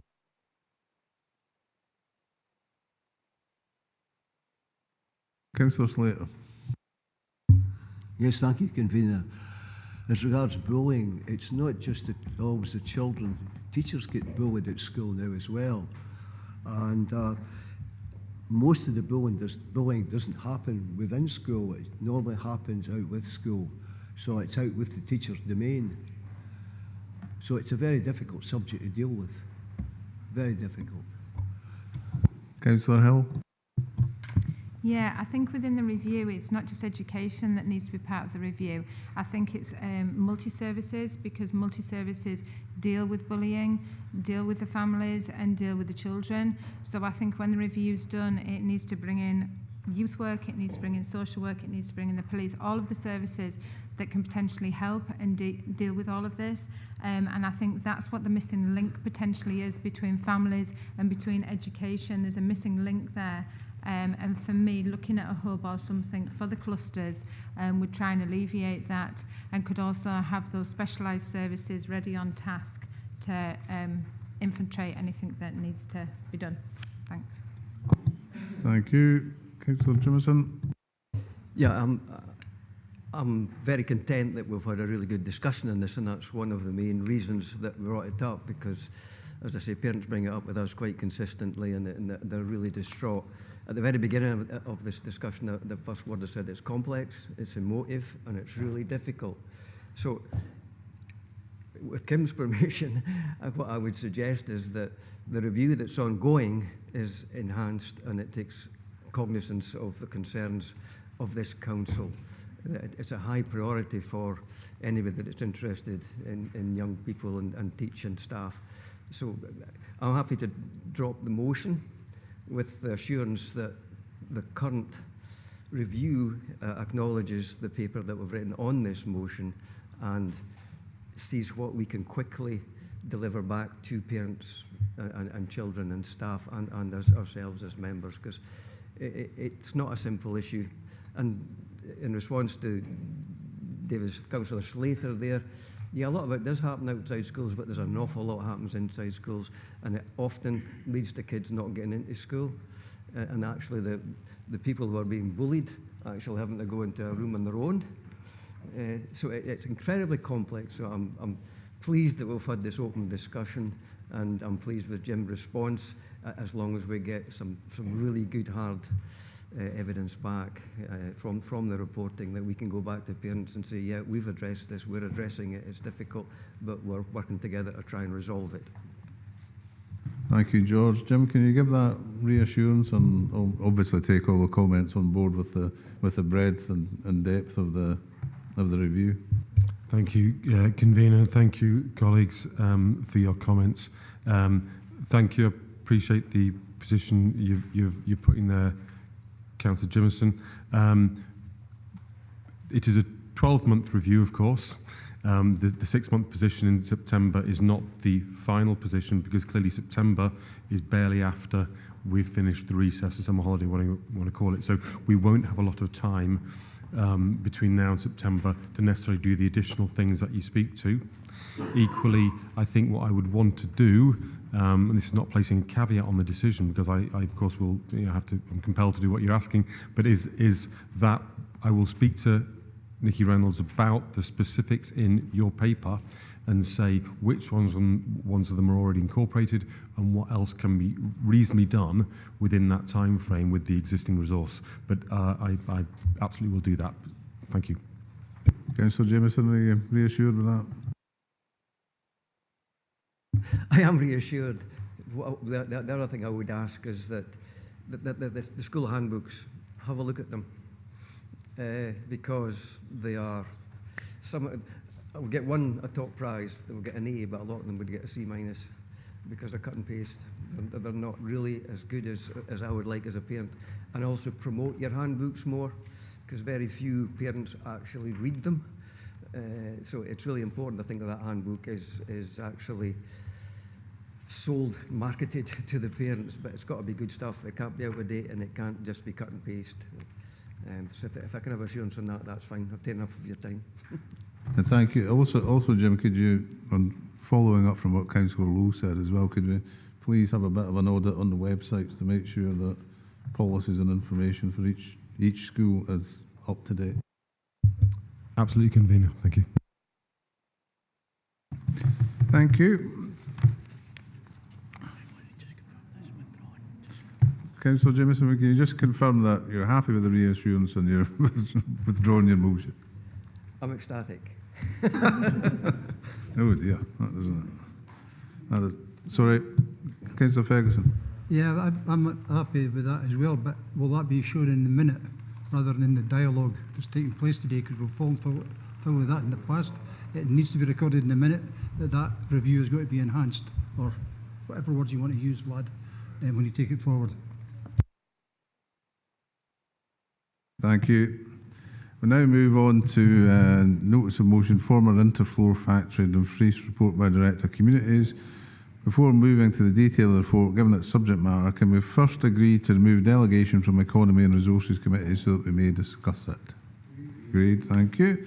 Members are asked to consider the notice of motion proposed by Councillor. I shall invite contributions and questions from other members. Thank you, convener, and thank you, Jamie, for the report and for your expert advice. as always. So, no one can miss the former interfloor building, as is what I would term a conspicuous landmark when you're travelling into Dumfries from the A701, from BTEC on the A701. In fact, it's unmissable from lots of parts of Dumfries, but not in a good way. It does have an extensive and proud history, dating back to the 1910s when it was constructed as a car factory, later being owned by Uniroyal, forming part of the Gates Rubber Company Works, until closing in the early noughties. It's a Category B listed building, which is interesting but sometimes problematic, but since being vacated, has been allowed to decline, and via successive acts of vandalism and fire raising, is no longer a building to be proud of, and is now, I would suggest, a blight on the town of Dumfries. A sad demise to what was, apparently, the first ferroconcrete car factory in the UK, and as such is of historical and cultural significance. It's important to note that due to its listed status, there is a presumption in favour of its retention, and whilst this is laudable, it's increasingly unachievable with every year that passes, and less of it remains to be retained or preserved. The last time the building was reviewed was in 2019 in terms of council review. As part of LDP2, when a comprehensive development brief was produced in consultation with a number of stakeholders. This document notes, and I'll have to read this, the site is allocated in the LDP2 for mixed uses, including residential, commercial and leisure uses.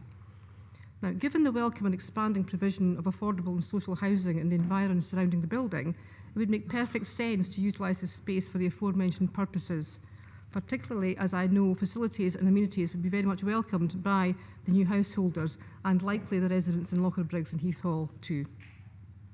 So we are 5 years on from this report and almost a quarter of a century on from the vacation of the building. And work has been going on in the background to attempt to engage the owner, but this has not negated the building falling into an ever worse state of decline and disrepair. More worrying, it has become a magnet for vandalism, including fire raising, and for children and young people who access the site and roof space as a dangerous, and I do not say this lightly, potentially fatal playground. I had experience of driving past the building and I phoned the police because I saw 2 young people on the roof. I'll hurry up, convener, see looking at your watch. But it's important to get this in. I phoned the police because 2 young people were on the roof, and I phoned 999. And I waited. There would be a time I would have gone up and challenged that, but not now. I'm not there now. So I waited to see if the police would arrive, and they didn't. They didn't, but the 2 young people came off the roof. So that's concerning in itself, because one of the things it says that Police Scotland are responsible for responding to health and safety concerns made by the public, and that didn't happen that day. And talking to constituents in the area, it happens. It doesn't happen. It happens frequently that the police don't respond to these things, which is concerning. So as I said before, for almost half a century, this building has been allowed to deteriorate to the point where it's arguably now not only an eyesore, but a danger to the public, being protected only by a temporary fence and a padlock on the gates, which is easily removed, as we've seen, as I've seen frequently, and my constituents have complained about frequently. As I've said in my motion, we as a group recognise the council is not responsible for this site in the sense that it doesn't own it. But we believe the council must take decisive action and accelerate the efforts to tackle the blight caused by this derelict building before it deteriorates further. And given the scope and size of the challenge, we believe it's incumbent on the council administration to utilise available and applicable legislative provision to, 1, work with the owner to address the numerous health and safety issues this site presents in a more robust manner than is currently being done, and 2, undertake to work constructively with all external stakeholders. So I'm not saying it's the council's responsibility to move this on, but it's perhaps the council as a lead person to try and encourage and influence other folk to do things, including Scottish Government and Historic Environment Scotland, but it's not limited to these stakeholders.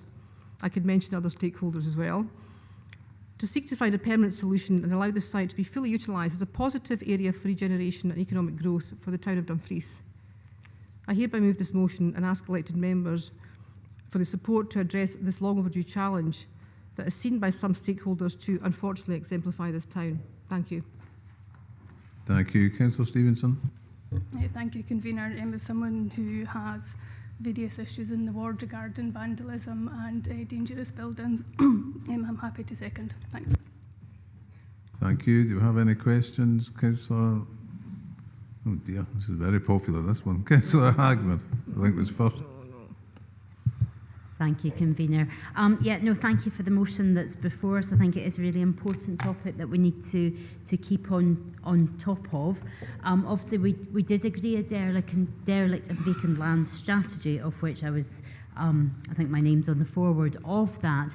But alongside that, there was an annual, let me get the actual name of it. It was the Vacant and Derelict Land Register for Dumfries and Galloway 23-24, of which the Interfloor site was one of the points on there that we have got registered. I guess I've got a question for officials on that. Insofar, are we reviewing that? Is that an annual survey? Because obviously that was last done 23-24. Is work underway to ensure that that's up to date? Because obviously, if we don't have our register up to date, we're then not able to, take forward a cohesive plan. But also, I'm really aware that there was a briefing to members back in October 22, and at that point it said that there were two current interested parties in the site, one from a community group looking at leisure uses and one from a company interested in establishing warehousing and distribution hub, and that these were being pursued together with our partners in SOCI. So did anything come of those two issues? Because this is clearly an ongoing issue. We had put in significant work to support and find a solution, but I'm not sure what's happened since in this last year, so to speak. So any updates from officers would be really helpful. Thank you. Jamie, do you have an update on this? Yeah, thanks, Convener. Thanks, Councillor Hagman, for the questions. In terms of the annual survey, yes, that is something that we'll be bringing back to members in September at the newly formed Economy and Infrastructure Committee.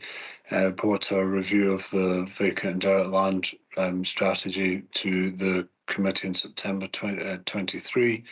And we will provide an update regarding the register. Officers are currently out reviewing new sites to update that, and there will also be an opportunity for any sites that have been developed to be removed as well. So members will be informed of that as we move beyond the summer recess. In terms of the briefing in October 22, we have continued to engage with South Scotland Enterprise, amongst others, in relation to trying to find a long-term use for the site. As has been noted by Councillor Dorwood, and the motion is allocated as a mixed-use site, so there are a number of opportunities that the local development plan would be keen to support. At the moment, the two projects that have been referred to haven't progressed, but we will continue to engage with South Scotland Enterprise and others to make sure we can find a long-term solution for this site. Thank you. Councillor Little. Thank you, Convener. Well, of course, I support this motion because it's my ward too, and it is like the biggest thing that you see as you drive into Dumfries. So absolutely. But I wanted to ask, for all last term, Jeff Lever, who was a councillor at the time, and myself pursued this relentlessly. And we know there was significant work on trying to find solutions and working with housing associations and private housing and all different partners to see if they would take this on. I was going to mention the two interested parties as well, but Jamie's answered that one. Do we have any sort of written information, documentation, or whatever, what we've done in that time? Because if we've been doing this for that long time and we're still trying to find a solution, and we had been assured, Jeff and I had been assured at the time, that there had been lots of significant amount of work done to contact different people, and we couldn't find an interested partner at all. So do we have a list of who we contacted, and is there an extensive list, or are we still working on that? Jamie, do you have an audit trail of all your correspondence?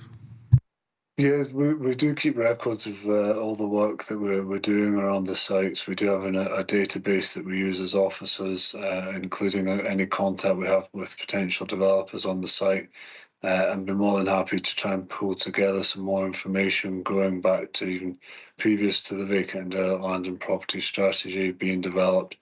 Can certainly look to provide that to members if that's helpful. Thank you. May I come back in? Thank you, convener. I think a lot of the problems at the time, there was two different issues. There was the sort of contamination of the land, but there was also the listed building part of it.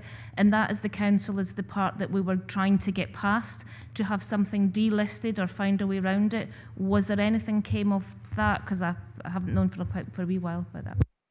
Jamie, an update on the listing status?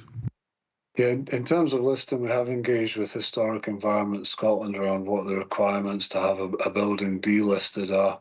Obviously, in terms of the current listing, there is an expectation that the building is retained, but there is a process that the Historic Environment Scotland have advised us on that can be considered for delisting of the building. So we do have information, and we have been engaging with them throughout the process. Councillor Dempster. Thanks, convener. My first point may be just a language issue.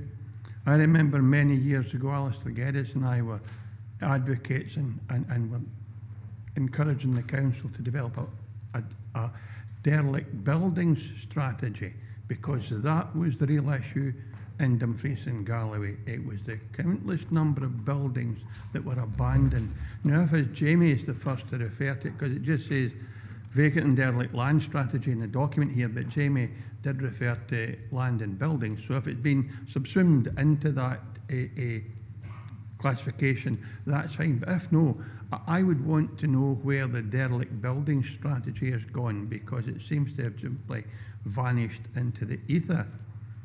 And it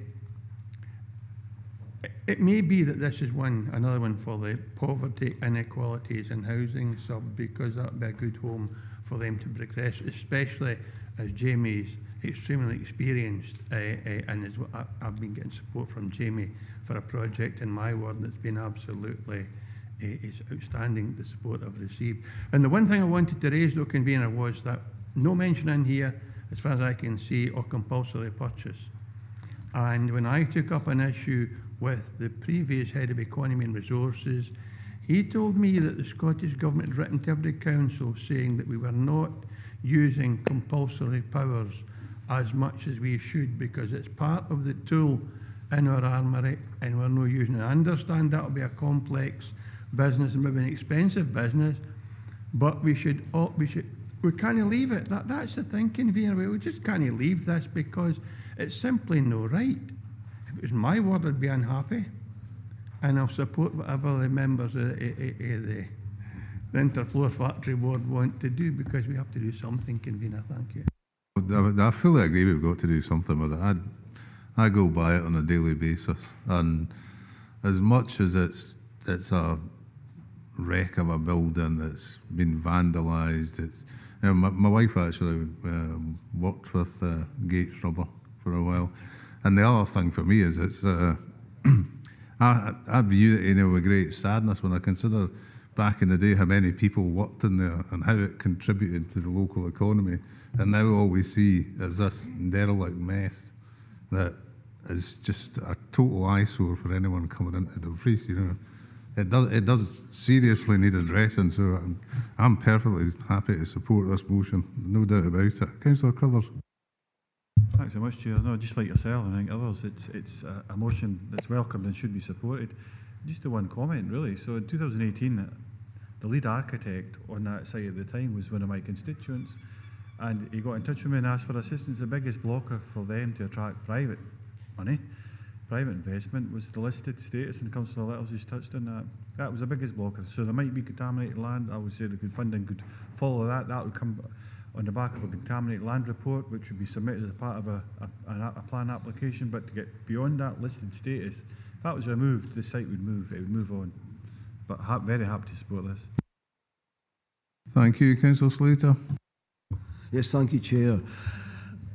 Just to go back slightly, when I served on Heath Hall Community Council, the factory owner donated a piece of land for the library. So he was working with us at that time, but since then it's been left to fall into terrible condition. And when it was emptied, it was in good condition. It was a concrete built building, as the councillor said there. But there needs to be some way of protecting these large buildings, because what seems to happen in Dumfries, they fall into ruin and then somebody burns it down. As the councillor said there, they become a danger to the public.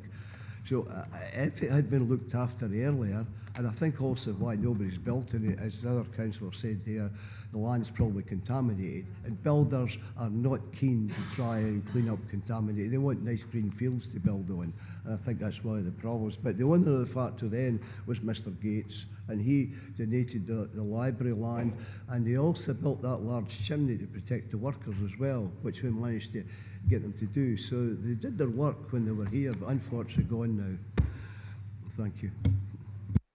Thank you. Councillor Scobie. As I say, every day's a skill day. I'll let you learn to set a bit somewhere else the next time. Anyway, I would applaud Linda and Paul in bringing this forward, and I don't want to take anything away from their situation in terms of this building, but it could almost be replicated. We are building in store. Everything that's in this motion, you could almost replace. We are building as you come into Stranraer on the A77. So, you know, when we're talking about this, endorsing, hopefully the motion will be agreed, in derelict land and property, that it reflects on other parts of the region where we're facing similar. And it's interesting, as Jim says, that there's no reference to compulsory purchase. There is in the report under 412, and I think we've got to look at what powers we do have. I know there was an MSP taken through the Parliament, the issue of derelict land and properties, and I don't know how far that has gone, but we do need powers to take under control what owners don't do, and that's the problem that we got. That's replicated in Stranraer that you're facing in Dumfries, but it needs to be an overall, in my opinion. Thank you. Councillor Marshall, did you want to come in?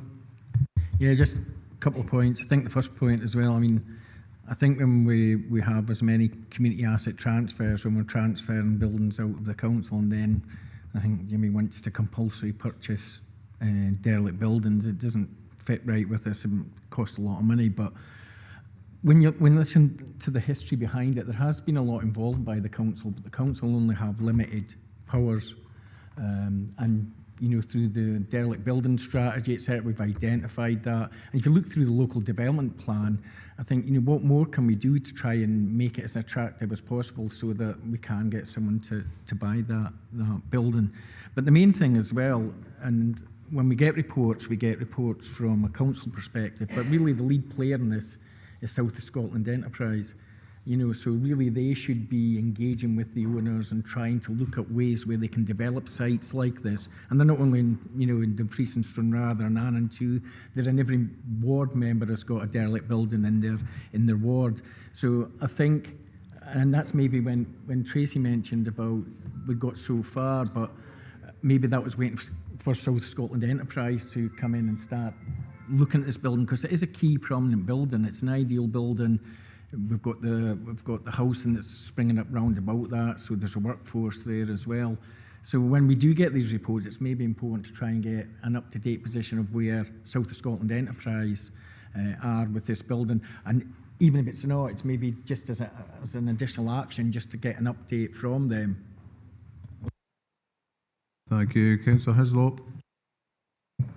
Chair, this is an eyesore. It's been an eyesore for numerous years.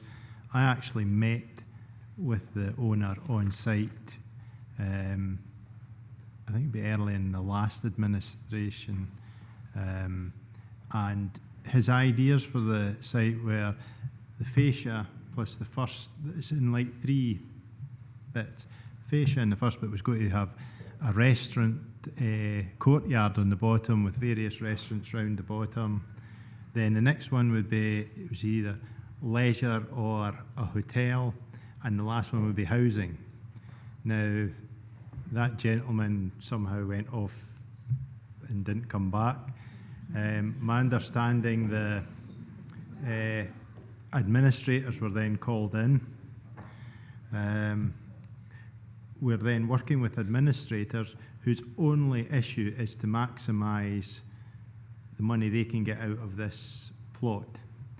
Now, when you speak to some of the workers who were there, they say, you want to open up that Ivor. See, when you dig that out, you'll find all these tyres and rubber belts and oil and stuff. They're all buried in there. You can't park a lorry in some of the sites because the lorry sinks overnight because it's that soft with whatever's underneath. So you're looking at the cost of buying the site, the cost of cleaning the site, and possibly demolishing what's on the site. We also had a meeting, was it the last term, at Heath Hall Library, where officers from the planning side actually said, well, what we should do is put in a site guidance note to update the one we had, which allowed us to consider other things to do with the listed part of the building. Now, I don't know if that went any further or not. It's possibly the point Councillor Little was making, that we did have a meeting about that. And it's a case of, did that actually go? Because that was then going to enable the delisting, possibly, because we've then allowed somebody to come in and look at it from, well, if it's not there. But I don't know if that ever got implemented. But it's not going to be an easy site to fix, and I think the decontamination of the site will be one of the biggest problems we'll experience in doing something with this site. At the very least, though, we could take the eyesore away, couldn't we? Jamie, have you got an update for Ivor? Yeah, in terms of the site guidance that Councillor Hislop mentioned there, the latest has obviously been the development brief provided in 2019, which still forms part of the local development plan. We'll continue to look at the delisting with Historic Environment Scotland as one of the actions we take forward. We have already been doing that piece of work, but also, as is referenced in the report through the urban capacity study that's underway for Dumfries, we are looking at a number of different options, and one of those does include the potential retention of the frontage of the building. So there are options being considered that would hopefully allow us to move forward, whether the delisting was progressed or not. Thank you. Councillor Justy. Thanks, Chair. Now, it's not for me to rewrite Dumfries' history, but could we maybe put an option, well, not an option, but a C, I say we've got an A and a B, but a C, which is that officers will come back to either this committee, well, full council or the appropriate committee, with a report outlining the cost for us to delist this building, or the expected cost and the time frame, just to have that officially in front of us. Because this is a site like the East Pier and Stranraer, there's going to have to be some public expenditure to get rid of the negative equity, or as I think Councillor Scobie calls it, I can't remember. Oh, it's not even there to refer to. We'll call it negative equity. But something to actually make this attractive to a buyer and a developer. I'm not sure if the mover and seconder would want a point C put in there that actually outlines a report coming back to us. But I'll leave that in their hands. Councillor Dorward. Thanks, Councillor Justy, and thanks, Convener. I think it's implicit in the motion that we get a report back in terms of how we work with all external stakeholders. And I didn't mention any specific ones, but there are loads. I think there's a huge list of stakeholders we could be working with. I think it's incumbent on the council. I'd like to make another point, and it's perhaps slightly facetious, but Dumfries is first, Stranraer is second, because this is the motion that was in. Nice try. Never miss an opportunity, so I applaud you for that one. Well done. No. I think the other important thing is here that we're maybe missing out in talking about the building itself is the health and safety matters that are absolutely essential to address as quickly and as robustly as possible with our partners in Police Scotland. I think that's something that we need an action on almost immediately, because the fence that's there and the padlock that's there is not robust enough to keep young people and children out. Thank you. That is in a very dangerous state. Councillor Thompson? Yeah, I mean, most of it's been covered, and I totally support this motion. I do think we need to sort of wise up a bit about delisting buildings, because 20 odd years since this has had any use really for, and whatever the history, there comes a point when it's actually an albatross around the neck of the town, do you know what I mean? So We can always remember stuff and write it down and have a book about it, but the building itself just needs to be dealt with and delisted. And if we have the power to do that, then I think we need to have a better kind of approach to that presumption against maintaining a listing, or a presumption for maintaining a listing, because I think it can apply for an awful lot of buildings throughout the regions which are just becoming obstacles to progress for communities. And you know, if that comes back in a report, then that would be really welcome. Thank you. No, you're perfectly correct with that, because we end up, you get a listed building, it becomes so expensive to maintain, and it gets left, it gets abandoned. The next thing is you end up with a derelict house. So we do need to be more proactive with that. Councillor Ferguson? Yeah, just a slightly different tack on this. Have we ever taken legal advice on how we can pursue the companies who contaminated the land to make good the contamination that they caused?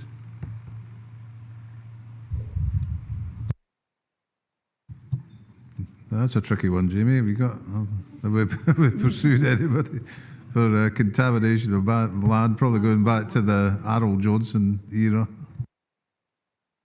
Our focus has been purely on how we find a long-term solution to the redevelopment of the sites, and the answer to that would really be that we're not looking to go back and identify who's actually contaminated the land at this time.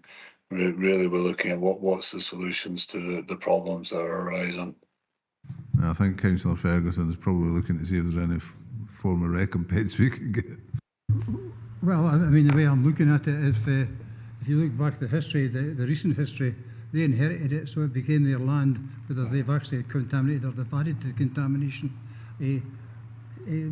That factory was used for a multitude of things over the years. So it'd be relatively easy to identify just exactly what was getting done. And it seems like typical local authority here. We're quite happy to pick up a bill for a multinational corporation. They're the ones contaminated. If this was in the States, they'd be looking for $1 billion lawsuits getting chucked at them. Right? Why don't we do it here? Right? They tell me make good the mess that they made in our countryside. Why not? So it's a civil question, a reasonable question. Vlad, have you got a simple answer for the simple question? Thank you, Convener, and thank you, Councillor Ferguson, for the question. It's been a while since I've looked at the Environmental Protection Act in particular in regards to contaminated land, but there is a process for establishing who contaminated the land and thereafter how that's pursued. What I would suggest is, in terms of the motion and in terms of the work that is obviously being taken forward, that we simply look at that and give a briefing to members in terms of some of that contaminated land process, which is, as I said, it's maybe more complex than me being able to summarise that today. You could come back in. Yeah, I totally get that. Thanks, Vlad, for that explanation. I wasn't for a minute expecting Jamie as a housing officer to actually look into tort and all the rest of it, different types of law. But it's something we should be considering, right? Because we need to set a message out to companies. If you're going to contaminate the land, you don't get away with it. It's as simple as that.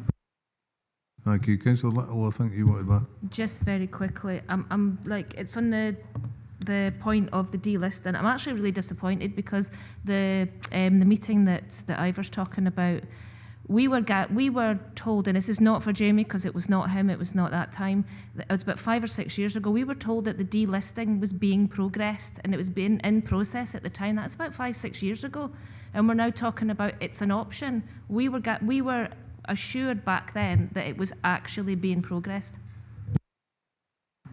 Thank you. Councillor Dempster. 2 points, Convener. One, I think if we started a legal action, we need to employ somebody else to work with Laura to follow that through, and the cost, I think, would be prohibitive. And in the interim, we wouldn't could do anything with the factory because we've been in pursuit of a legal action. So I wouldn't want to go down that road. But a lot of the evidence we're getting here from local members, and I accept that I'd want to be in the same position as you. I'd want to know as much as I could about the issues in my ward. But that's not being shared, it's so anecdotal. So I think we need a report brought to someone setting out exactly who knows what's been done, what promised and undertakings have been given, and then an outline or a plan, if you like, of our next steps. I accept there have been lots of positives here, and I think we need to build on that, Convener. Thank you. I would be quite happy just to go forward with the motion. I don't think there's anyone else wanting to come in. And Councillor Dorward, are you happy to put a point C about requesting a report? Or If that's the wish of council, I've no problem with that. I think it's implicit in the report, but if we want to make it absolutely explicit in the motion, then I'm happy to put that on. Yeah, not a problem with that at all. Thank you. So I think we're happy to support this motion and move forward with it. So whilst we recognise the site is not controlled by the council, we want to, item A, work with the owner to address the numerous health and safety issues this site presents. Do you want to put as a matter of urgency on the end of that? I think that would be quite useful. And B, undertake to work constructively with all external stakeholders, including Scottish Government, to seek to find a permanent solution to allow the site to be fully utilised as a positive area for regeneration and economic growth for the town of Dumfries. And C, bring a report back on actions, I suppose it's actions taken so far and the route of travel going forward. Yep. Are we happy with that? Councillor Crothers. I think, going back to a case we've been involved in historically, which is on the verge of my ward, historic, I'm sure it's the Historic Environment Scotland, are in control of the delisting. I think that's fundamental to hear. They're not being mentioned. We can ask, but it's up to them, they make that decision. So if they could have been mentioned at some point within the action points, I'd be more comfortable with that, because it's fundamental to this site moving on and getting progress. Councillor Little's emphasised that, and so has Councillor Hislop. Yeah, I think that could be encompassed in the report coming back. Thank you. Okay.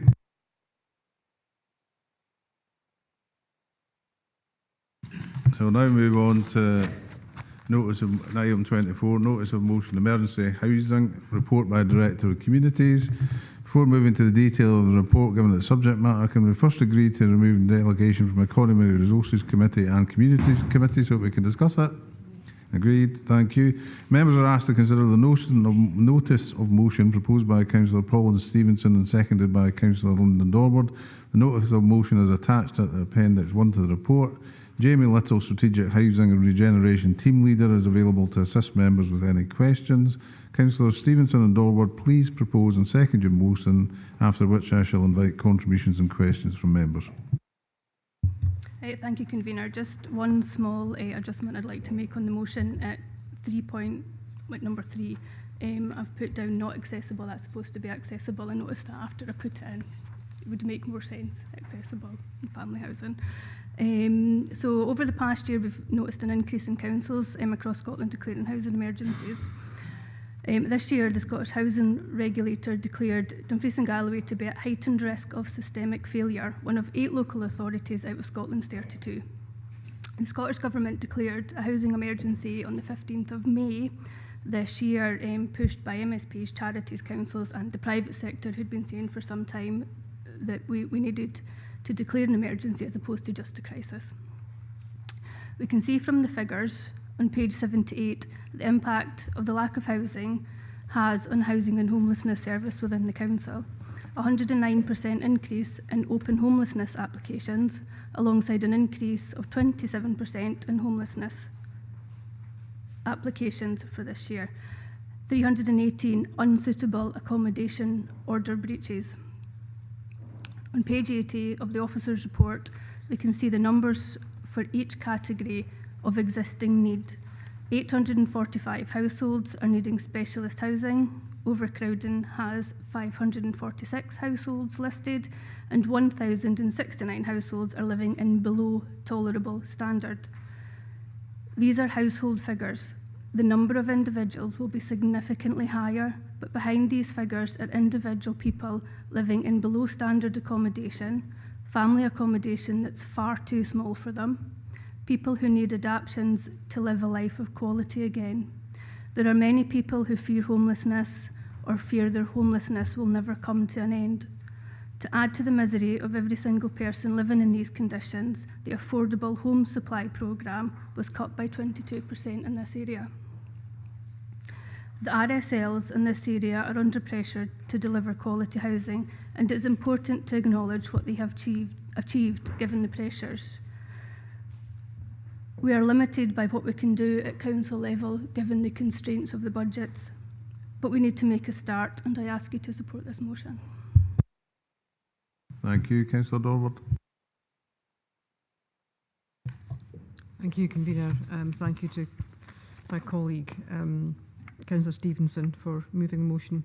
In terms of seconding the motion, Councillor Stevenson has already noted that on the 15th of May 2024, the Scottish Government finally declared a housing emergency in this country, and we move this as applicable to Dumfries and Galloway as any other local authority area. And the figures that she's already alluded to on page 78 of this report certainly back this up.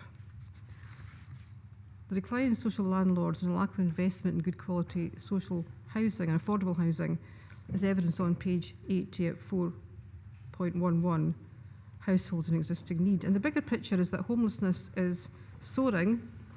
Working people struggle to afford a house for their family without moving away from their hometown, and younger people despair of ever getting on the mortgage ladder or the housing ladder, or both. This is not a future we should be offering our citizens.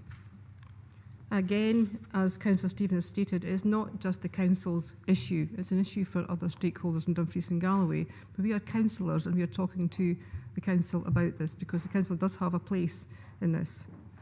The council plan, the vision states, our ambition is to be a successful region with a growing economy based on fairness, opportunity and quality public services where all citizens prosper, working in partnership with connected, healthy and sustainable communities. Working in partnership is really important here.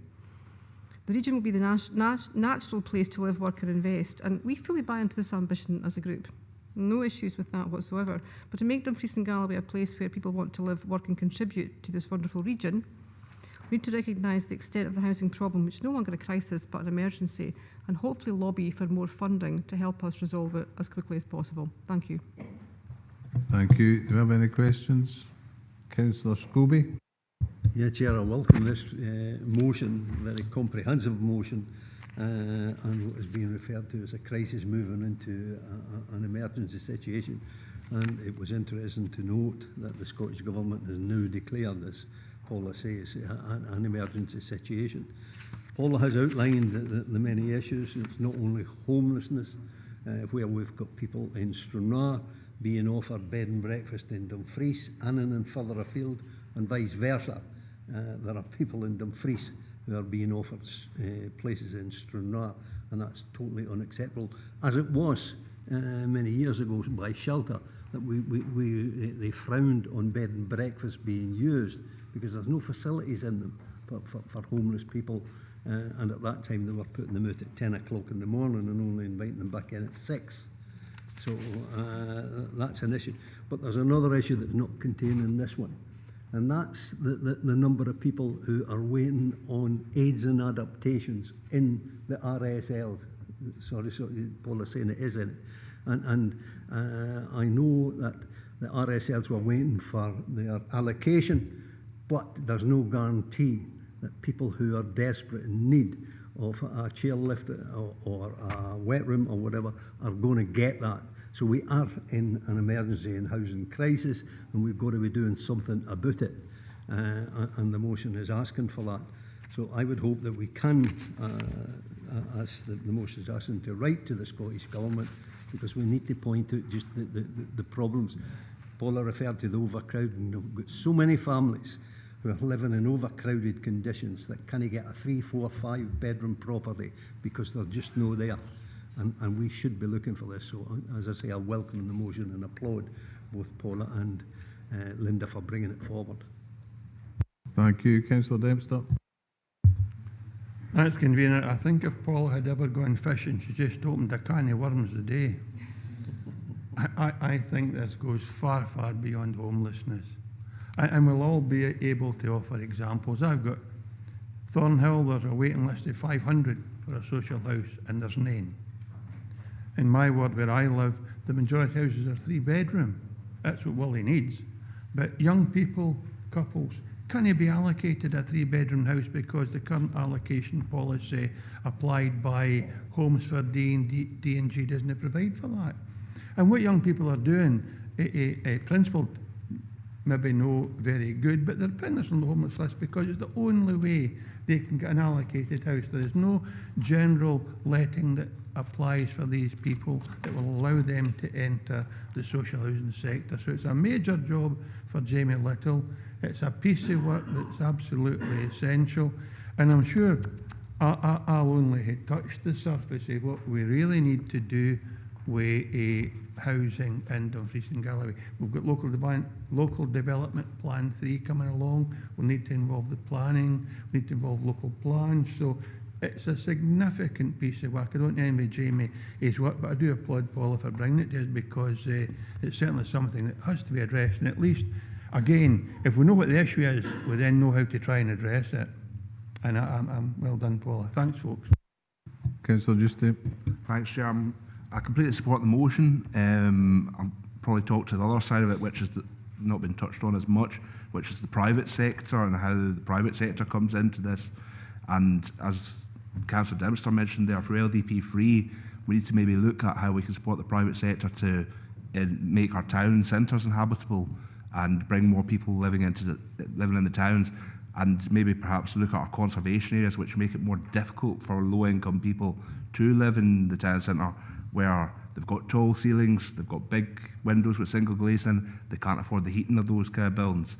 I live in a house like that. I'm fortunate I can heat that, but I can imagine someone in the same house as what I'm in, with 3 kids and maybe a smaller wage, would really struggle. I think we need to look at that for our plan policies. I think we need to look at the idea of, we've got a lot of people, especially my kind of age group, who are middle earners. They're maybe in a social house and they're looking to buy and get onto the ladder, and they're struggling to get onto the ladder because there's not a mobility of people going up the ladder. Now, the likes of myself, with my wage, and my partner's a teacher, we should be able to get a £200,000 mortgage, but we can't, because those houses are being swiped up generally by the retiring farming community. And that's not their fault. They're not able to build houses on the land, which they would rather do, so they're having to come into the nearest towns. They're swiping those houses, which means the lower priced houses, or the lower budget houses, your £100,000 houses, which are your starter homes, they're not emptying out quick enough to allow other folk to get into them. And so you've got a lack of social housing at the bottom end, and you've got a lack of people moving on at the other end, and that's where your situation's exacerbating. Thank you. Councillor Thompson. Thanks, convener, and happy to support the motion. But there's just a couple of questions on some of the asks, if you like, just for a bit of clarity. So on number 3, it says to note severe shortage of social rented homes and additional pressures for not accessible in family homes. I don't want to assume what that means, but could you answer that one? Yeah, thank you, convener. I said at the start that was just a typing mistake. I'd just take out not. Yeah. That's grand. Thanks. Sorry. No, I know. When I read it, I was so angry at myself for leaving it in. No, not at all. So that's fine. That helps. And number 5, I'm conscious that these are sort of factors beyond our scope a bit, but interest rates are kind of on the back of targets set in terms of inflation by the financial policies of the UK government. So I'm just thinking I would come on to that sort of item 10, that we should include the Finance Secretary of the UK government, if we're allowed to do that, obviously during this political time, but if we're including, we should basically not leave any stone unturned with this one. So if that's a factor that we can include, I'd be happy to sort of ask for that, along with all the other stakeholders, Scottish Government, etc., and Cabinet Secretaries. And just in terms of the item 9, 8 and 9, obviously we've now agreed to instantiate that committee, but it's the Tackling Poverty, Inequality and Housing sub, so if that's okay, just to correct that, bring it up to date. Thank you. Otherwise, happy to support. Thank you. Thank you. Councillor Hagman. Thanks, convener, and yes, thanks again to the mover and seconder of the motion that's come forward. I've I've been declared homeless twice actually in my life, once out with the region and once in the region. I've stayed in emergency homeless accommodation, and I have ended up in private rented accommodation with mould and damp that led to health implications for families. So, you know, this is clearly an issue. I'm actually really heartened that, you know, by good fortune, there has been a SPICE briefing, which is impartial information via the Scottish Parliament, has just been published today on housing, declaring a housing emergency. And I note with interest, and I don't think any of this anybody can dispute or would be unaware of, but high inflation, the increase of cost of living, labour shortages linked to Brexit, and also the cut to Scotland's capital funding settlement from the UK government. These are the impartial information that's been published today by Scottish Parliament. As I say, it's non-political. This is factual information. So, you know, I appreciate we are in a pre-parliamentary election period. In terms of the item 10 in the motion, I do believe that, you know, we should be acknowledging that, you know, there's a real a real consequence to the cut to funding that is coming to Scotland in terms of our capital budget, in order to find a solution going forward. I think also it is really important. Councillor Hagman, I do think you are actually verging. You're veering into politics here. And to be quite honest, at the moment, I don't think it's really appropriate. Okay, I've got to be honest. Okay, I take that on board. As I say, I'm quoting what has been published today online. I won't go further on that one. What I would also just urge members to look at, and I won't make all I'll say is that the last Economy and Resources Committee, which was taken in a pre-parliamentary time, there was the allocation of funding for energy efficiency, and I know that Jamie and the team have been working really hard in that. So where, you know, I appreciate the points made by Councillor Giusti, but there has been over £23 million come from Scottish Government to look at energy efficiency over the last 11 years, and that was discussed just 10 days ago at committee. So, you know, there is also ongoing work, but clearly it will be for the new subcommittee to take forward this, and I just again thank the movers for bringing this forward. Thank you. Thank you, Councillor Crothers. Thanks, Convener. And through you, thanks to Councillor Stevenson and Dover for bringing this forward. It really is much appreciated. But going back to some of the comments that have been made in regards to, I suppose, all tenures and for the real case, I'm looking at it. Aye, so at point 8 of the motion itself, agreed that the first action of the newly formed housing subcommittee, which we've agreed earlier, whereby it goes beyond that remit, is to develop a housing emergency action plan within the first 6 months. Just take it, you'll be comfortable if that covers all tenures, so it does look at the private sector, it goes beyond just RSLs and homelessness. Just a reassurance in regards to that. Thank you. Councillor Stevenson.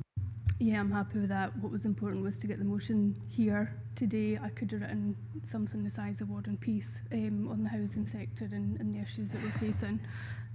Today, I specifically tried to keep this motion as apolitical as possible, given the circumstances that we're under. I mean, you know, I could do a party political broadcast here, but I've decided not to. Thank you. Appreciate that, Councillor Stevenson. Leader, did you want to come in briefly? Just very, very briefly, very much welcome the motion. It dovetails with the commitment from the Scottish Parliament and Scottish Government as well, and it's just to inform members that there's a lot of discussion in that national space around housing strategies, retrofitting, all the issues that we've discussed here today, and I would expect that Jamie will get more information about that going forward, but very much support the motion. Thank you. Thank you. So, on that basis, can we move forward with the motion? You'll forgive me for not reading it all out.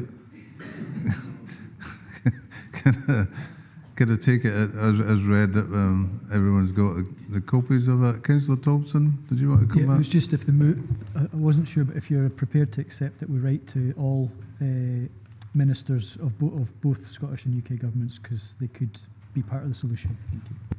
Yeah, happy for that. Yeah. Perfectly happy with that. So that's added to the end. That's fine.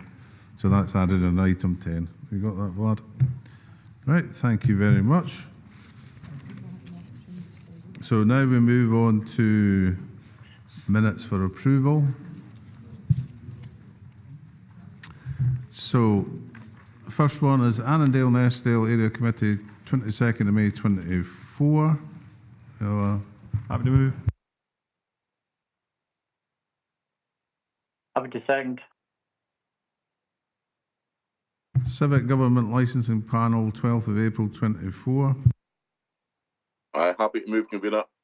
Happy to second, convener. Civic Government Licensing Panel, 28th of May. Happy move. Happy to second. Communities Committee, 4th of June 2024.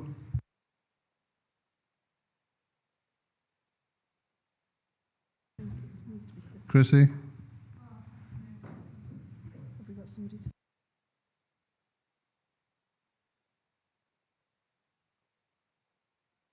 Sorry, I'm happy to move. Thank you. Education Learning Committee, 23rd of May 2024. Happy to move. Happy to second. Employment and Appeals Subcommittee, 18th of April. Happy to move. I'm happy to second if Councillor Blake's not on the call.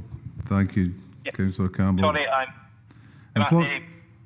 Peter, I'm quite happy to move that. Can I ask that you invite me? Unfortunately, I'm now in the car and I don't have my list.